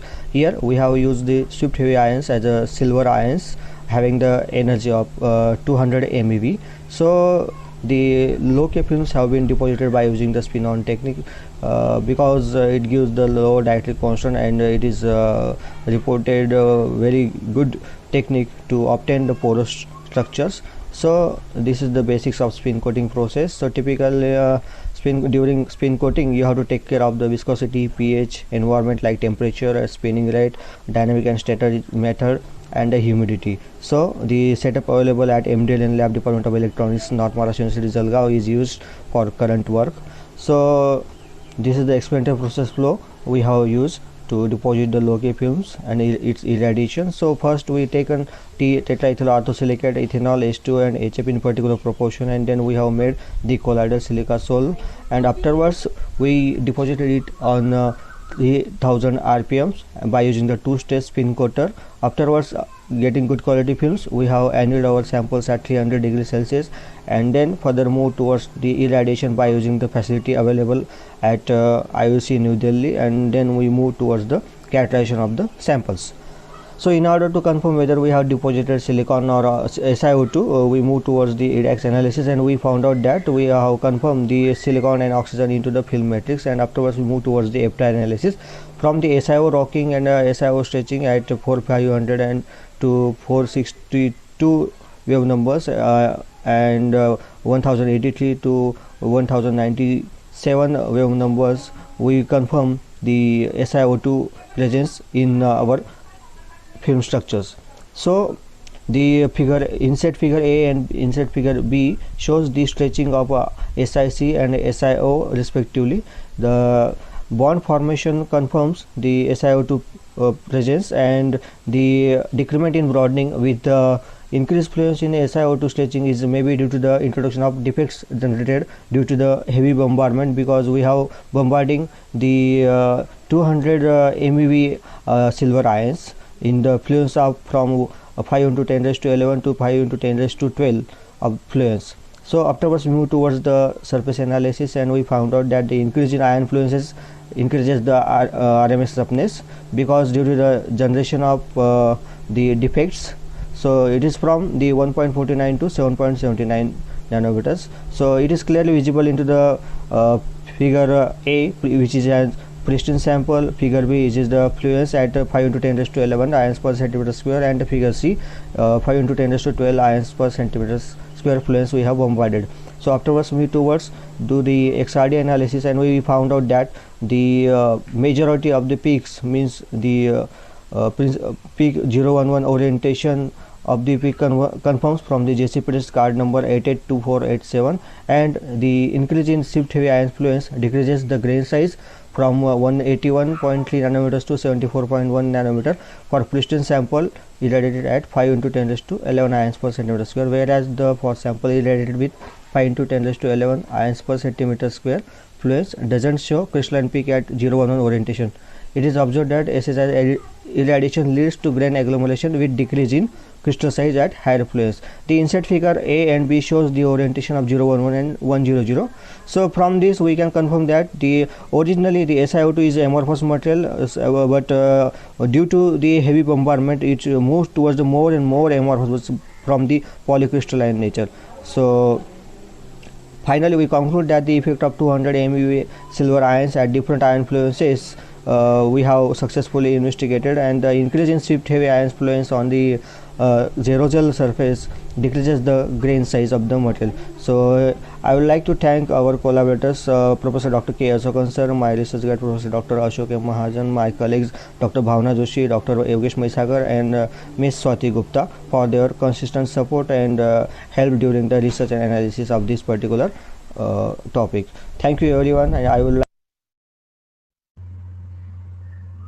Good afternoon, myself Archana Kaya.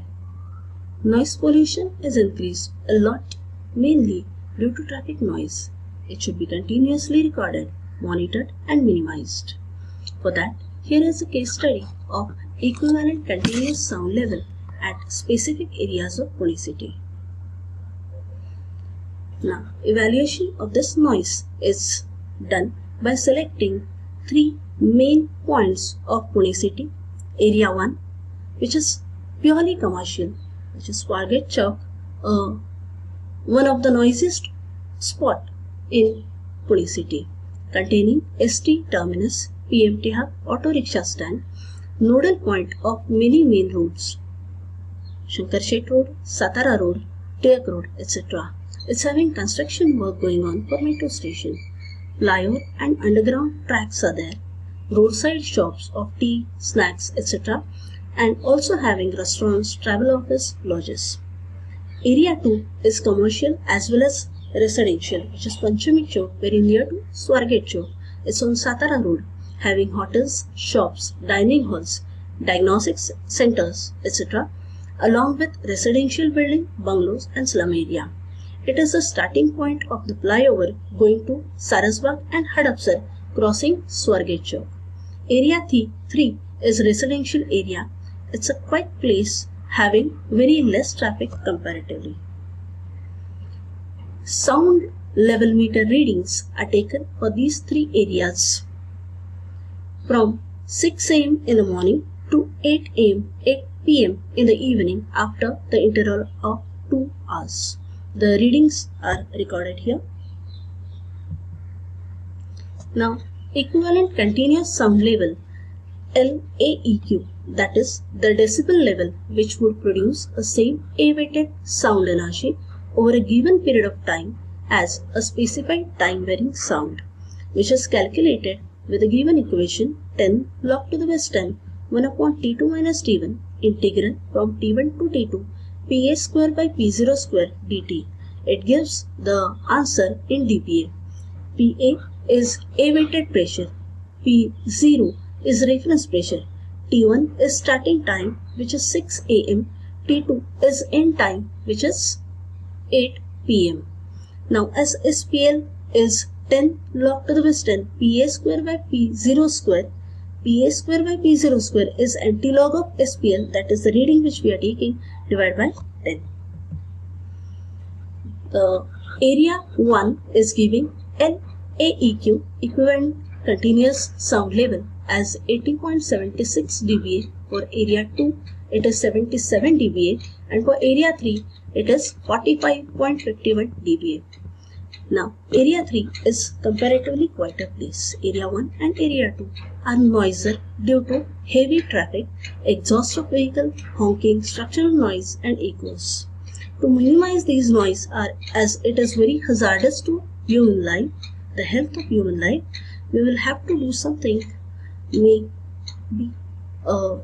Mainly we can have sound absorbing structures in that chunks. Vertical gardens can be built on the columns of the bridges. Use of balconies or galleries for tree plantation, as trees absorbs sound. Glass walls and metal structures are to be avoided as they reflect sound. It should be declared as the chunks should be declared as no horn zone, and the exhaust noise of vehicle to be monitored and minimized using enhanced improved mufflers. Thank you.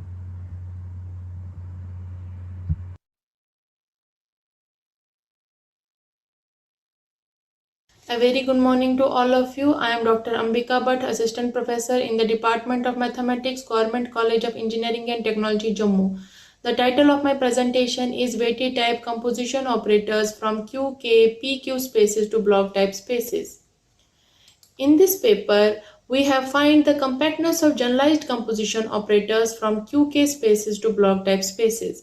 The generalized weighted composition operators is denoted by D and phi psi and is defined by D and phi psi f is equal to psi times f nth derivative composition phi, where f belongs to HD. HD is the space of all holomorphic functions on the open unit disk D.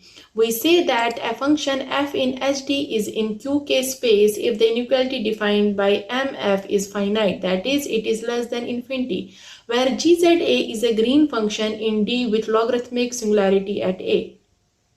Note that QK space is a Banach space with respect to the norm defined as below, that is, norm of f is equal to mod of f of 0 plus mf. Let omega be a strictly positive continuous function on D. If omega z is equal to omega mod z for every z in D, we call it as radial weight. A radial weight is called typical if it is non-increasing with respect to mod z, and omega z approaches to 0 as mod z approaches to 1.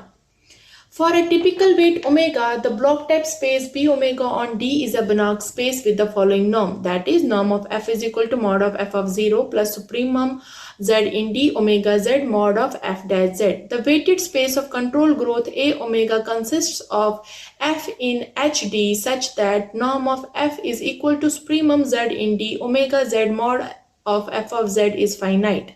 Note that if n is equal to 0 and psi is equal to 1, then we obtain the composition operator C phi induced by phi, defined as C phi f is equal to f composition phi. where F belongs to HD. HD is the space of all holomorphic functions. If psi is equal to 1 and phi z is equal to z, then this operator reduces to the differentiation operator, and this differentiation operator is defined as d and f is equal to f nth derivative. If n is equal to 0, then we get a weighted composition operator denoted by psi c phi, defined as psi c phi f is equal to psi times f composition phi. So in this paper, we characterize the boundedness and compactness of D and phi psi from QK spaces to block type spaces. For proving the compactness, we need the following lemmas, that is lemma 1, lemma 2, lemma 3, lemma 4 and lemma 5. The main result of this paper is theorem 1. In this theorem, we have to prove the following conditions for compactness. So three cases arises.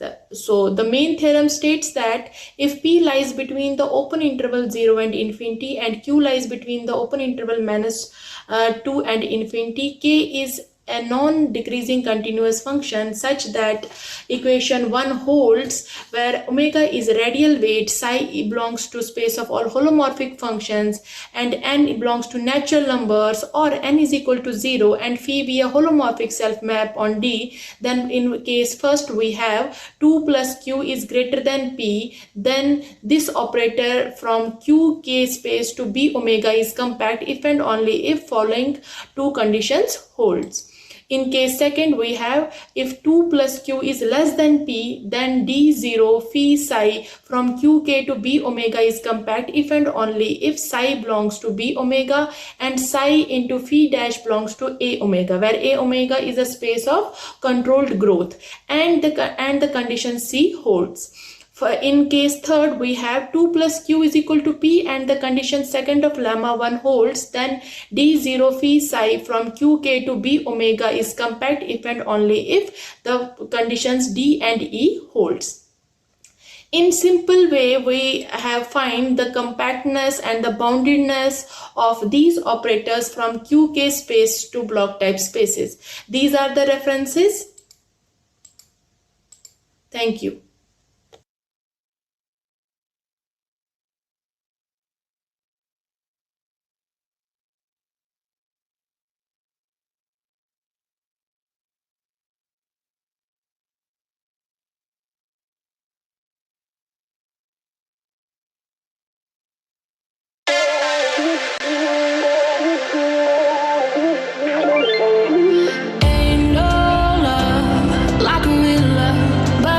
So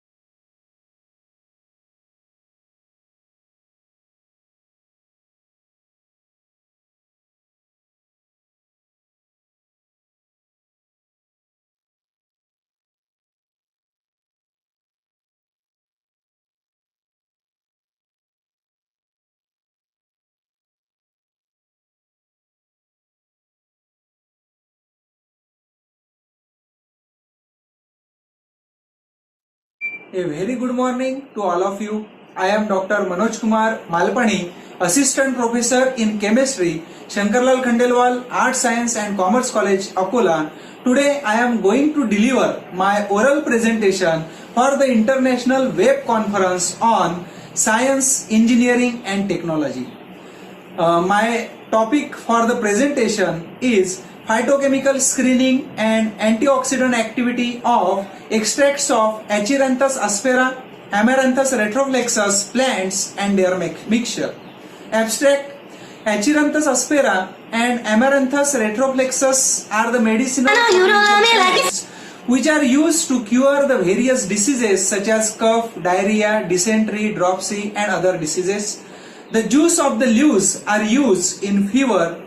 Antioxidant comes up frequently in discussions about the good health and preventive diseases. The present investigation was undertaken to screen the phytochemical analysis and antioxidant activity of Acheranthus aspera and Amaranthus retroflexus plant extracts. Materials and methods. The plant materials Acheranthus aspera and Amaranthus retroflexus were collected seasonally and authenticated by the taxonomist Dr. S.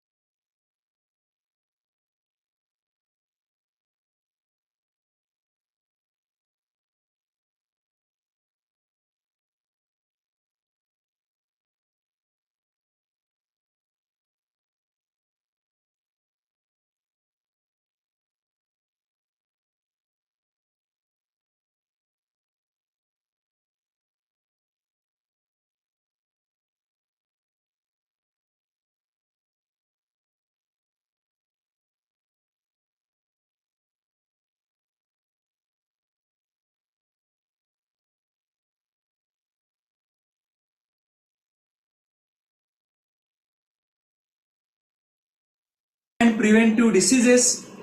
The present investigation was undertaken to screen chemical analysis and antioxidant activity of Acheranthus aspera and Amaranthus retroflexus plant extracts. Materials and methods. The plant materials Acheranthus aspera and Amaranthus retroflexus were collected seasonally and authenticated by the taxonomist Dr. S.P. Rothe, Principal, Mayor Vanu Junior College, Akola. All the chemicals used in the study were obtained commercially and of analytical grade. Phytochemical screening. The chemical tests were performed for testing the different chemical groups present in ethanolic extract of leaves and flowers of Amaranthus retroflexus fruits. and leaves of Acheranthus aspera and mixture of leaves of Acheranthus aspera and Amaranthus retroplexus. Materials and methods. The leaves, flowers and fruits of Acheranthus aspera and Amaranthus retroplexus plants were shade dried at room temperature and ground in a manual mill to get a coarse powder. The coarse powdered materials of leaves, flowers and fruits were kept in the airtight polythene bags and stored in dry place. These powders were extracted with ethanol by using Soxhlet apparatus. The extracts were concentrated at 40 degrees Celsius using rotary evaporator.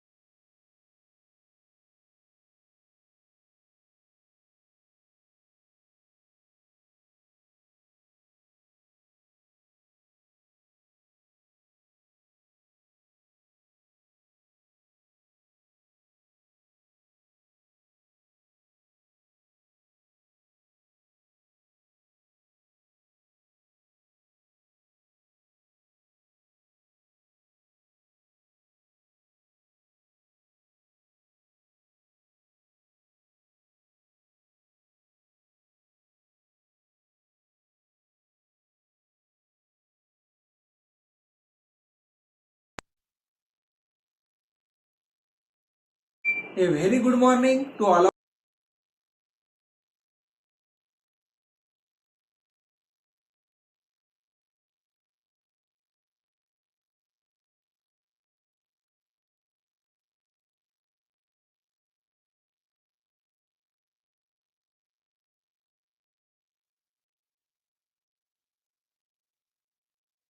of you. I am Dr. Manoj Kumar Malpani, Assistant Professor in Chemistry, Shankarlal Khandelwal Arts, Science and Commerce College, Akola. Today I am going to deliver my oral presentation for the International Web Conference on Science, Engineering and Technology. My topic for the presentation is phytochemical screening and antioxidant activity of extracts of Acheranthus aspera, Amaranthus retroplexus plants and their mixture. Abstract: Acheranthus aspera and Amaranthus retroplexus are the medicinal potential plants which are used to cure the various diseases such as cough, diarrhea, dysentery, dropsy and other diseases. The juice of the leaves are used in fever. Antioxidant comes up frequently in discussions about the good health and preventive diseases. The present investigation was undertaken to screen the phytochemical analysis and antioxidant activity of Acheranthus aspera and Amaranthus retroplexus plant extracts. Materials and methods. The plant materials Acheranthus aspera and Amaranthus retroplexus were collected seasonally and authenticated by the taxonomist Dr. S.P. Rothe, Principal, Mayor Vanu Junior College, Akola. All the chemicals used in the study were obtained commercially and of analytical grade. Phytochemical screening. The chemical tests were performed for testing the different chemical groups present in ethanolic extract of leaves and flowers of Amaranthus retroplexus, fruits and leaves of Acheranthus aspera, and mixture of leaves of Acheranthus aspera and Amaranthus retroplexus.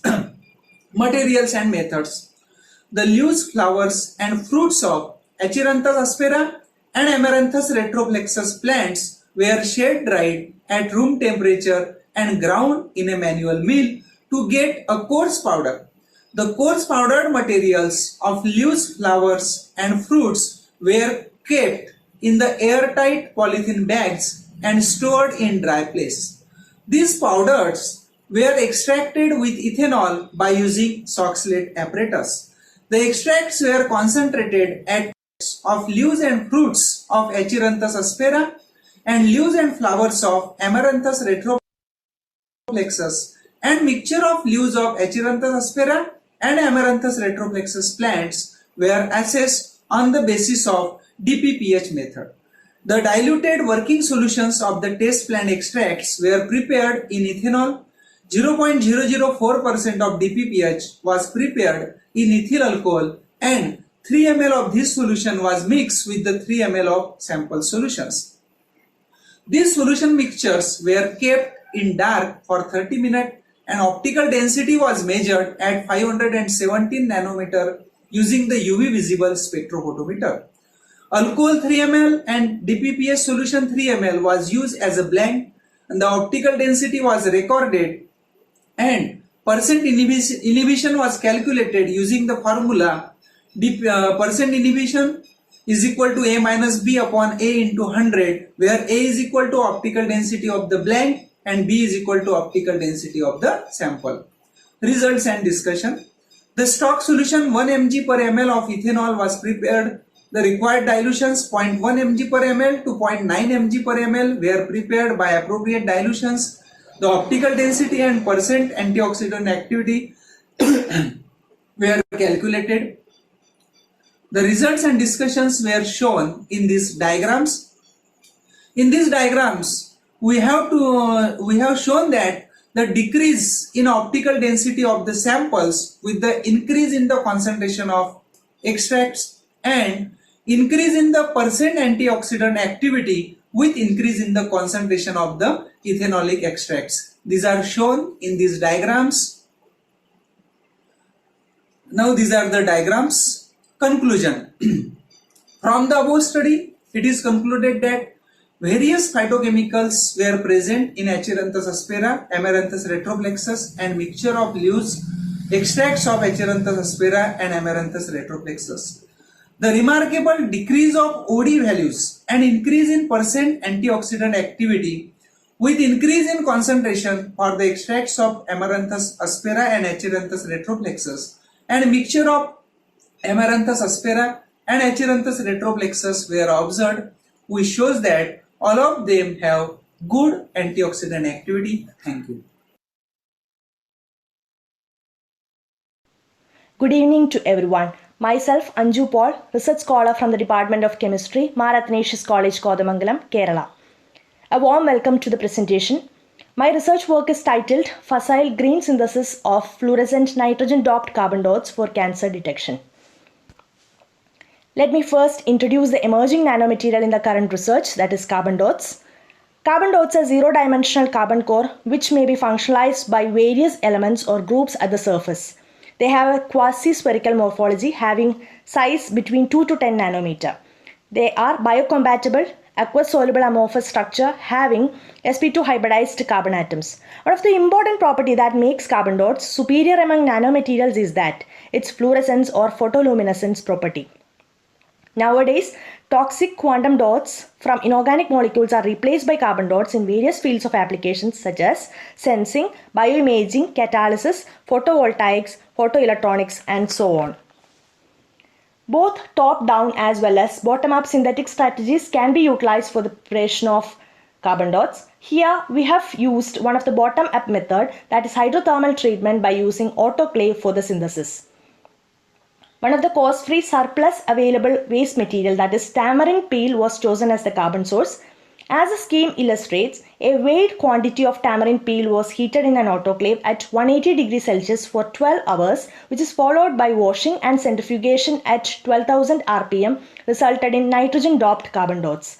These dots could emit blue fluorescence under UV irradiation. When we come to the results and discussion, optical properties were studied using UV visible spectrophotometer and fluorescence spectrometer. The absorption peak in the UV visible spectra at 280 nanometer corresponds to pi star transitions. The inset shows the digital photographs of the carbon dots under natural light, which is represented at the left, and these brown colored carbon dots emit blue light under UV irradiation, which is represented at the right. The second graph shows the photoluminescence spectra in which carbon dots are excited at different wavelengths from 320 nanometer to 420 nanometer. From this spectra, it is very much clear that it is an excitation dependent emission and the maximum intensity is at 350 nanometer. This is the transmission electron micrograph of the synthesized carbon dots. The average size of the carbon dots was determined using ImageJ software. It was found to be 6.5 nanometer and is shown in the histogram. Amorphous nature of the sample was identified by X-ray diffraction. The weak broad peak at 18 degrees suggests a 002 plane which has a d-spacing of 0.492 nanometer, which is a larger interlayer spacing than graphite. This variation can explain the existence of elements or functional groups at the surface.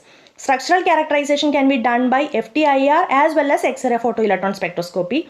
A broad absorption around 3300 cm inverse can be assigned to the vibration of NH or OH groups, showing the presence of amino-containing functional groups. FTIR also identifies the presence of COC and CN bonds. XPS studies, that is X-ray photoelectron spectroscopic studies, confirms the presence of nitrogen doping of carbon dots. The groups which are identified by XPS are in correspondence with the FTIR results. It also confirms 5.33% of nitrogen doping in carbon dots. The presence of various functional groups are shown in the figures. Anti-cancerous activities of the as prepared carbon dots was examined against DLA tumor cells extracted from peritoneal cavity of mice. From the figure, as the concentration of carbon dots increases, the cancer cells were not able to withstand and death occurs. Percentage of cytotoxicity is found out from the given equation. To conclude, nitrogen-doped carbon dots were synthesized by hydrothermal treatment from tamarind peel, which is not yet reported. These carbon dots were able to emit blue fluorescence under UV excitation. The synthesized carbon dots are amorphous and nitrogen doping was identified by X-ray photoelectron spectroscopy. Average size of nitrogen-doped carbon dots were found to be 6.5 nanometer. Anti-cancerous activity was found out against DLA tumor cells from mice. Carbon dots could act effectively against tumor cells. These are the references. I'd like to thank the organizers of this international conference for giving me an opportunity to present a part of my research work. Thank you for your patient listening. Thank you all.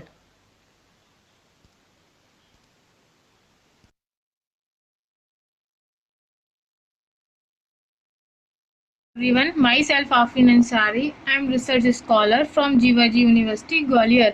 My paper topic is Studies on Membrane Phenomena, Evaluation of Charge Density of Model Membrane.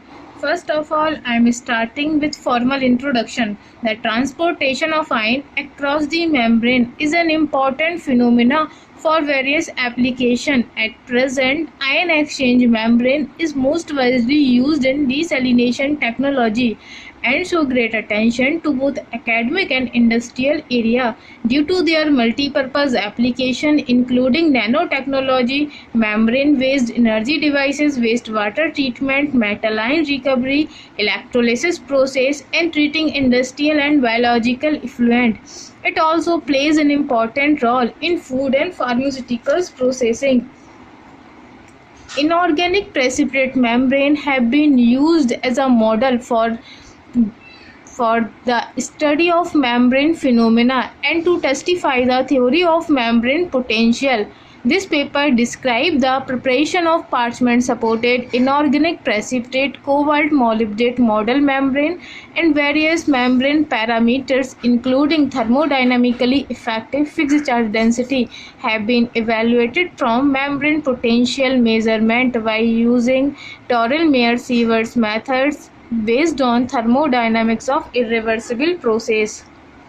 Experimental materials: sodium molybdate, cobalt chloride and parchment paper are used to prepare the cobalt molybdate model membrane. Synthesis of membrane: parchment supported inorganic precipitate cobalt molybdate model membrane has been prepared by the ion interaction method. To precipitate these substances in the intersticks of parchment paper, a 0.2 m solution of sodium molybdate was placed inside glass tube, to one end of which was tied the parchment paper previously soaked in deionized water. The tube was suspended for 72 hours in a 0.2 m solution of cobalt chloride. The two solutions were interchanged later and kept for another 72 hours. The parchment paper and inorganic precipitate as a whole act as a synthetic membrane. The membrane thus prepared was washed with deionized water to remove free electrolytes. Model membranes are characterized by various techniques. First of all, scanning electron microscopy, thermogravimetric analysis, Fourier transform infrared, X-ray diffraction, and last antibacterial activity. Measurement of membrane potential. The electrochemical shell of the types was used for measuring membrane potential arising through the membrane by maintaining a tenfold difference in concentration and using a multimeter. Different electrolytic solution used in the investigation. Results and discussion. As same image of parchment supported cobalt molybdate membrane. This image show that the membrane is heterogeneous in nature as well as dense with no visible cracks. Next. TGA image of parchment supported cobalt molybdate membrane. This image show that the gradual weight loss on increasing the temperature. FTI spectra of parchment supported cobalt molybdate membrane. This image show that the various strong to medium or weak intensity band such as 3901, 3612, 3460 and 1510 centimeter inverse characteristics of the function present in the inorganic precipitate membrane. XRD pattern of parchment supported cobalt molybdate membrane. This image shows that the some sharp peak in the spectrum show semi-crystalline nature of the material. Antibacterial activity of the membrane. Cobalt molybdate membrane show highest inhibition against E. coli in comparison to Pseudomonas and Staphylococcus, and control. Tetrahydrofuran as a control did not show clear zone of inhibition of bacterial growth in any plates as shown in figure this. Electrochemical property of the membrane. Membrane phenomena. The value of membrane potential across cobalt molybdate membrane in contact with various 1:1 electrolytes are given and plotted against log C1 plus C2/2. The value of membrane potential increase with decrease in the concentration of different electrolytic solution. Using the previous potential value, we have plotted the graph between membrane potential and log C1 plus C2/2. Evaluation of fixed charge density of Torel-Meyer-Sievers method. According to this theory, the total membrane potential applicable to a highly idealized system at 25 degrees centigrade is given by the equation this. Now we put the value of membrane potential in given equation 1 to get some results this. Similarly, we put the value of membrane potential in equation 2 to get some results. The value of transference number decrease with decrease in the concentration of different electrolytic solution. Using the previous transference value, we have plotted the graph between 1 upon T negative and 1 upon C2. Next. Permeability of the membrane. Now we put the value of transference number in given equation third to get some results. The value of permeability increase with decrease in the concentration of different electrolytic solution. Using the previous permeability value, we have plotted the graph between permeability and log C1 plus C2 upon 2. Next. Conclusion. Parchment supported cobalt molybdate model membrane was successfully synthesized using ion interaction method. The membrane potential decreased with the increase in the concentration of electrolytes. The TMS theoretical calculation agreed well with the experimental observation and charge density was calculated. The observed potential and charge density of some univalent electrolyte follow the order KCl greater than NaCl greater than LiCl and KCl greater than NaCl greater than LiCl respectively.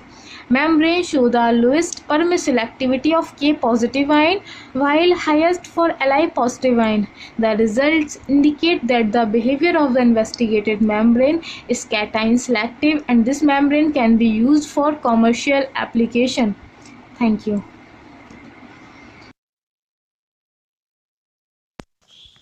Warm welcome to all of you. I am Anjana VN, Research Scholar, St. Joseph College, Mullamattam. I would like to present my topic, photocatalytic degradation of eosin yellow using MnO2. Manganese is one of the most abundant element on earth and occupies third position among the most abundant transition elements after iron and titanium. Manganese oxide nanoparticles are potential candidates and a great promise in the field of sustainable nanotechnology. Manganese oxide has versatile applications and can be used in molecular sieves, solar cells, batteries, magnetic materials, optoelectronics, etc. This work based on green chemistry principles which includes this prevent waste, maximize atom economy, less hazardous chemical synthesis, etc. Aim of my work is to prepare this Musenda gravata leaf extract, microwave assisted biosynthesis of manganese oxide nanoparticles using this extract, and characterization of MnO2 nanoparticles using IDAX, FTIR, XRD and SEM technique. As application, photocatalytic degradation of eosin yellow using biosynthesized MnO2. Biosynthesis of MnO2, the procedure involves 1.2 gram of manganese acetate mixed with 20 ml of plant extract, placed it in a domestic oven operating at power of 800 watt, 250 MHz for about 20 seconds. The formation of MnO2 nanoparticles was monitored using a UV visible spectrophotometer. The procedure for photocatalytic activity includes 10 mg of MnO2 catalyst were placed in an aqueous solution of eosin yellow having the concentration 1 × 10 to the power of -5 molar. The suspension was continuously stirred for about 30 minutes under dark condition. Stable aqueous dye solution was exposed to sunlight. About 2 ml of suspension was collected at different intervals. The absorbance of the clear suspension was analyzed at 510 nanometer. Degradation efficiency of eosin yellow dye was calculated.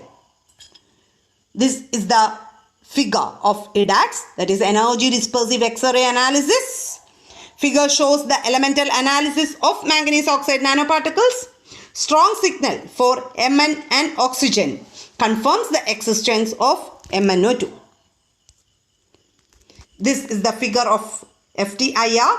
The spectrum was recorded in the range of 4000 to 500 centimeter inverse. Significant peaks at 938, 604 and 486 centimeter inverse shows the characteristic stretching bonds of O-MnO bond which demonstrate the presence of MnO2 nanoparticle. This is the figure of XRD. Broad diffraction peak corresponds to 200, 220, 310, 101, 400, 330, 530 and 260 planes which resembles to the alpha phase of MnO2. Some images are shown. From these same images, it is concluded that the particles are almost spherical in shape and shows slight porosity. As application, this photocatalytic activity and the figure A shows the percentage degradation of eosin yellow dye as a function of time, and it was observed that MnO2 nanoparticles degrade 90% of eosin yellow within 165 minutes. Figure B shows the kinetic behavior. It was observed that the nanoparticles exhibit first order kinetics in agreement with general Langmuir-Hinchelwood mechanism. We can conclude that the MnO2 nanoparticles were synthesized by environmentally safe and facile route Msenda grappata leaf extract, which acts as both reducing agent as well as anti-agglomeration agent. The nanoparticles was clearly characterized by IDAX, FTIR, powder XRD and SEM techniques. MnO2 catalysts exhibit 100% dye degradation under sunlight within 165 minutes. These are my references. Thank you all. Greetings to all. I am Dr. Nusrat Gul from Women's College, MA Road, Srinagar, Kashmir. I am going to present Gemini surfactant mediated refolding of HSA. Failure to fold into native structure generally produces inactive proteins, and in some instances misfolded proteins having modified or toxic functionality. Several neurodegenerative and other diseases are believed to result from the accumulation of amyloid fibrils formed by misfolded proteins. Many allergies are caused by incorrect folding of some proteins because the immune system does not produce antibodies for certain protein structure. Protein aggregation, one of the major difficulties associated with the production and handling of proteins, remains a hindrance for both in vitro folding studies and inclusion body renaturation. There are a number of auxiliary factors within the cell that assist in protein folding, including folding catalysts and molecular chaperones. Chaperones catalyze correct protein folding by interacting with non-native proteins, protein intermediates, and prevent non-specific aggregation. An approach for controlling the competition between renaturation and aggregation involves employing small molecules such as a surfactant and cyclodextrin to guide the folding process. These low molecular weight assistants are referred to as artificial chaperones. Though the cationic single-chain surfactants have been established as refolding agents, the role of Gemini surfactants is an area that demands thorough investigation. This is the structure of Gemini surfactant, where two single-chain surfactants have been connected by a spacer. Novel class of surfactants called Gemini surfactants consist of two identical moieties covalently linked by a spacer group at or near the ionic head group. Referred to as second-generation surfactants, the Geminis have shown promise in various potential areas of surfactant application. They can be of orders of magnitude more surface active than the conventional single-chain counterpart. The objective of the present study is to establish Gemini surfactants as agents that could efficiently be used in the artificial chaperone protocol for the refolding of denatured enzymes or proteins. The background work for the present study is displayed. In the present study, refolding of HSA has been attempted by single-chain as well as Gemini surfactant. This slide displays the special characteristics of serum albumins that prompted us to choose it as our model protein. Human serum albumin consists of 3 homologous domains. Each domain is the product of 2 subdomains extensively cross-linked by disulfide bridges. Here we have used dynamic light scattering to study the variation in hydrodynamic radius and variation in polydispersity. These figures display the variation in hydrodynamic radius of HSA with the addition of Gemini surfactant and cyclodextrin. It's clear from the data that hydrodynamic radius closest to the native protein is obtained by the combination of Gemini surfactant and cyclodextrin.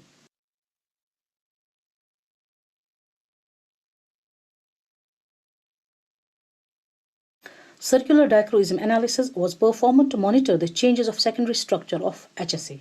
Alterations of ellipticity at 222 nanometer are used to probe varying alpha helical contents.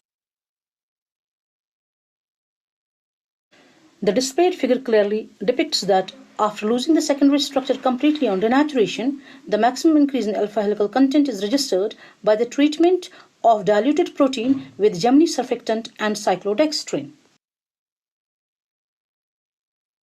The present study shows that very small concentration of Gemini surfactant may be used to recover alpha helical content appreciably from gonidinium chloride denatured proteins.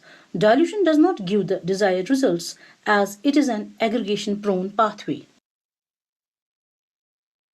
The reason for the rise in the helical content on the addition of Gemini surfactant is that this surfactant increases the intermolecular interactions that drives folding related to intramolecular interactions that lead to aggregation.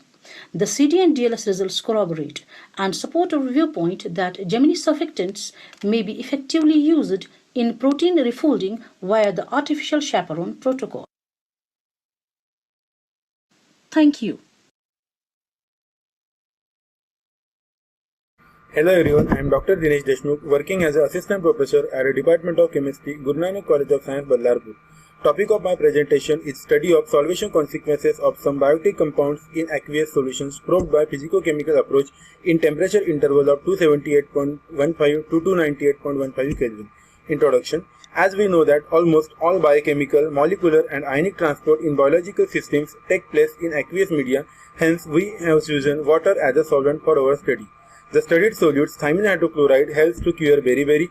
Pyridoxine hydrochloride is used in the treatment of tuberculosis. Vitamin C and its sodium salt can help to prevent and treat scurvy. The details of studied solutes are listed in table 1.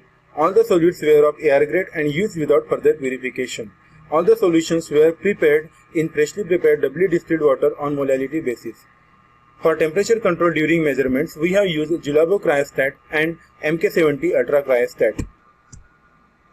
Methods. The density of studied binary systems were measured by using Lipkin's bicapillary pycnometers.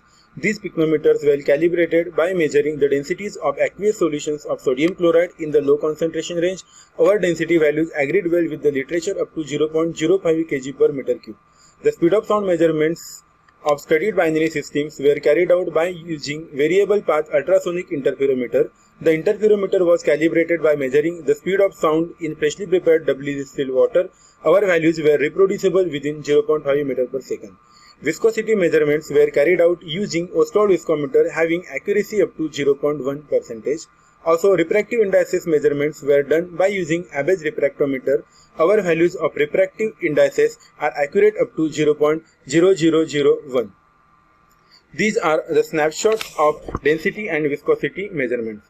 During the measurement, Julabo cryostats have been used to maintain temperature constant up to 0.002 Kelvin in the experimental bath, which maintains temperature constant up to 0.1 Kelvin in the cryostat. Also, we have used MK70 ultra cryostat for the measurements of speed of sound and refractive indices, which maintains temperature constant up to 0.1 Kelvin. Result and discussion.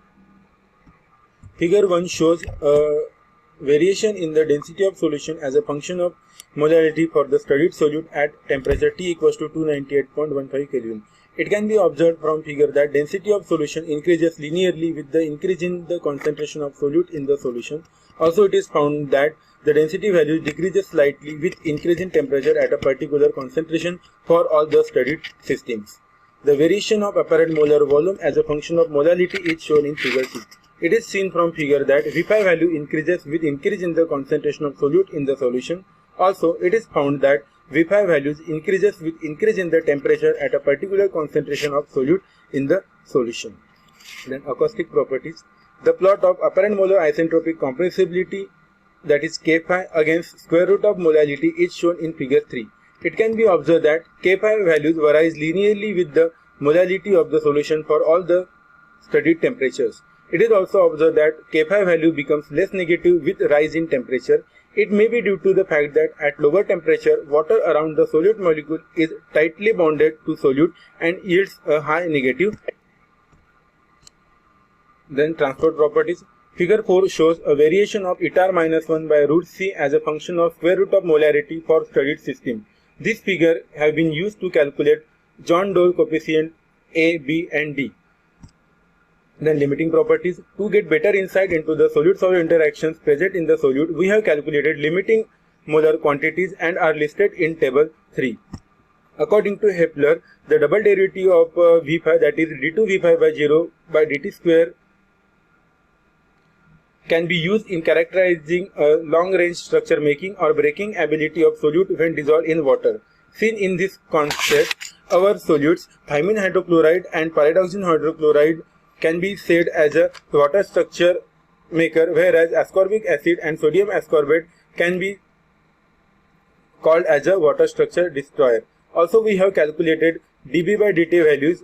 It is observed that the positive values of dB by dt for ascorbic acid and sodium ascorbate are obtained. This concludes that ascorbic acid and sodium ascorbate are water structure destroyer, whereas thymine hydrochloride and pyridoxine hydrochloride called as a water structure maker when dissolved in a aqueous media. Thank you.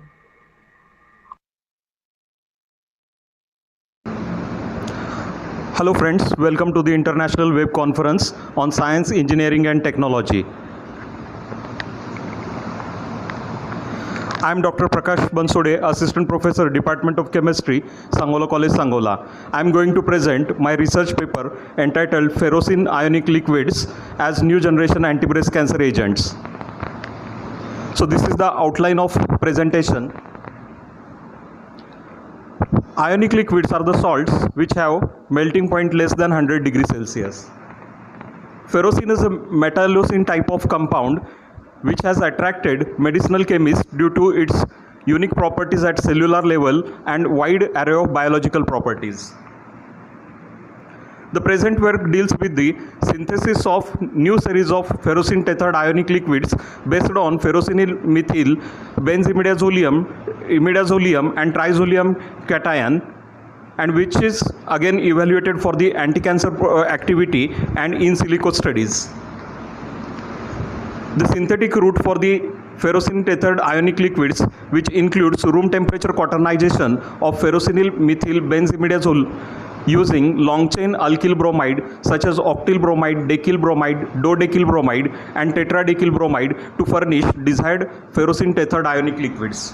Similarly, the ferrocene tethered imidazolium based ionic liquids and trizolium based ionic liquids were synthesized. This is the FTIR spectra of one of the representative compound 1N-ferrocenyl methyl 3-octyl benzimidazolium bromide, which shows the characteristic peaks for the functional groups. This is the H1 NMR spectra, C13 NMR spectra of the representative compound, mass spectra which confirms the formation of compound. The spectroscopic data for all the compounds is consistent with the proposed structures. All the synthesized compounds were evaluated for their anti-breast cancer activity against human breast cancer cell line MCF7 and for their toxicity against monkey vero cells. It is noteworthy that the 5 compounds 2A to 2D and 4B represented the higher anti-cancer activity compared to the standard drug doxorubicin, and they are low toxic towards the monkey vero cells. So these figures show the cell morphology, that is killing of cells.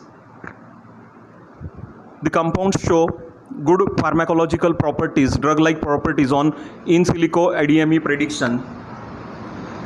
Cathepsin B is one of the protein which is present on the lysosomal wall. Lysosome targeting anti-cancer agents is one of the emerging area in anti-cancer drug research. So we evaluated these compounds for the molecular docking with cathepsin B, and it is noteworthy that all the compounds show very good binding with the cathepsin B, and compound 2A with the lowest binding energy, it is the most active compound among the 5 active compounds. Finally, we conclude that we have successfully synthesized a new series of ferrocene tethered ionic liquids by room temperature quaternization of the ferrocenyl methyl azoles with long chain alkyl bromides. All the compounds show very good anti-cancer activity against the human breast cancer cell line MCF7, good drug-like properties, and they are the good binders of the cathepsin B. This work is published in Elsevier Journal, Journal of Molecular Liquids, with a very good impact factor 4.61. Thank you. Hello and good afternoon to everyone. I am Gauri Joshi, MSc Part 2 student studying in Postgraduate Teaching Department of Chemistry, RTMNU Nagpur. I am going to give a presentation on the topic Effect of Surfactants on the Adsorption of Crystal Violet Dye on Chitosan bentonite composite. I am going to cover these topics. So let's see the need of the study.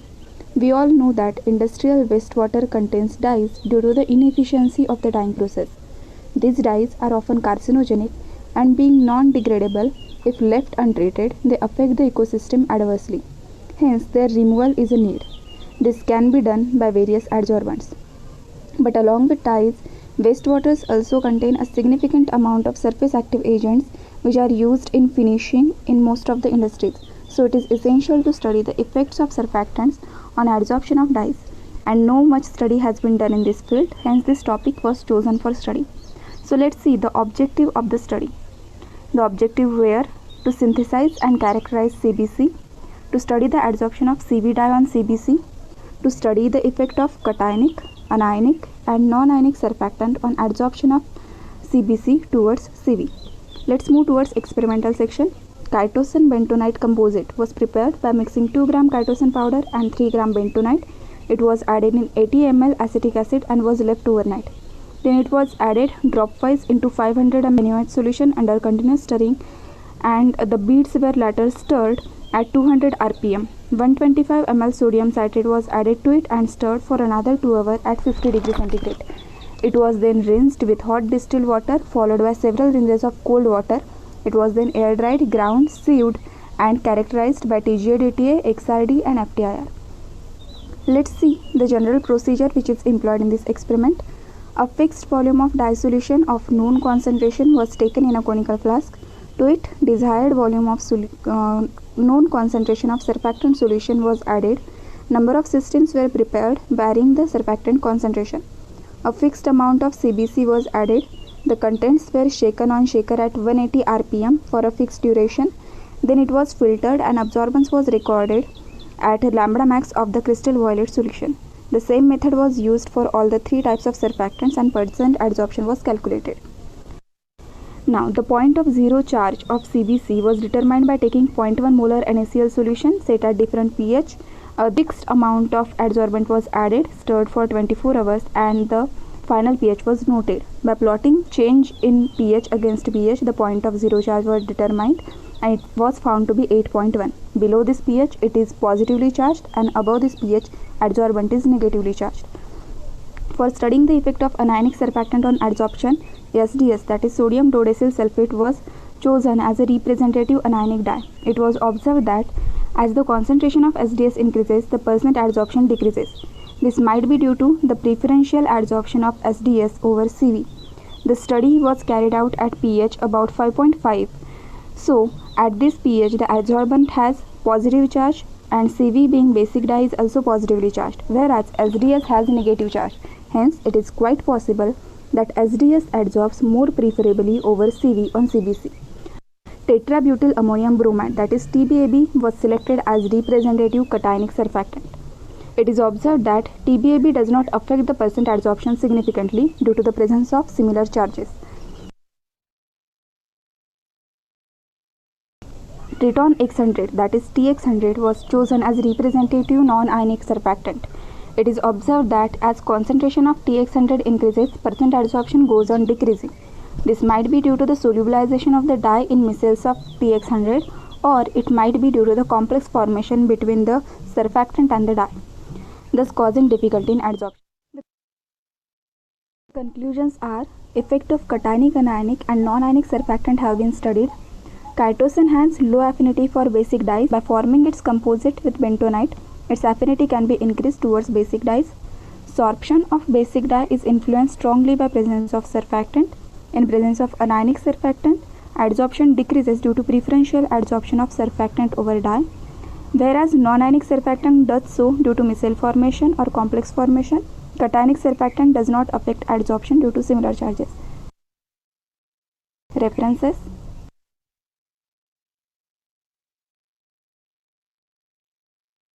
Thank you.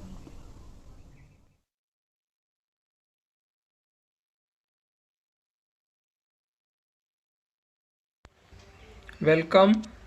Myself Suryakant Patil. I am going to represent my research work entitled Recycling of Sugarcane Leaf by transforming it into activated carbon as a promising scavenger for the absorption of CVDI from the effluent water under the guidance of Dr. M. A. Anuse sir and Professor S. S. Kolekar sir from Shivaji University, Kolhapur. This is the outline of my presentation, report, introduction, experimental result and discussion. In the Lancet report, annually 8.3 million people were died due to the water pollution. In that, the India 2.33 million people were died due to the water pollution. In introduction, water pollution arises with the industrial effluent discharged in water body and the rapid civilization poses to the water pollution. These are the general health effects. Diarrhea, vomiting, thyroid are caused by the water pollution. Particularly toxic metals affect on bone, liver, kidney, lungs, brain and cardiovascular system, whereas the toxic dye effect on the human being and the disturb aquatic life and photosynthesis in the aquatic life.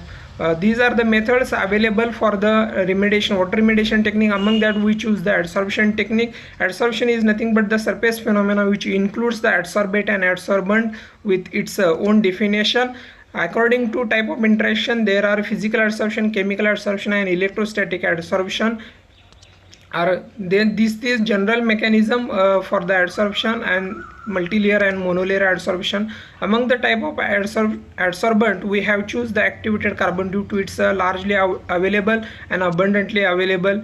These two Langmuir and Freundlich are the widely used with the experimental data. Langmuir is based on the monolayer formation, where the Freundlich adsorption is based on the multilayer adsorption formation. These are the typical experimental synthesis in which the waste sugarcane leaves were collected from the farm and grounded in the laboratory. Further, there is a soaked with concentrated H2SO4 and microwave irradiated for the 10 minutes. The excess acid was leached out and the sugarcane leaves activated carbon is formed. This batch adsorption experiment shows that it is successful adsorption of the CV dye. In resultant discussion, the FTIR shows the C double bond O and COC bond are responsible for the dye adsorption. From XRD, it is amorphous in nature, and from the BET and isotherm, the specific surface area of the adsorbent material shows 170.55 meter square per gram. Average pore size by 31.3 nanometer shows the mesoporous in the nature. In Raman spectra, DG and 2D band shows the graphitic nature of the carbon material, whereas the 0.0 charge shows 6.8 pH is the 0.0 charge. SEM morphology shows that there is a definitely alteration of the same morphology. The microporous nature as figure shown A, B, C is changed after the dye adsorption. D, E, F shows the flat surface nature of the adsorbent material. These are the parameters we have to optimize at the pH 9, amount of SLS is 0.45, and within 180 minutes we got the successful and efficient result for the adsorption. The Langmuir, Freundlich, Temkin and Ilkovic isotherm were employed with the experimental data. Among that, the Langmuir isotherm is well suitability. The kinetic rate follows the pseudo second order kinetic with the experimental data. As temperature increases, the adsorption capacity is also increases. From the one top plot, we derived the delta Z, delta H and delta S, that is the gives free energy, enthalpy and the entropy. The recycling study is also studied. With the 5 cycle, 94% of the efficiency was retained due to the desorption. These are the general mechanism for the adsorption and the regeneration of the SLSA adsorbent material. Finally, we got the conclusion: recycling of the sugarcane leaf by transforming it into activated carbon was utilized for adsorption of CV dye by using the fascinated batch adsorption technique. The surface functional group like C double bond O and COC were involved in the adsorption of CV dye. Alteration of surface morphology of SLSA was observed from the hollow porous to flat surface area successfully and favorably adsorption of CV dye. Physicochemical parameters were optimized for efficient adsorption. Experimental data was well suited with the Langmuir adsorption isotherm with the 49.25 milligram per gram monolayer adsorption capacity. Kinetically, adsorption process follows pseudo second order. Thermodynamic study reveals that there is a endothermic nature and spontaneous process of the adsorption. Finally, the SLAC material has shown the excellent ability towards the adsorption of CV dye. Thank you all. Hello everyone, my name is Seema Shogmani. from Shivaji University, Kolhapur, pursuing PhD under the guidance of Professor Dr. A.V. Gule sir. Today I am going to discuss about a presentation of flower-like bismuth as high performance electrode for supercapacitor application. Outline of the presentation is introduction, methodology, result and discussion, conclusion and future scope. First, in introduction, we have to see problems related to increasing energy demand. Recently, energy demand increases due to the rapid development of science and community in terms of industrialization and urbanization, and also intermittency problem with renewable energy sources.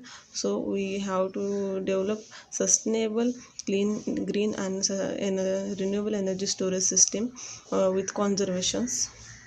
There are various energy storage devices like supercapacitor and batteries. In compared to batteries, a supercapacitor is a promising energy storage device because of its fast charge discharge capability, high power and cycle stability. So according to charge storage mechanism, there are two types of the supercapacitor. First is electric double layer capacitance, the ADLC, and second is pseudocapacitor. In ADLC, charge storage occurs by electrostatically activated carbon, graphene, carbon nanotubes are the example of ADLC capacitors. In pseudocapacitors, charge storage occur by electrochemically, transition metal oxide and conducting polymer are the good example of pseudocapacitor. There are various transition metal oxides used as electrode material for supercapacitor application because of its high electronic conductivity and a high theoretical specific capacitance. With this motivation, we synthesized bismuth vanillate thin films by successive ionic layer deposition method using bismuth nitrate and ammonium metavanillate as a metal precursor solution, and we synthesized the bismuth vanillate thin films was calcined around 400 degrees Celsius in air atmosphere and used further characterization like XRD, SAME, TJ and BT analysis. Also, electrochemical properties were determined using in 1 molar KOH electrolyte using standard 3 electrode system. Figure 2 represent XRD pattern of bismuth vanillate thin film. From this figure, we confirm that bismuth vanillate has a monoclinic phase structure. Figure 2 represent same images of bismuth vanillate at different magnification. This indicates bismuth vanillate thin films has a flower-like morphology. Figure 4 represents TJ curves of bismuth vanillate. This gives stability temperature around 400 degrees Celsius with total percentage weight loss 80.4%. Figure 5 and 6 represent beta analysis of bismuth vanillate. Figure 5, we got specific surface area around 70 meters square per gram with average pore size distribution 9 nanometer. From beta analysis, we confirm that bismuth vanillate has a mesoporous nature. Figure 7 represents CV curves of bismuth vanillate thin films. The redox nature of CV curves confirmed bismuth vanillate has a pseudocapacitive behavior. Figure 8 represents GCD curves of bismuth vanillate thin films. From GCD curves, we obtained the discharging time, and in this discharging time, using this discharging time, we calculated specific capacitance of 187 Faraday per gram at 4 milliampere centimeter square current density. Figure 9 represents electrochemical impedance spectroscopy of bismuth vanillate thin films.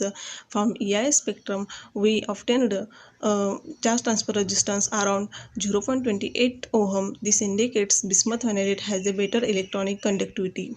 Overall, finally we concluded that this work attributes simple and binder-free successive ionic layer deposition method for synthesis of flower-like bismuth vanillate thin films on flexible stainless steel mesh. For first time, flower-like bismuth vanillate electrode shows excellent electrochemical performance with specific capacitance 187 Faraday per gram at 4 milliampere square current density and better cycle stability over 1000 cycle with 79% specific capacitance retention.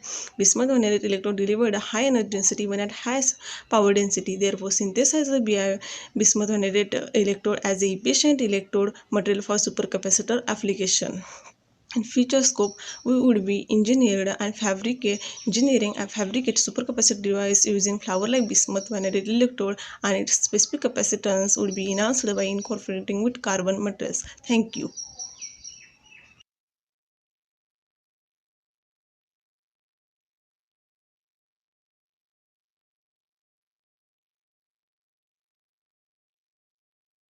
So Australia came back.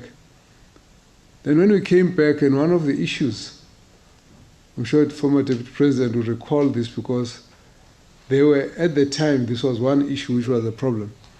We came back during the time when there was a problem on HIV and AIDS, and there was a crisis of confidence in the regime. And we all knew that any message that came from that regime was not going to be listened to by anybody. So we created what was called the whole National AIDS Council of South Africa, which was really led by us from outside the government. And then we created a number of chapters, and then one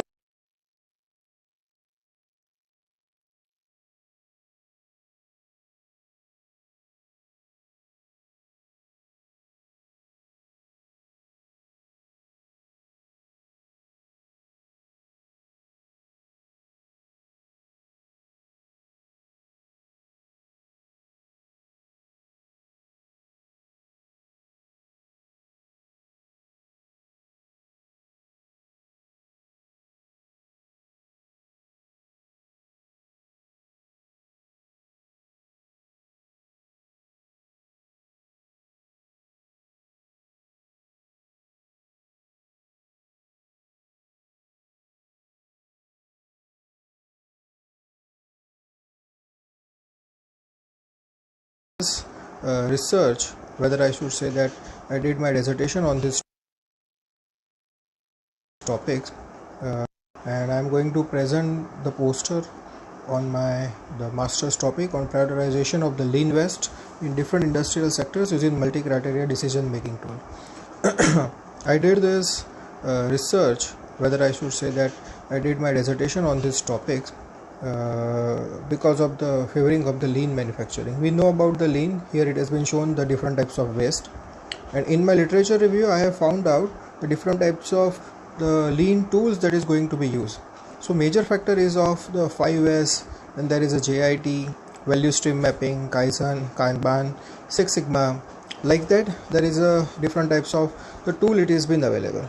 So why we are going to use this 7 waste for the industry? Because we know that there are different types of waste, but the lean has been segregated it for the 7 different types of form. And in that form, how we can divide the different types of industrial sectors. So my objective was clear, that the study is to be clarify the lean tool which has been based on the industrial sectors, and second is objective is to rank and prioritize the lean waste for the various industrial sectors. And for this I have choose the different types of industries, and the tools that I have shown here, that the different types of the lean tools that I have been found. This I have taken from my literature reviews, where I have found out the different types of literatures. Here's only the few literatures has been shown because of the page is been constrained, and that we have formed or how we have developed our model for the present for the lean manufacturing has been shown. So here is I want to say that I have prioritized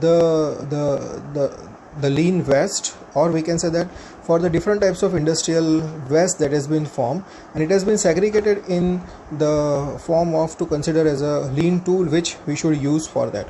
So for that I have chosen the different types of industries, and here the AHP model for providing the relationships, I have used the analytical hierarchical process model for the various types of industry.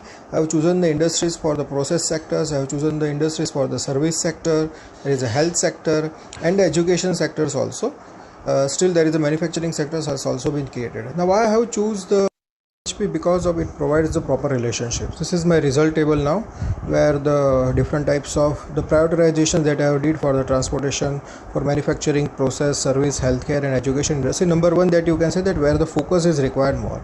So this is my calculations where we can eliminate the waste by prioritization of the waste, and major focus that would be achieved by respective the higher ranked waste. And the research work is where we can go for the analytical networks process also.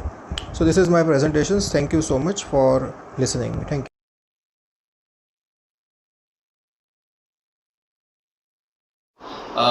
Good morning, sir. Myself, Vivek Prakash Kolle. I am a research student of GT Majan College of Engineering, Facebook.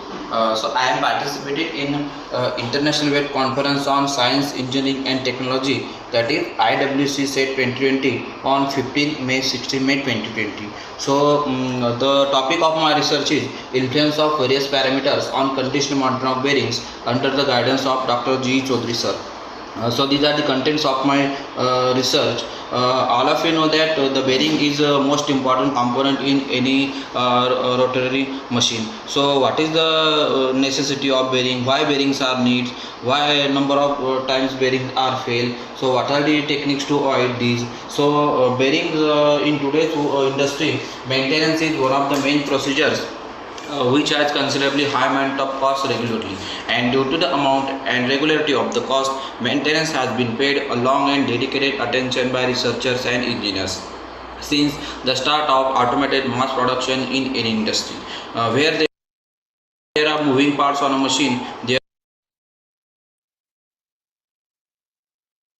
are bearings. So bearing is important parts of any rotary components, and its failure causes failure of whole machinery in any industry. So also it is necessary to ensure the safe and efficient operation of rotating machinery. So number of times bearings are failed. The bearings are failed due to manufacturing error, improper assembly, loading operation or lubrication. Even if bearing is perfectly made, assembled, it will eventually fail due to the fatigue of the bearing material. So condition monitoring is the best process of predictive maintenance, which monitors the current condition in order to ensure safety of the machine and predicting the future condition of machines while is in operation. So vibration analysis is the most effective tools for monitoring the current condition of bearing. In order to continue the working machines, it is necessary to monitor the health of machine during its operation with a view to diagnose the fault in the machine. So condition monitoring maintenance is preferred in industry nowadays. The objective of my research is to develop more accurate and sensitive condition monitoring, fault detection and diagnostics tool that can be used for fault detection of bearing. Then second is to predict vibration characteristics of healthy and defective bearing under different speeds and loads. Third is to focus on condition monitoring techniques, that is vibration analysis in frequency domain analysis. Next, to construct a single rotor test rig supporting used bearing and to test used bearing under static and dynamic conditions. So the comparative review of literature shows these are the comparative reviews of literature shows by many authors in their respective publications.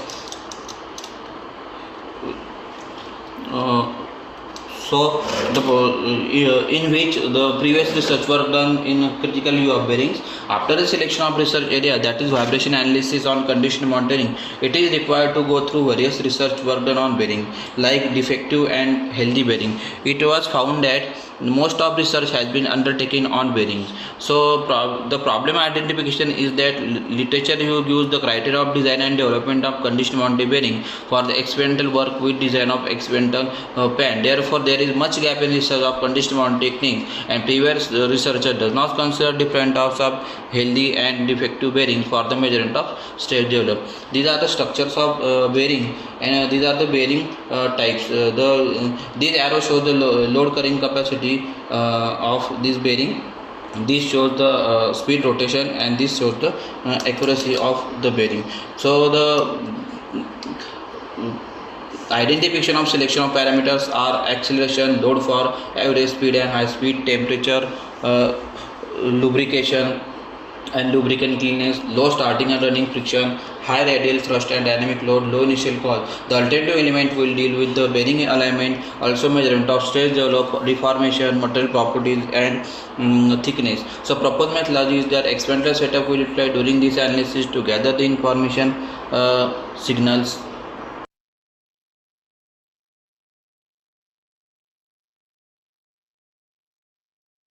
Hello everyone, I am Akshay Anjikar, Research Scholar of Kalinga University, Raipur, Chhattisgarh. The title of my project is Design, Analysis and Improvement of Multi-Operation Agri-Robot with Renewable Energy Source. In the modern era of farming, robotics plays a vital role in the development of machineries and equipments used in farming. As everything in the world is developing time by time, then the farming techniques should also be developed as per the current technical era. The equipments should be properly working, easy to handle and easily accessible to everyone. The improvements should be in such a manner that it can be worked on the easily available or renewable sources IR energy. It will not only increase the efficiency of soil but also decrease the erosion of soil. Let's come to introduction part of the project. The main aim of agricultural robotics is apply robotic technologies on the field of agriculture as well as the agricultural challenges to develop new techniques for the improvements in farming. The project is to design and develop a robot capable of working in the field very precisely and systematically, doing all the field works to reduce human efforts by providing in-hand operation system.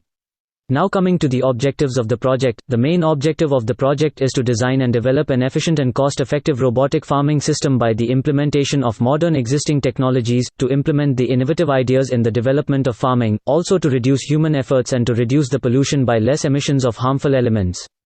These are some pictures showing the high-cost machineries that are difficult to purchase for common people. These machines are not affordable for middle-class people doing farming. Many of the farmers do manual work such as the spray of fertilizer. Some of the operations such as weeding are done by tractor and attachments. Let's come to the technical project part. Here are the components used in the project. It comprises of couple of DC motors with runner wheel and seed dropping cylinder, DX pump for spraying the pesticide, the fertilizer spreader and the source of energy, that is solar panel with charge controller. All the components are mounted on a pre-designed chassis. Now, moving towards the overview of components specifications and their details. This is the DC motor with runner wheel and its specifications are mentioned in the slide. It works on the 12 volts DC power supply and its idle speed is 6000 rpm. The high speed is just because we are using it for cutting operations. This is the motor with seed dropping cylinder. It's like a funnel-like structure to drop seeds in the soil. The motor works at 300 rpm and the speed can be varied by the voltage supply. Also we have a DC pump for the spray of pesticide which sprays 4 liter of pesticide per minute at 12 volts DC supply. The blower Fanas to spread the fertilizer runs at 3200 rpm and the specifications are listed. The rated and stall torque mentioned is sufficient to produce the work. The other details and dimensions are listed in the slides. Now, moving towards the working of the system, as we described earlier, it should be simple and sophisticated. We are designing a fully automatic seed sowing equipment to reduce human efforts and time. The construction in such a manner that it drops the seeds at particular position at particular time when the equipment is moving. The bend plate fitted in the front drags on the soil to make slots ahead of the machine before pouring off the seeds. The methodology of project is to design TJE shape of model of project and finding requirements of equipment for measuring the different parameters. Fabricating it for experimental setup according to design and also performing operations on it. There are so many advantages of the project. Some important advantages are mentioned in the slide such as improvements in environmental conditions, ease of operation, low maintenance, etc. Thank you very much for giving your precious time.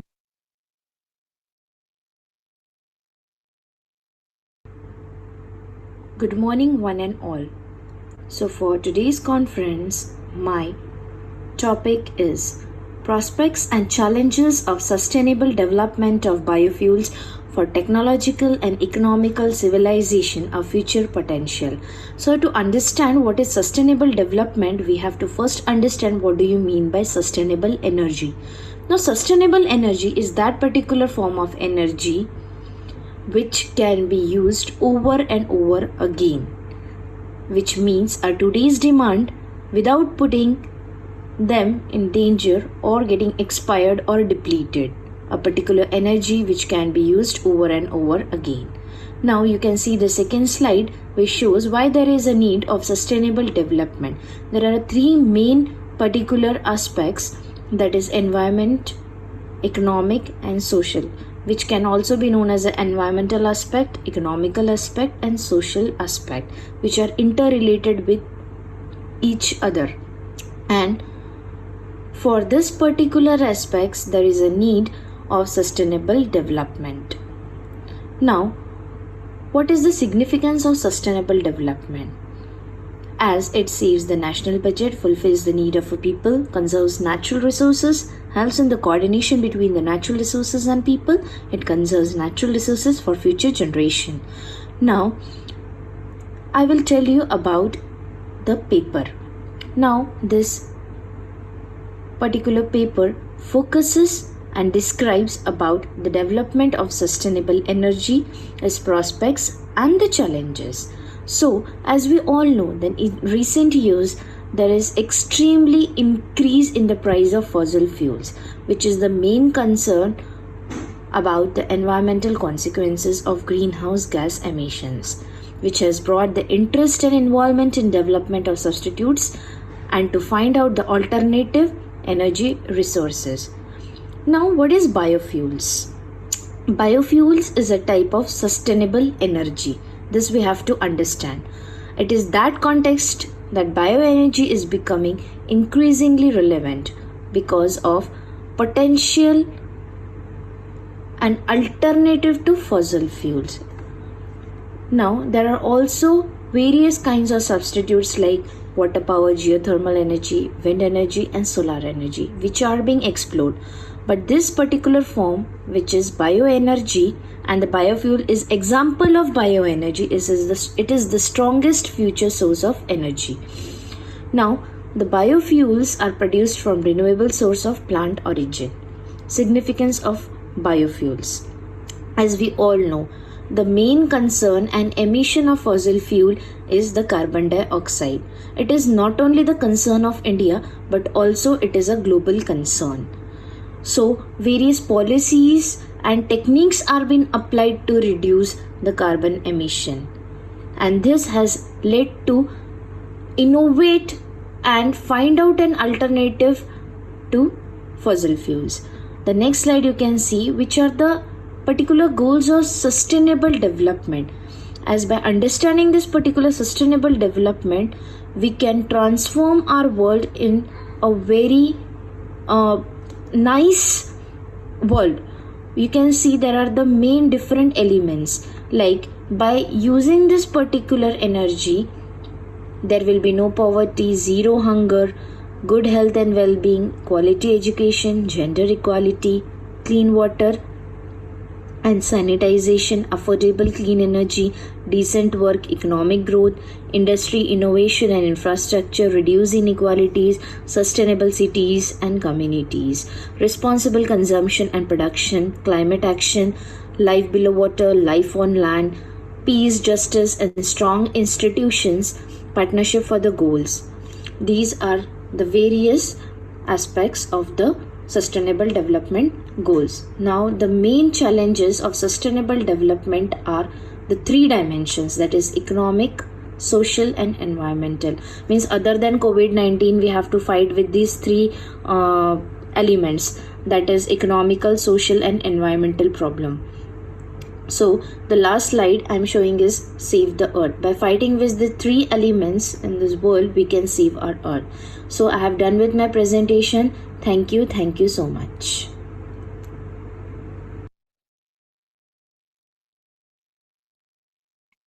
Good morning. I am Vaibhav from Priyadarshini Bhagwati College of Engineering. Our project is design analysis of multi-operational agri-robot with renewable energy source. Let's come into introduction part. The main aim of agriculture robotic is to applying new technique in agriculture field to reduce extra effort of farmers.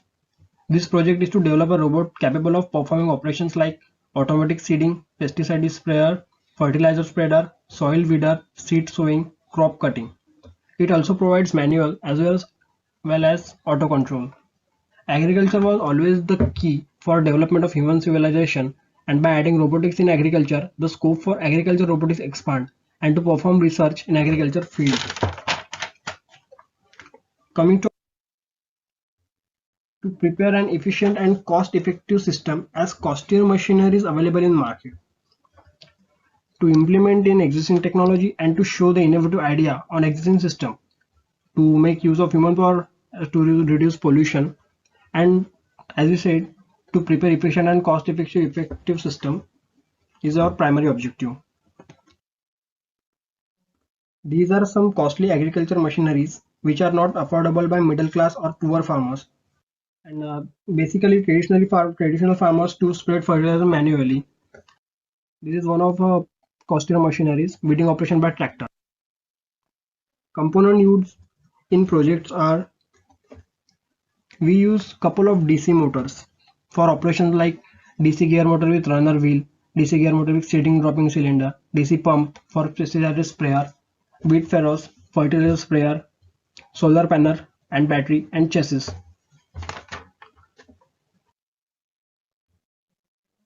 This is quick overview of some component, like this is DC gear motor with runner wheel. This is DC gear motor with speed dropping cylinder, DC pump for pesticide sprayer, fertilizer spreader and a delta blower fan is also called, which speed at 3200. Working of the system. Sowing is the most important process in farming. It is very tiring and time consuming process that takes a lot of human effort. Here we design a robot and fabricate full automatic seed sowing robot that runs off DC motor. The purpose of robot are 4 motors for running it is in desired direction. We use horizontal cylinder for pouring seeds and a hopper attached to it. The robot consists of funnel-like arrangement, as I said, to pour seed into lower containers. The front of robot is fitted with bent plated, which actually drag the soil to make a slot, and in that slot we put our seeds. So this type of working, and the robot is generally working on solar energy.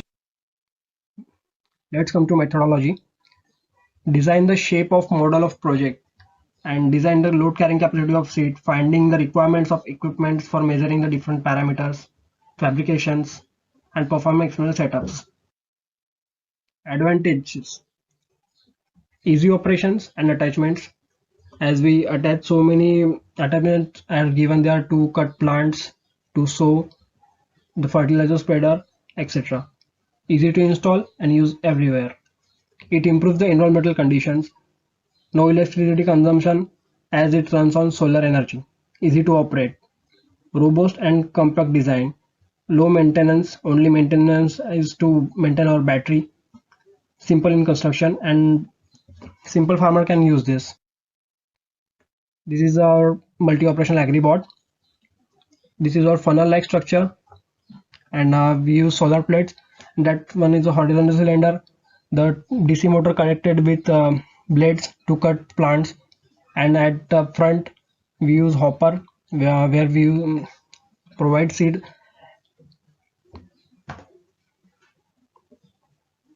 That's it. We take some of the references from this paper. Thank you, and most welcome for the questions.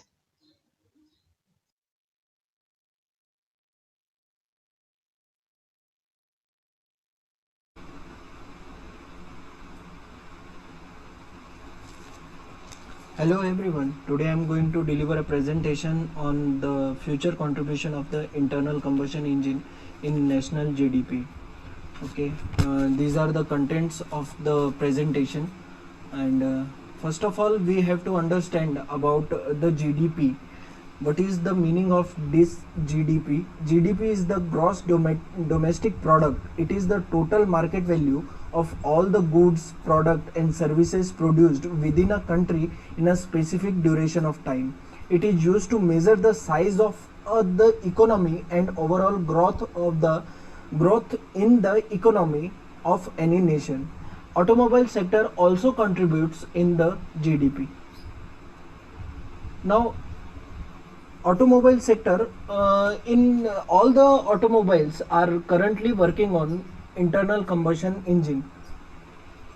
From century, all the automobiles are powered by the internal combustion engine using liquid fuel. There is recent research is going on in the field of electrification of the automobile. In India also, Mahindra and Tata have their hands on electric cars from few years, but those are not so successful due to their range on each charge. Though electric cars is eco-friendly, no engine noise, no oil noise, have easy maintenance, but in India it will be hard to tackle the change in weather, road condition and heavy price. Now it is important to note that there are no real alternative that can compete with the IC engine, but there is a great scope of improvement in IC engine with the advanced combustion technology and combination with the electrification. Now, automobiles are the mobile source of air pollution. What is air pollution? Air pollution is nothing but the pollution in the air due to the emission of IC engine, emission from the automobile sector, emission from the internal combustion engine. Now, the basic pollutant of the which contribute in the air pollution from internal combustion engine are carbon monoxide, nitrogen dioxide, and particulate matter. Recent techniques are being developed for reducing the amount of this pollutant in the emissions. Now, this figure shows that the contribution of automobile sector, automobile emission in the greenhouse emission, and it is measured in carbon dioxide, tons of carbon dioxide equivalent. And now you can see that the contribution of transport is nothing but the contribution of automobile sector in greenhouse emission is more, and it is shown in red color. Again, we are talking about the total electrification of an automobile. Though the total electrification is not complete solution for the contribution of automobile in pollution. In future, we can improve our IC engine efficiency and decrease the amount of harmful pollutant in the emission by hybridization of electrical vehicle and conventional vehicle. Now, we can use these internal combustion engine or conventional vehicle with the electrification by using the hybrid technology, by using the hybridization of the internal combustion engine with electrification. Okay, and we can reduce the pollutant in the emission of internal combustion engine by using electrification. Now, zero emissions. Now, what is this zero emission? Now, there are some recent techniques which are used, which have been used in recent year, which can be achieve zero impact emission vehicle by using now what are those recent techniques? Now, diesel particulate filter DPF and SCR, selective catalytic reduction, can reduce these harmful pollutant, as we are talking earlier. Carbon monoxide, nitrogen dioxide, and particulate matter can be reduced. This technology can be reduce the amount of these pollutant in the emission, and we can achieve zero emission or very much close to the zero emission by using these techniques.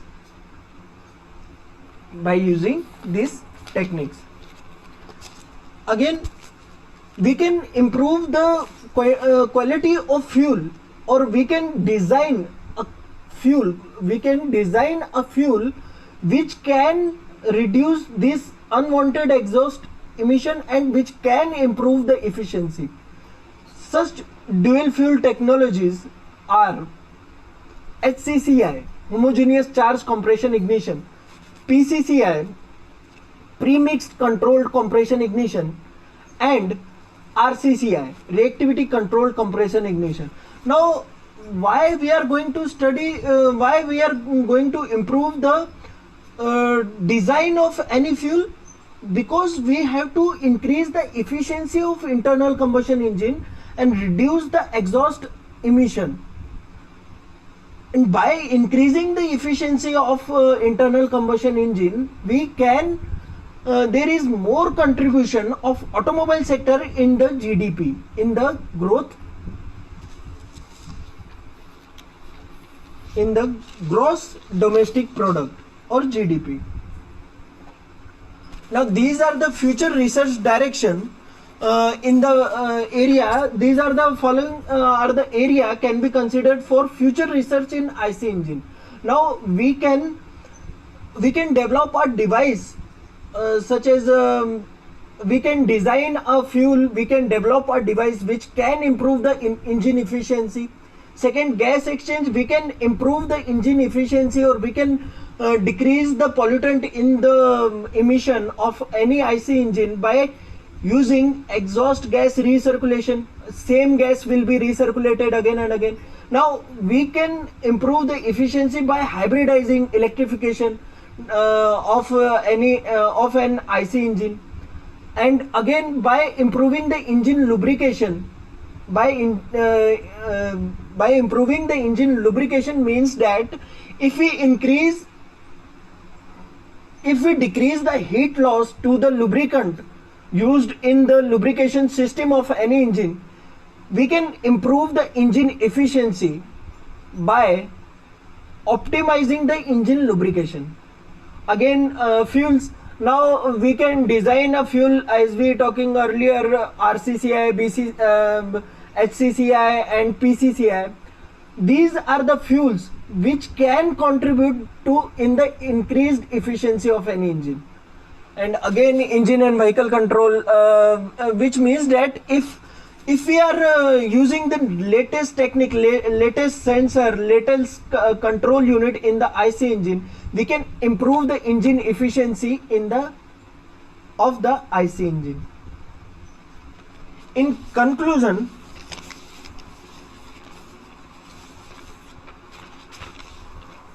from this I can conclude that the IC engine research have bright future ahead. The power generation source cannot be become fully renewable.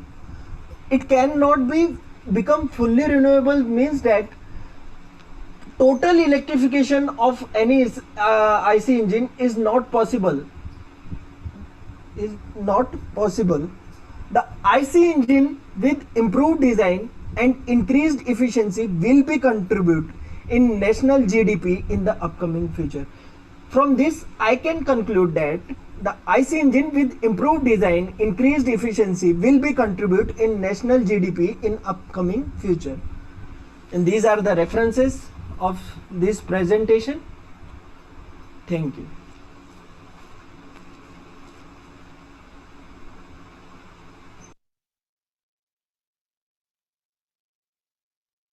My name is Savya Dhar and I'm pursuing Psychology Honours from Aryabhatta College, University of Delhi.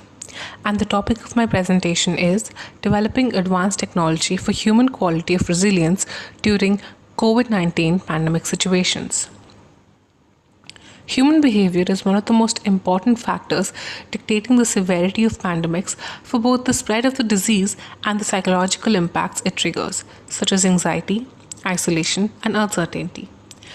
Resilience is one of the many possible outcomes to life changes. We consider people to be resilient when they are able to maintain stable mental health despite being exposed to a serious stressor. Psychology and technology. In today's world, when mental health is of grave concern for a lot of people, making helpful mental health practices more widely accessible to people is extremely important. Technology has played an important role in doing so, especially during the existing pandemic. From online counseling and therapy to helpline numbers, technology has basically been the backbone of providing help to restore mental health during the pandemic. Technology is not just changing the way people interact with the world, it's also changing the way scientists study human behavior and the brain. New technology is allowing psychological scientists to take their research out of the lab and into the wild, where theories can be tested in the real-world settings.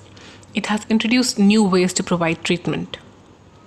Skype and Zoom, the significance in current pandemic situation. Skype and Zoom are few of the plethora of online communication apps that have capitalized most during the pandemic. Such apps have been instrumental in connecting people to one another, especially during the ongoing pandemic. They have helped students connect with their teachers, doctors to patients, business houses to customers, etc. Most importantly, such apps have helped in imparting online therapy and counseling for people struggling to maintain their mental health during the current pandemic. Contributions of technology during COVID-19. Some of the contributions of technology towards maintaining mental health during COVID-19 are: a lot of mental health professionals, such as psychologists, psychiatrists, therapists, counselors, etc., are now conducting appointments and sessions with their patients or clients online. Students can reach out to teachers and school counselors to seek help. Helpline numbers available worldwide for people to call at any time and seek professional help are also there. Example, suicide helpline numbers. Online seminars and workshops can be conducted to educate people about the importance of mental health and how to maintain it, and about possible triggers in such trying times. Thank you.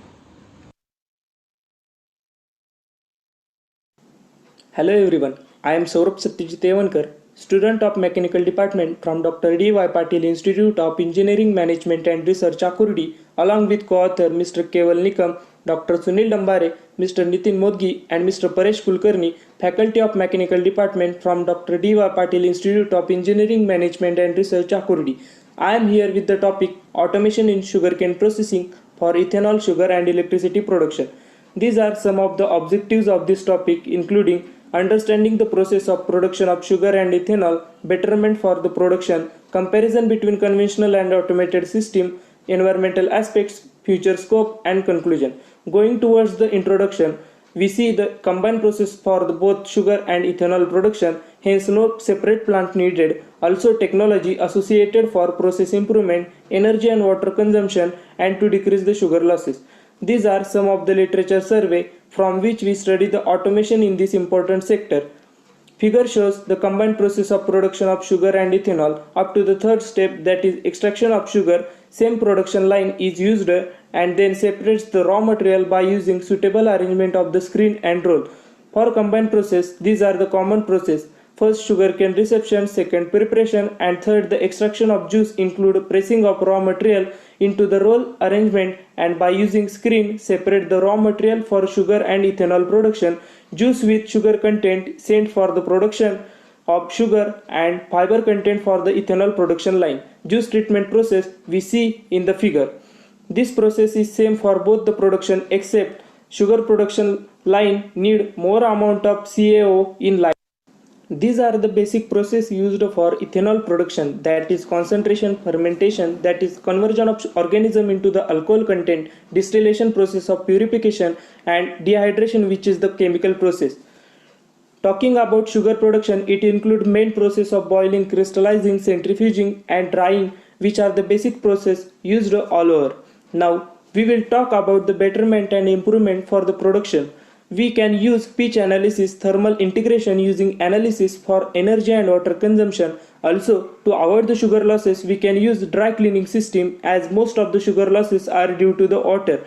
Also, main automation in this system is integration of second generation ethanol production over the first generation. Regards to energy consumption, we use competition model system for a decision making for the proper production of bioethanol. Lastly, the cogeneration system, which use steam from the boiler to produce less electricity and short spark. Looking towards the comparison between the conventional and automated production system.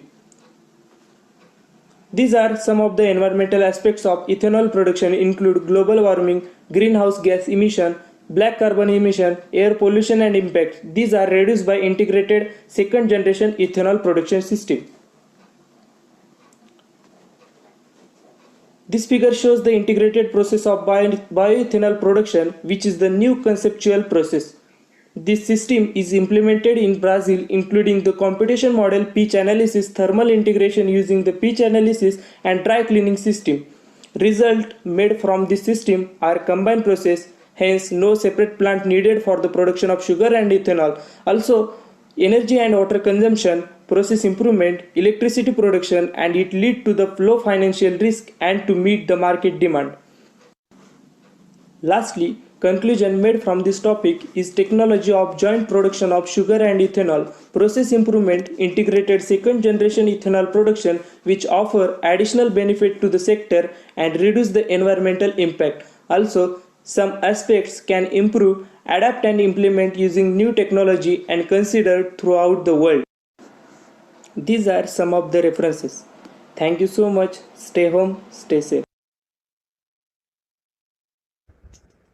Hello, my name is Anand Bhatkar from Department of Mechanical Engineering, DRGITR Amravati, and I am going to present a paper on a cumulative study of profile modification on contact stresses of standards per gear pair.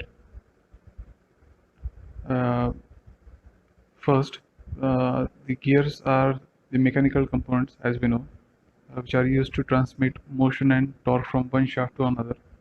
They are used to precisely transmit the motion and the torque from one shaft to another. That is why they are used, and the capacity they have for high load carrying is one of the prominent features of the gears, and that is why they are used highly in the industry.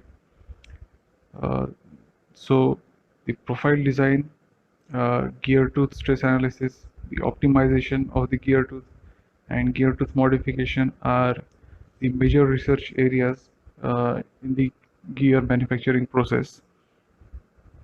Also, the involute gears are used widely in the industry because of their ease of manufacturing as well as cheap cost.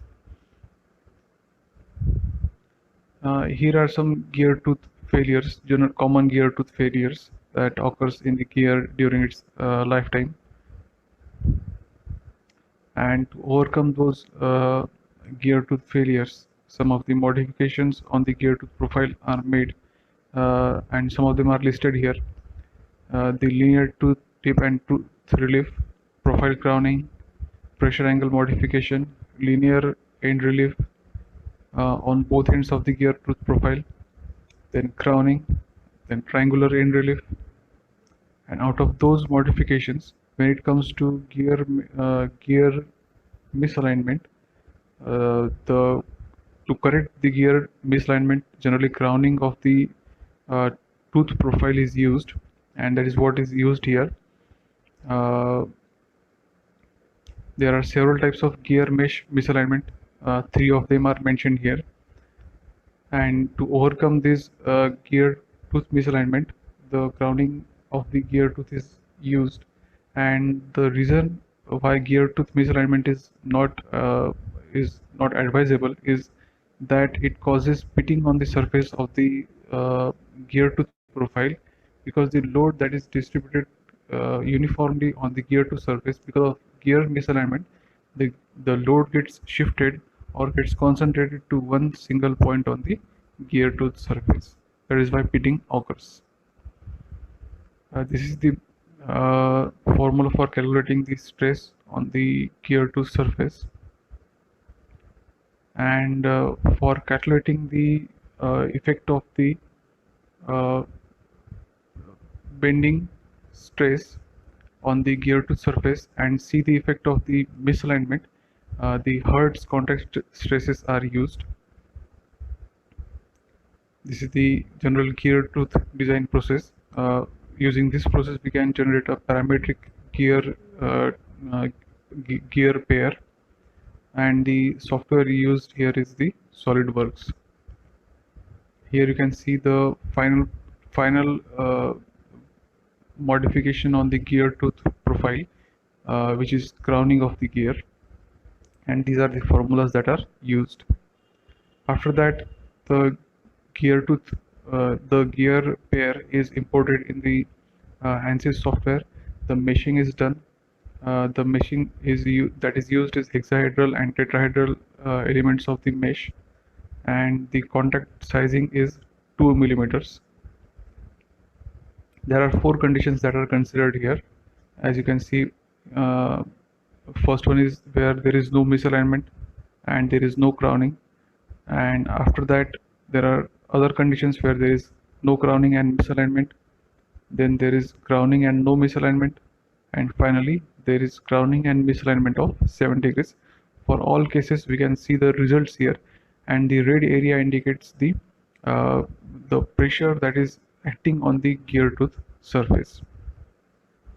And from this we can conclude that finite element analysis of a spur gear set can be carried out using 8 node hexahedral elements and 4 node tetrahedral elements. Amount of crowning can be determined from the given face width or vice versa, and it can be verified analytically and geometrically. It is evident from the results that the transmission error of spur gear, which has large change in mesh stiffness, can be reduced by applying the proposed crowning method. Increasing the amount of crowning results in increased contact pressure but reduces the edge concentration of the stress. Crowning the tooth surface can compensate for a wide range of angular misalignment. The results obtained through finite element analysis were compared, and they were in close agreement with the theoretical results. The accuracy of results can be further improved by increasing the number of elements and mesh refinement. So these are the references used.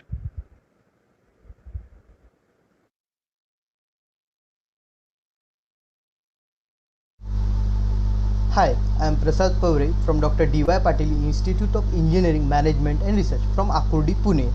Here I am presentation on methodology of exo-environmental analysis for a thermal power plant.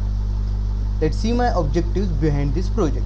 First one is to understand methodology of exo-environmental analysis. Second one is to understand exergy parameter of power developing system.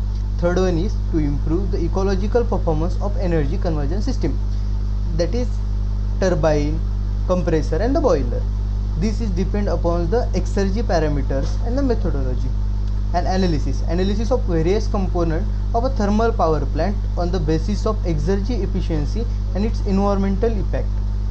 Also understanding some various methods like life cycle analysis and eco indicator. These are the methods for exo-environmental evolutions. The final objective is to find out various methods for reducing the environmental impact and optimizing it. Life cycle analysis is nothing but it is the tool for the assessment of the environmental impact at a device or at component level.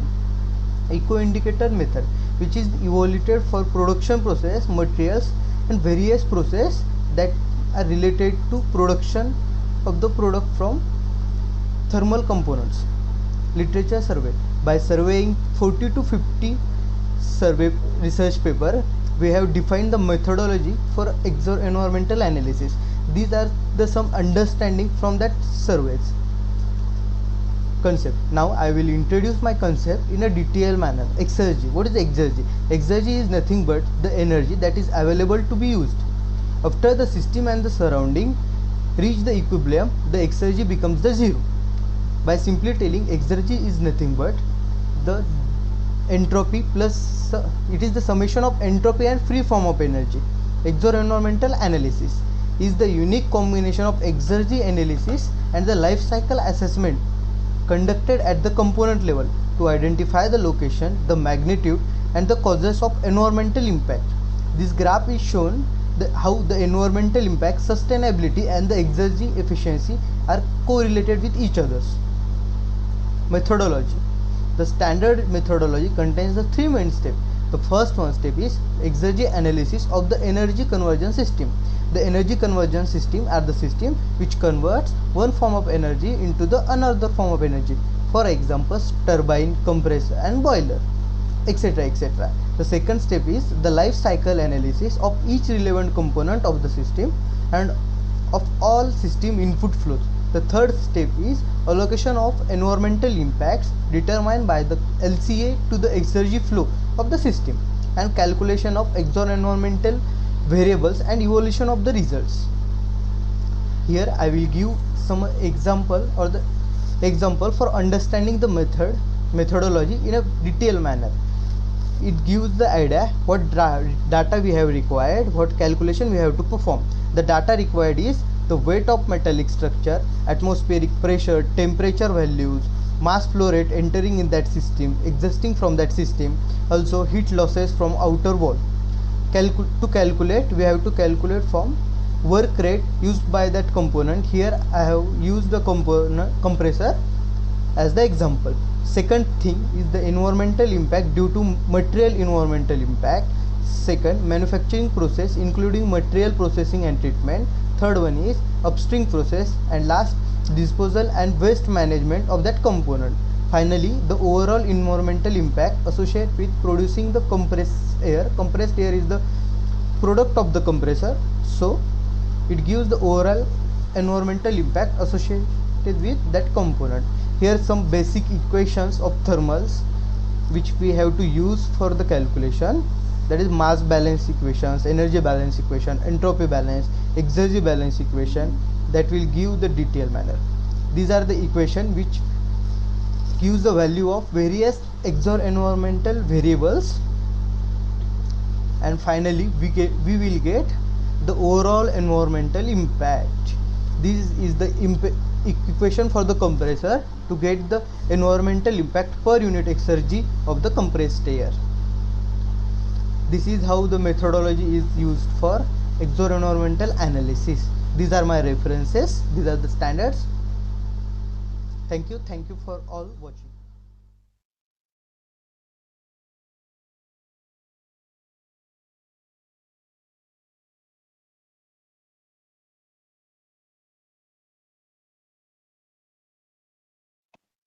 Good morning, everyone. I'm Venus Sharma, Senior Assistant Professor at the Department of Computer Applications, Government Degree College, Samba, Jammu. So today we're going to present our study which is based on the classification of malignant cells using CNN model. So our study is based on the classification of leukemia cells. The morphological structure of leukemia cells and the normal cells is very much similar, that thus posing a very great challenge to the medical practitioners for the accurate diagnosis of leukemia cells. So basically what actually is leukemia? So leukemia is nothing but a hematological malignancy that develops in the bone marrow and it affects the white blood cells. In general, the leukemia is further broadly classified into acute and chronic leukemia. So I've shown you some of the normal cells and the leukemia cells, and both the morphological structure of both the cells are almost very much similar. So we make use of artificial intelligence and machine learning models. So basically artificial intelligence is nothing but the science and engineering of making an artificial intelligent machines. So it's nothing but a synthetic intelligence given by John Hoagland. So there are certain artificial systems which are already developed and they perform very well. Deep Blue, which AI-based chess player which defeated Garry Kasparov's Spirit, which is an AI-based vehicle which is used on the Mars mission, robotic surgeon, which helps the medical practitioners for accurately performing the medical surgeries. So machine learnings are further classified into supervised, unsupervised, reinforcement, and deep learning. So our study is based on deep learning model with having a multiple layers. So no study or no research can be done without a literature survey. So we have done some of the literature survey. So some of the Sharma et al. In 2019 presented artificial bee colony based backpropagation neural network for the classification of leukemia cells, and it gives a very good results as compared to a genetic algorithms, BPNN. Thus, and it also reduces the computation time and they increases the accuracy rate. And they have achieved an accuracy of 98.72% by making use of a UCA repository dataset containing of 85 samples. Although this study has been shown that this suffers from a problem of underfitting. Louis et al. Proposed a two-stage begging ensemble approach for the classification of ALL cells, and their study is based on a very good dataset of CNMC 2019. Served et al. Make use of a hybrid ensemble technique for the classification of cervical cancer using pap smear images. So the base papers for our studies are Sharma, Louis, and Thana. So Thana make use of leukemia blood cells by classification of leukemia cells using CNN model, but their computation time is very high. So the main challenge is to how to reduce the computation time. So the methodology used is literature survey, data acquisition. The data used is LIDB1. Data pre-processing, we make use of various augmentation techniques to reduce the overfitting. Data segmentation, feature extraction has been done using Gabor classification, and leukemia classification has been done using CNN model, having 5 layers and 2 hidden layers. And we have achieved an accuracy of 88.7%. So some of the references which were being used to perform these research studies as shown you. Thank you.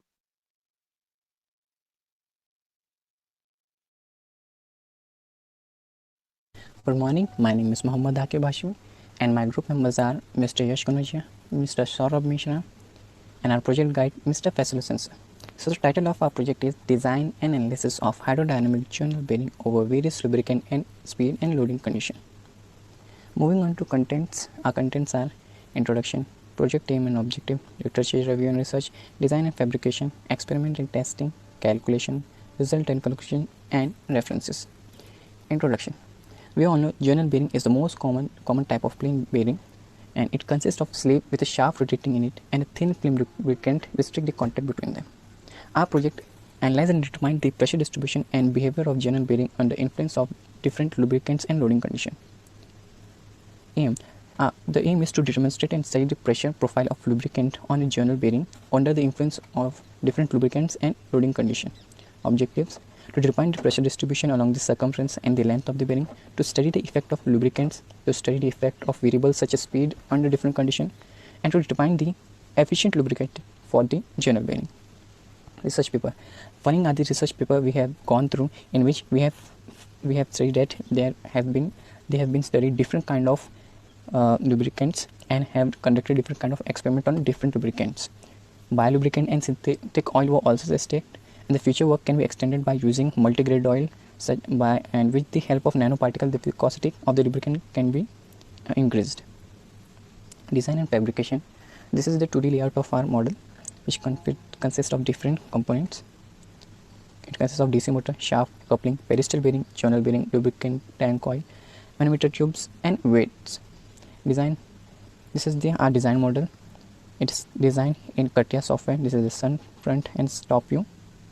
After that, we have done the analysis of our project, in which we have done the static structure analysis and calculate the elastic stress, strain and total deformation. This is the result. Moving on to design, we have considered material SE1030 steel. By using the engineering data book, we have done the calculation for the shaft, same for the pedestal bearing and same for the sleeve. The hole spacing on the sleeve are 30 degree each on the periphery of the sleeve with 10 mm diameter of hole. Now with the experiment, the very first experiment we have been conducted on Se10W30 oil, in which we have kept two parameters constant, that is weight and speed, and have done the further calculation. We have done the necessary conversion and put into consideration for the calculation of Sommerfeld number. By using the formula, we have calculated the Sommerfeld number at the pressure point number 1. For the various different pressure, we have 16 number of pressure pipes, or you can say manometer tubes, from which we get the pressure at different point. So for these 16 points, we have 16 different Sommerfeld number. So we have calculated it. Following is the graph for the pressure and Sommerfeld number versus the pressure points. We have conducted experiment on 3 different lubricants. That is, the very first is Se10W30 with a constant speed of 520 rpm. Then we have calculated the Sommerfeld number at each point, and with each Sommerfeld number we have gathered the respective coefficient of friction from a particular graph. And again we have plotted the graph for the Sommerfeld number versus friction factor, coefficient friction. The second oil we have tested was Se30, this on the same speed of 520 rpm, and again we have drawn a graph for Sommerfeld number versus coefficient of friction. Then third oil we have tested is Se20W40 on the same speed 520 rpm, and again we have made a graph for this feature scope. Following on this feature scope, the dynamic analysis of the journal bearing, friction analysis, experiment on oil other than SE grade can also be done, as we have done the experiment on only SE grade oil. With the help of various electronic systems, the system can be more reliable and accurate. We haven't used any electronic system yet, so by using so we can improve this project. Following are the research papers that we have referred for the our project, and this is the actual image of our project.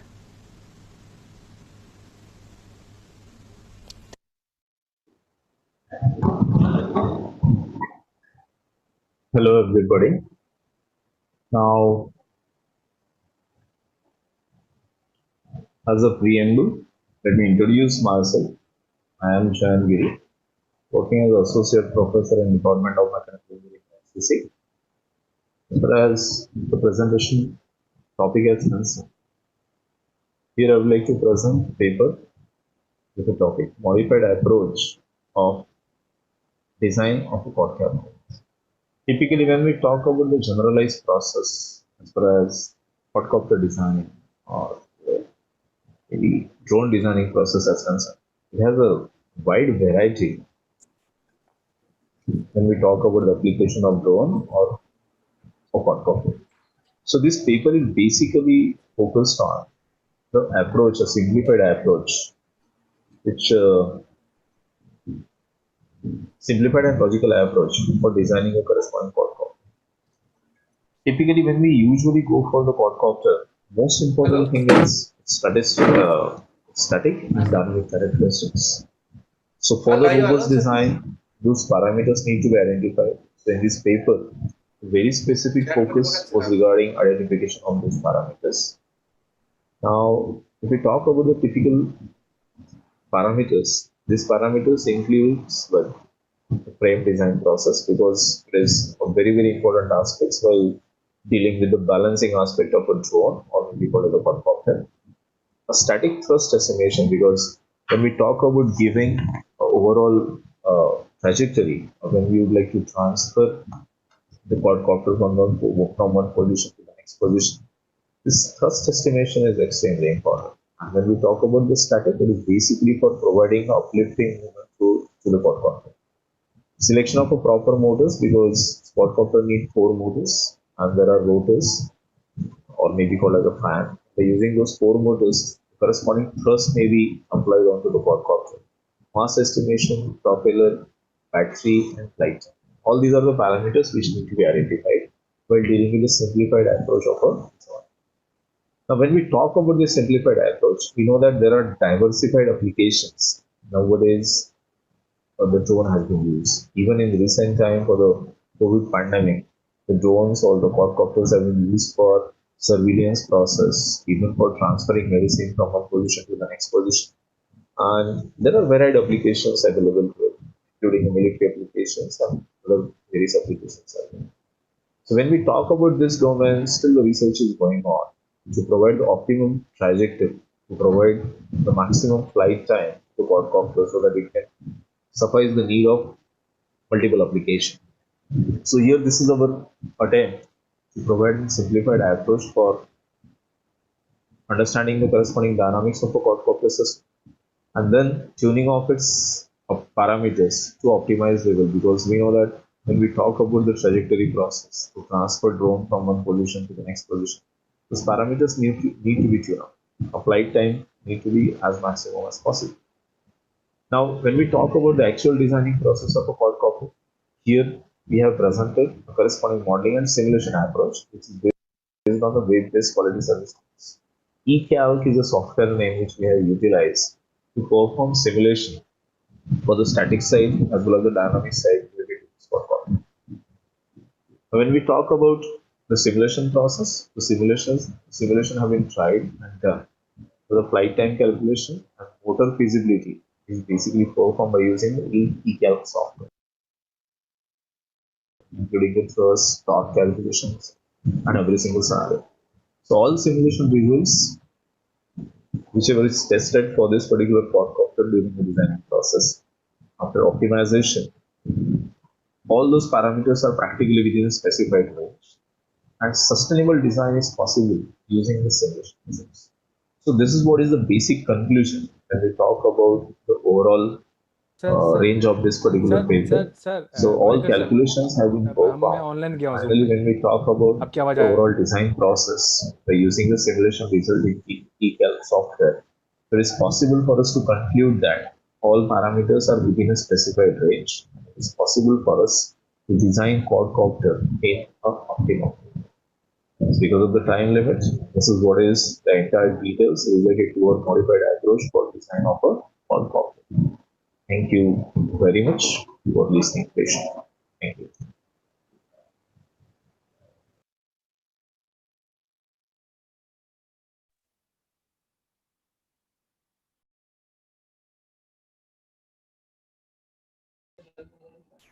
Hello, Nandu. Can you hear me? तुम्ही यार सगळेच्या सगळे इथं बसले आणि गप्पा मारून.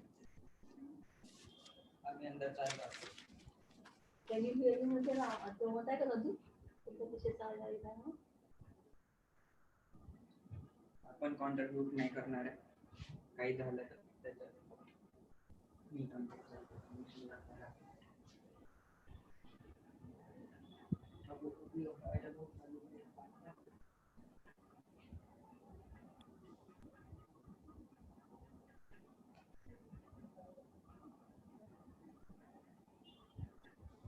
Hello.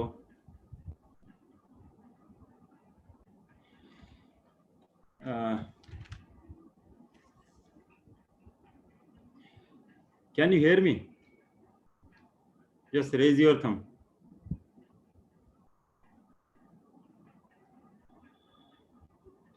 Yeah, so we are there on studio also. So let me brief about hello. Yeah, everything is okay, sir, from my side and on YouTube also.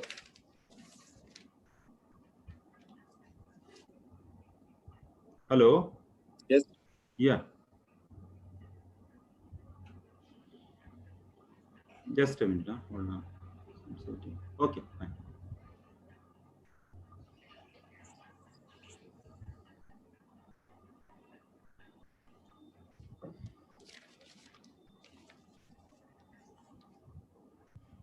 So good afternoon, everybody. Dr. Suresh and Dr. Nandakishore Meshram. Good afternoon, sir. Due to the demand of the delegates that their videos has not been screened yesterday, because the total number of oral and poster presentation that were shared or that were interested by the delegates is about was about 361. Yes, sir. And it was very difficult for us to accommodate all those presentations. Yeah. Just a minute. My sound is rebound. Yes, clear.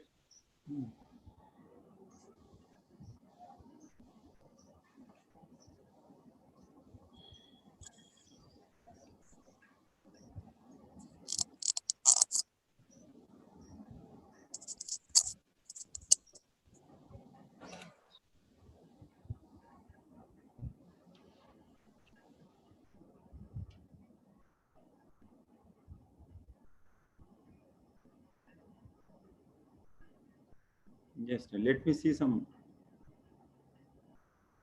No. Where is the more? No.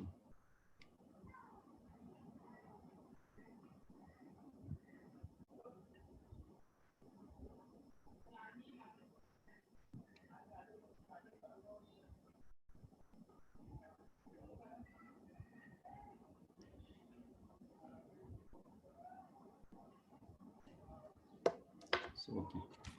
So I will start with that, because that sound of YouTube is coming in my ear after 20-30 seconds. So it will be difficult for me to what I am talking and what I am listening. Okay, anyway, so let me start with this. Hopefully you are getting my voice clear voice. Okay, fine. So before I brief about the 2-day satellite session, so that was insisted by so many of the delegates that we are presenting our research paper or research work for the first time. So give us an opportunity on such a big platform. So our executive committee has decided that okay, we'll go with the students' demand. And today from morning 10 o'clock till 4:15, 4:20, we have run, it is about almost 6 hours we have run all the presentations, which were very good. Few presentations, maybe 10 or 15 from all 4 categories, we have not screened today because they were so bad. I'm very sorry to say this bad word about the presentation, but they were very bad that we could not put forth in front of you.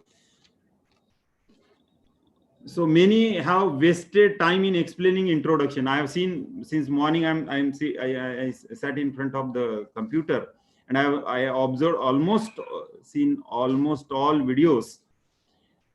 So I came to the conclusion that many of the delegates have wasted their time in explaining the introduction part and previous part of the presentation. Then material methods, introduction, what are the contents of their videos, and when they came at the verge of the this video, end of the video, then they started their result and discussion, and then they end up. See what contents they have to explain to the audience, they have not done it. So unnecessarily they have wasted their time in doing so. So they should be careful about this. Then if there is time constraint, you should know about that you need to plan your presentation in such a way that you can have 1 or 2 slides of introduction and material methods, and you have to give more emphasis on your presentations. Many presentations were shabby. So, because I'm using this word, but really they are very, very bad. You need, because you are presenting your presentation on a platform at the international level where the delegates from 15 different countries have participated. They have watched your presentation. So you need to be very neat and clean while giving your presentations. Then many have copy and pasted their research, as if they have copied their research paper and they have put in their presentation criteria. Even they have not highlighted their name also, because there were 3-4 names, but they have not highlighted their names. So that was a very sorry state of affair, we can say that. Then one video was shoot in such a way that it was 90-degree rotated. So it was very difficult. One has to tilt his neck or her neck like this, and then only he or she has to see that. So that should not happen. Before uploading their video, they should check it, that whether it is correctly shooted or not. So this should be taken care of. Then many have used a mobile phone, no problem, because in such a situation we have held up in home. So in that case, maybe some could have not access to their computers, but while shooting on a mobile phone, they should shoot the video after setting in a proper way. Even on computer also, when they have done, so there is a one command, design. So after home page, home and then edit page, there is a design page is there. Go to the design, then go to the page setup, click it, you will find there will be 4:3 ratio. So it should be 16:9 ratio. This is very important, so that you can accommodate almost all screen of your computer, so that there will not be on both the sides, there will not be a black line. So it will be completely seen. You can have the more things on your this PowerPoint presentation. So that is very important in design. Then page setup, then click 16:9 ratio. So that is the correct way of putting yourself. Then when you prepare a video on a computer, so as I told you that 16:9 ratio, that should be there. Many have shoot through a mobile and give a presentation.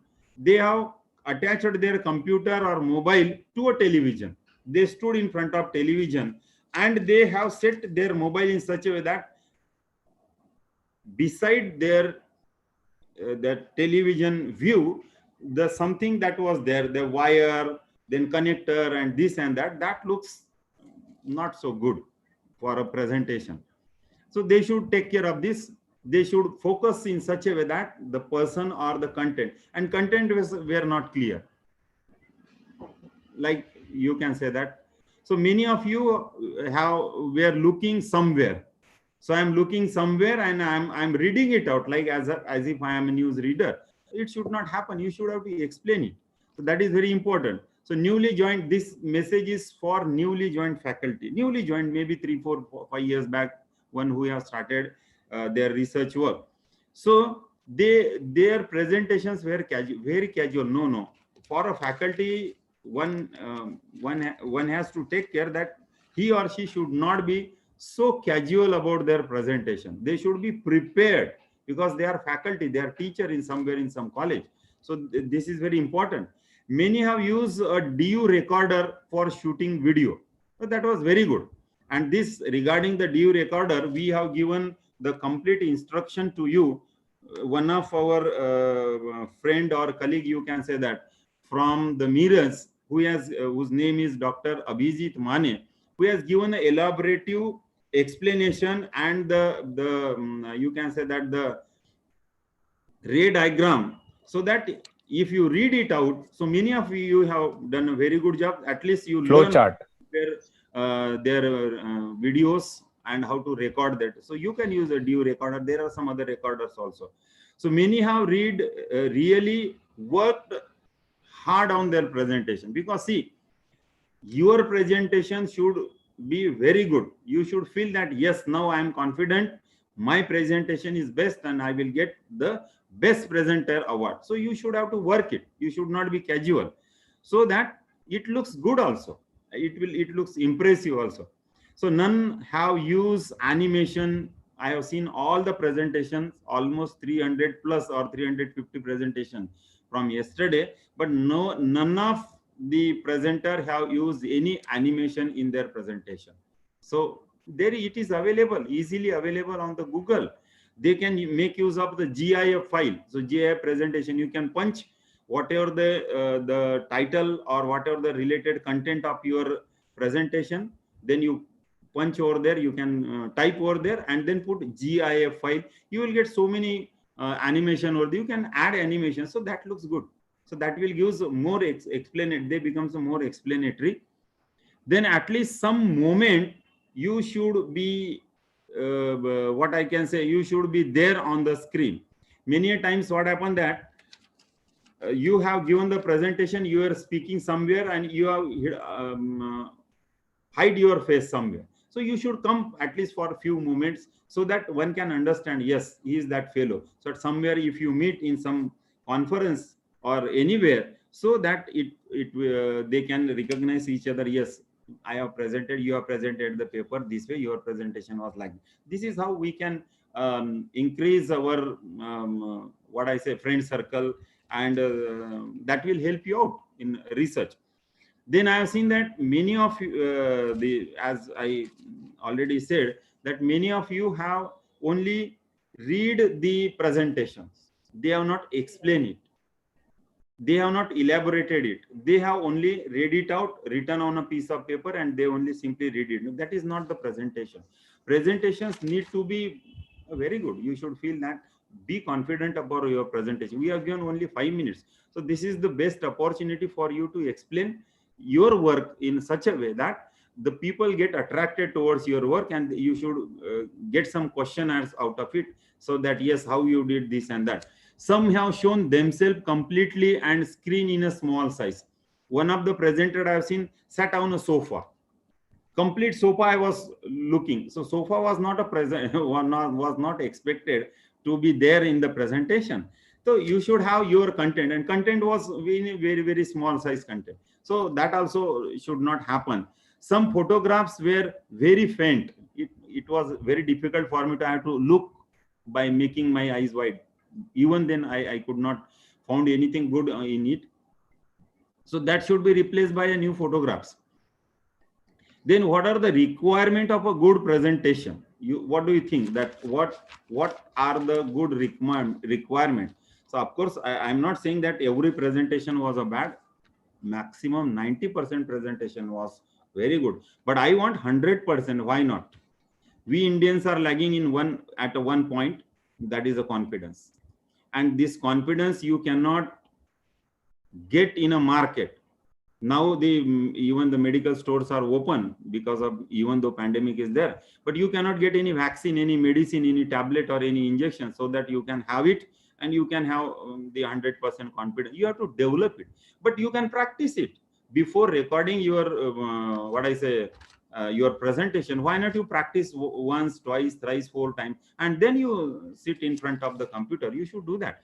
So what I think, maybe I'm not 100% perfect, I can say that, but I'm saying that for having a good presentation, you should have a good background of your slide. Slide background should be very good.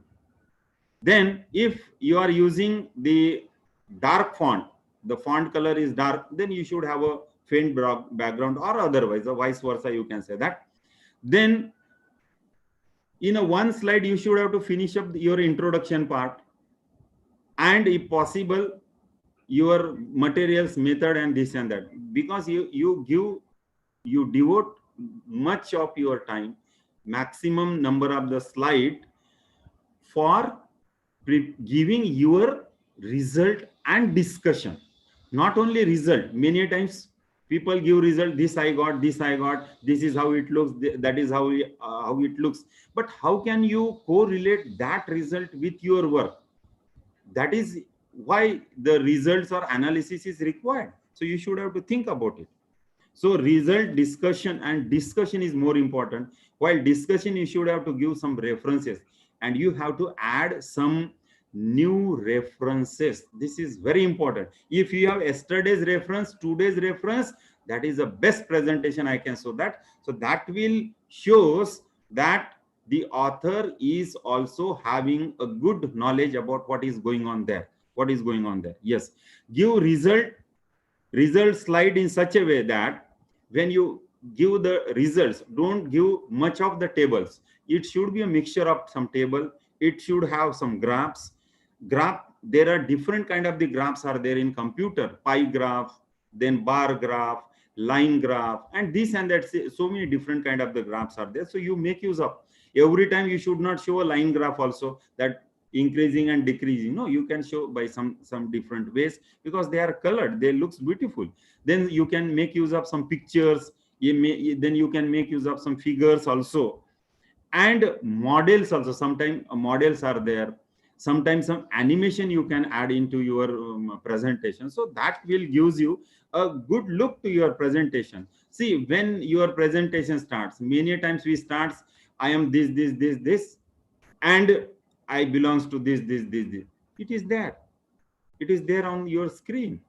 You connect. You need to connect with the audience. That is more important, because in a 5 minute, in a short time, how you connect yourself with the audience is more important. See, what you are, what kind of the knowledge you are bearing is more important than how you present yourself. आज के दुनिया में अपने आप को कैसे दिखाते हो, that is more important than what you have. ऐसा नहीं है. It should be like that only. So then look at the slide for a moment. When you explain, you look at the slide. What happened? Sometimes the presenter keep on looking at the slide only, and he or she forget about what the audience is doing. So audience is not interested in your presentation. So this happens. So it should not happen. So you should look at for a moment and then explain you. You should know it, because only 5 or 6 slides, if you are not able to explain it, then what is it? It is not your work. It should be. So how your work is different. Yes, this is very important, that how you can present your work, and it should be different from the others' work, and how important your work is, that you have to give more emphasis.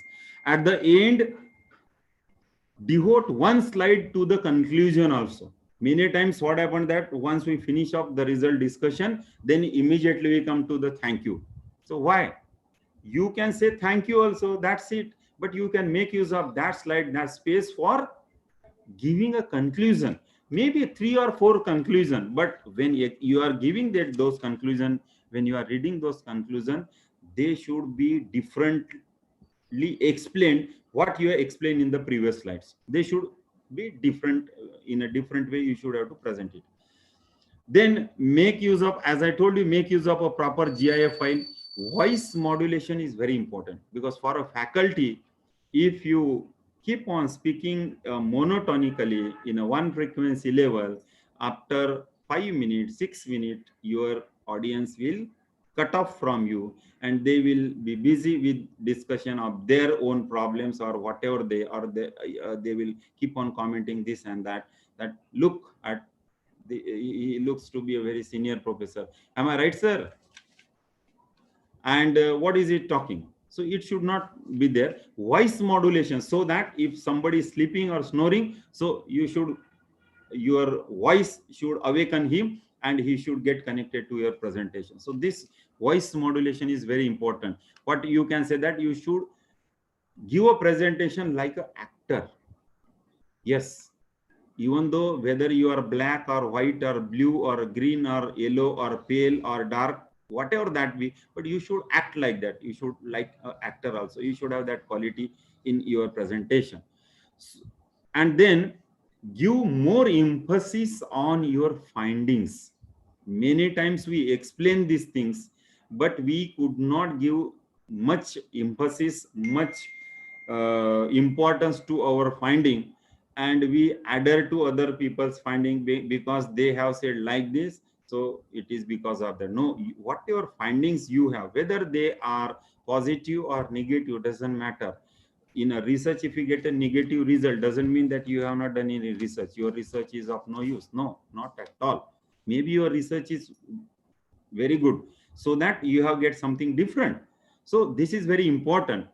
And so this is what very general I'm talking. Maybe I'm taking much of your time. I know that you might have tired, but we are not tired. We have so many plans for you, because in this conference we have seen 60 to 70% young researcher, young faculty, and some postdoctoral research, and we want to align, or we want to line up them in such a way that they should give their best presentations.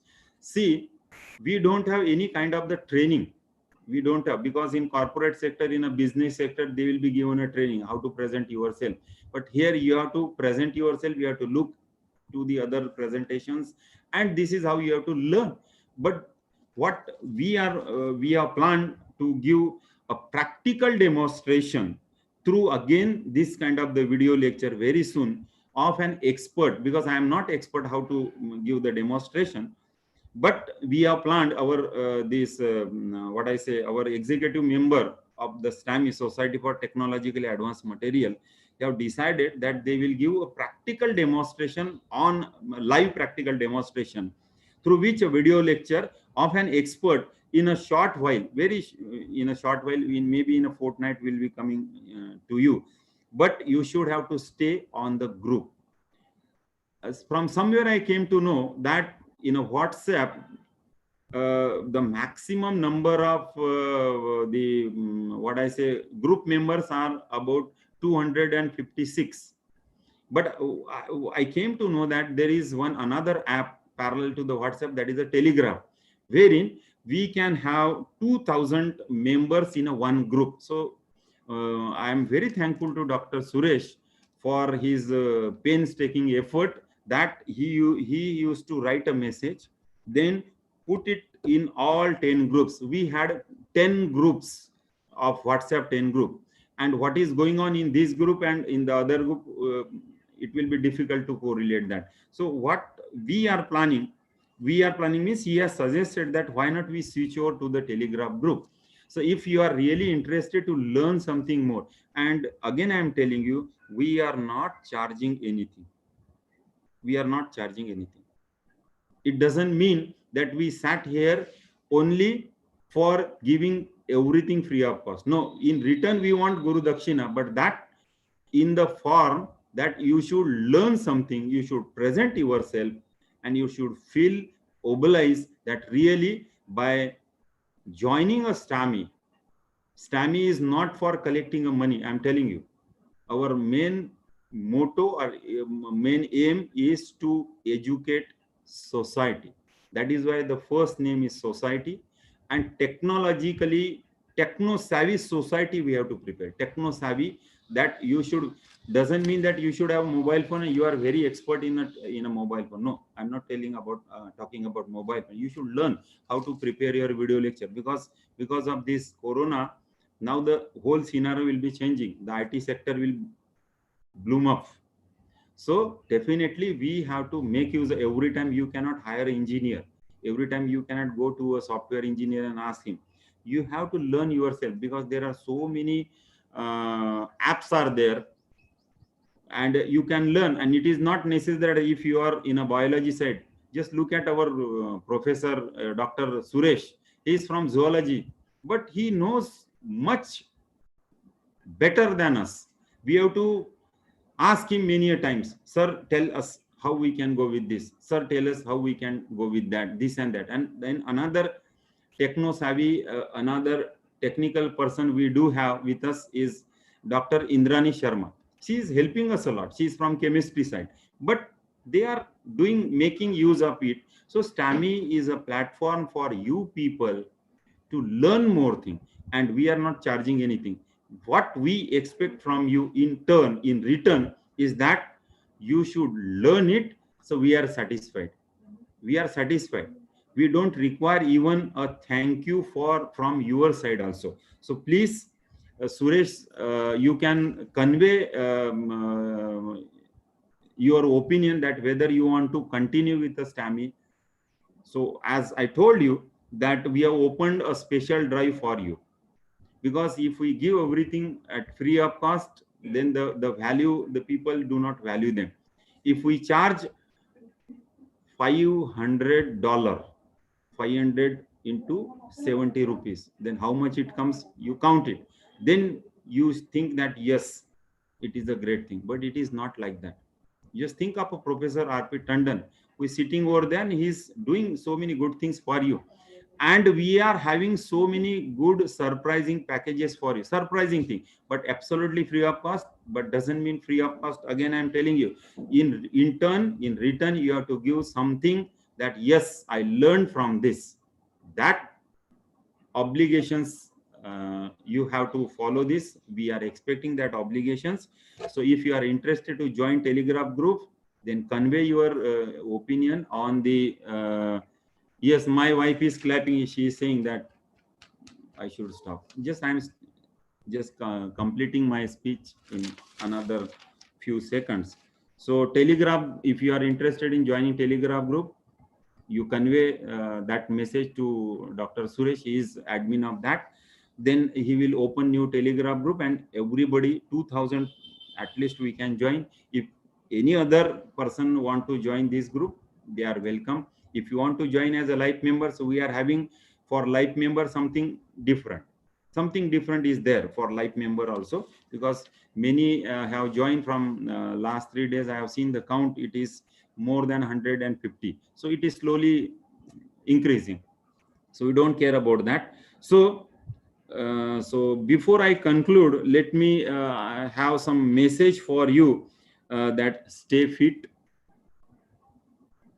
stay fine, and stay at home only. Okay. So with this, I'm not saying a brief word, but with this briefing, so we part for a day. Yesterday we had official valedictory function, but anyway, we are parting from you, and hopefully we'll be joining you very soon on a new platform with a new thing. So those who are interested in learning how to prepare, then our expert is there. So he may take 3 sessions, 3-day, 1-hour session, maybe in a week, or like that, something we can do best of our ability, and best how best we can present yourself. So thank you very much. Thank you, Dr. Suresh. Do you have any? Thank you very much, sir. Anything? Thank you very much, and see you soon. See you all soon in some other new platform to come together to achieve something good in our future endeavor. Nandu, like as I said, you all are a part of a success story called IWCSET-2020. Thank you so much. So thank you, dear all participant, to having a very patient listening, and thank you so much. So be with us in future conferences and future events. Thank you so much. Bye. Everybody, bye. So social distancing. Take care, stay home, stay safe.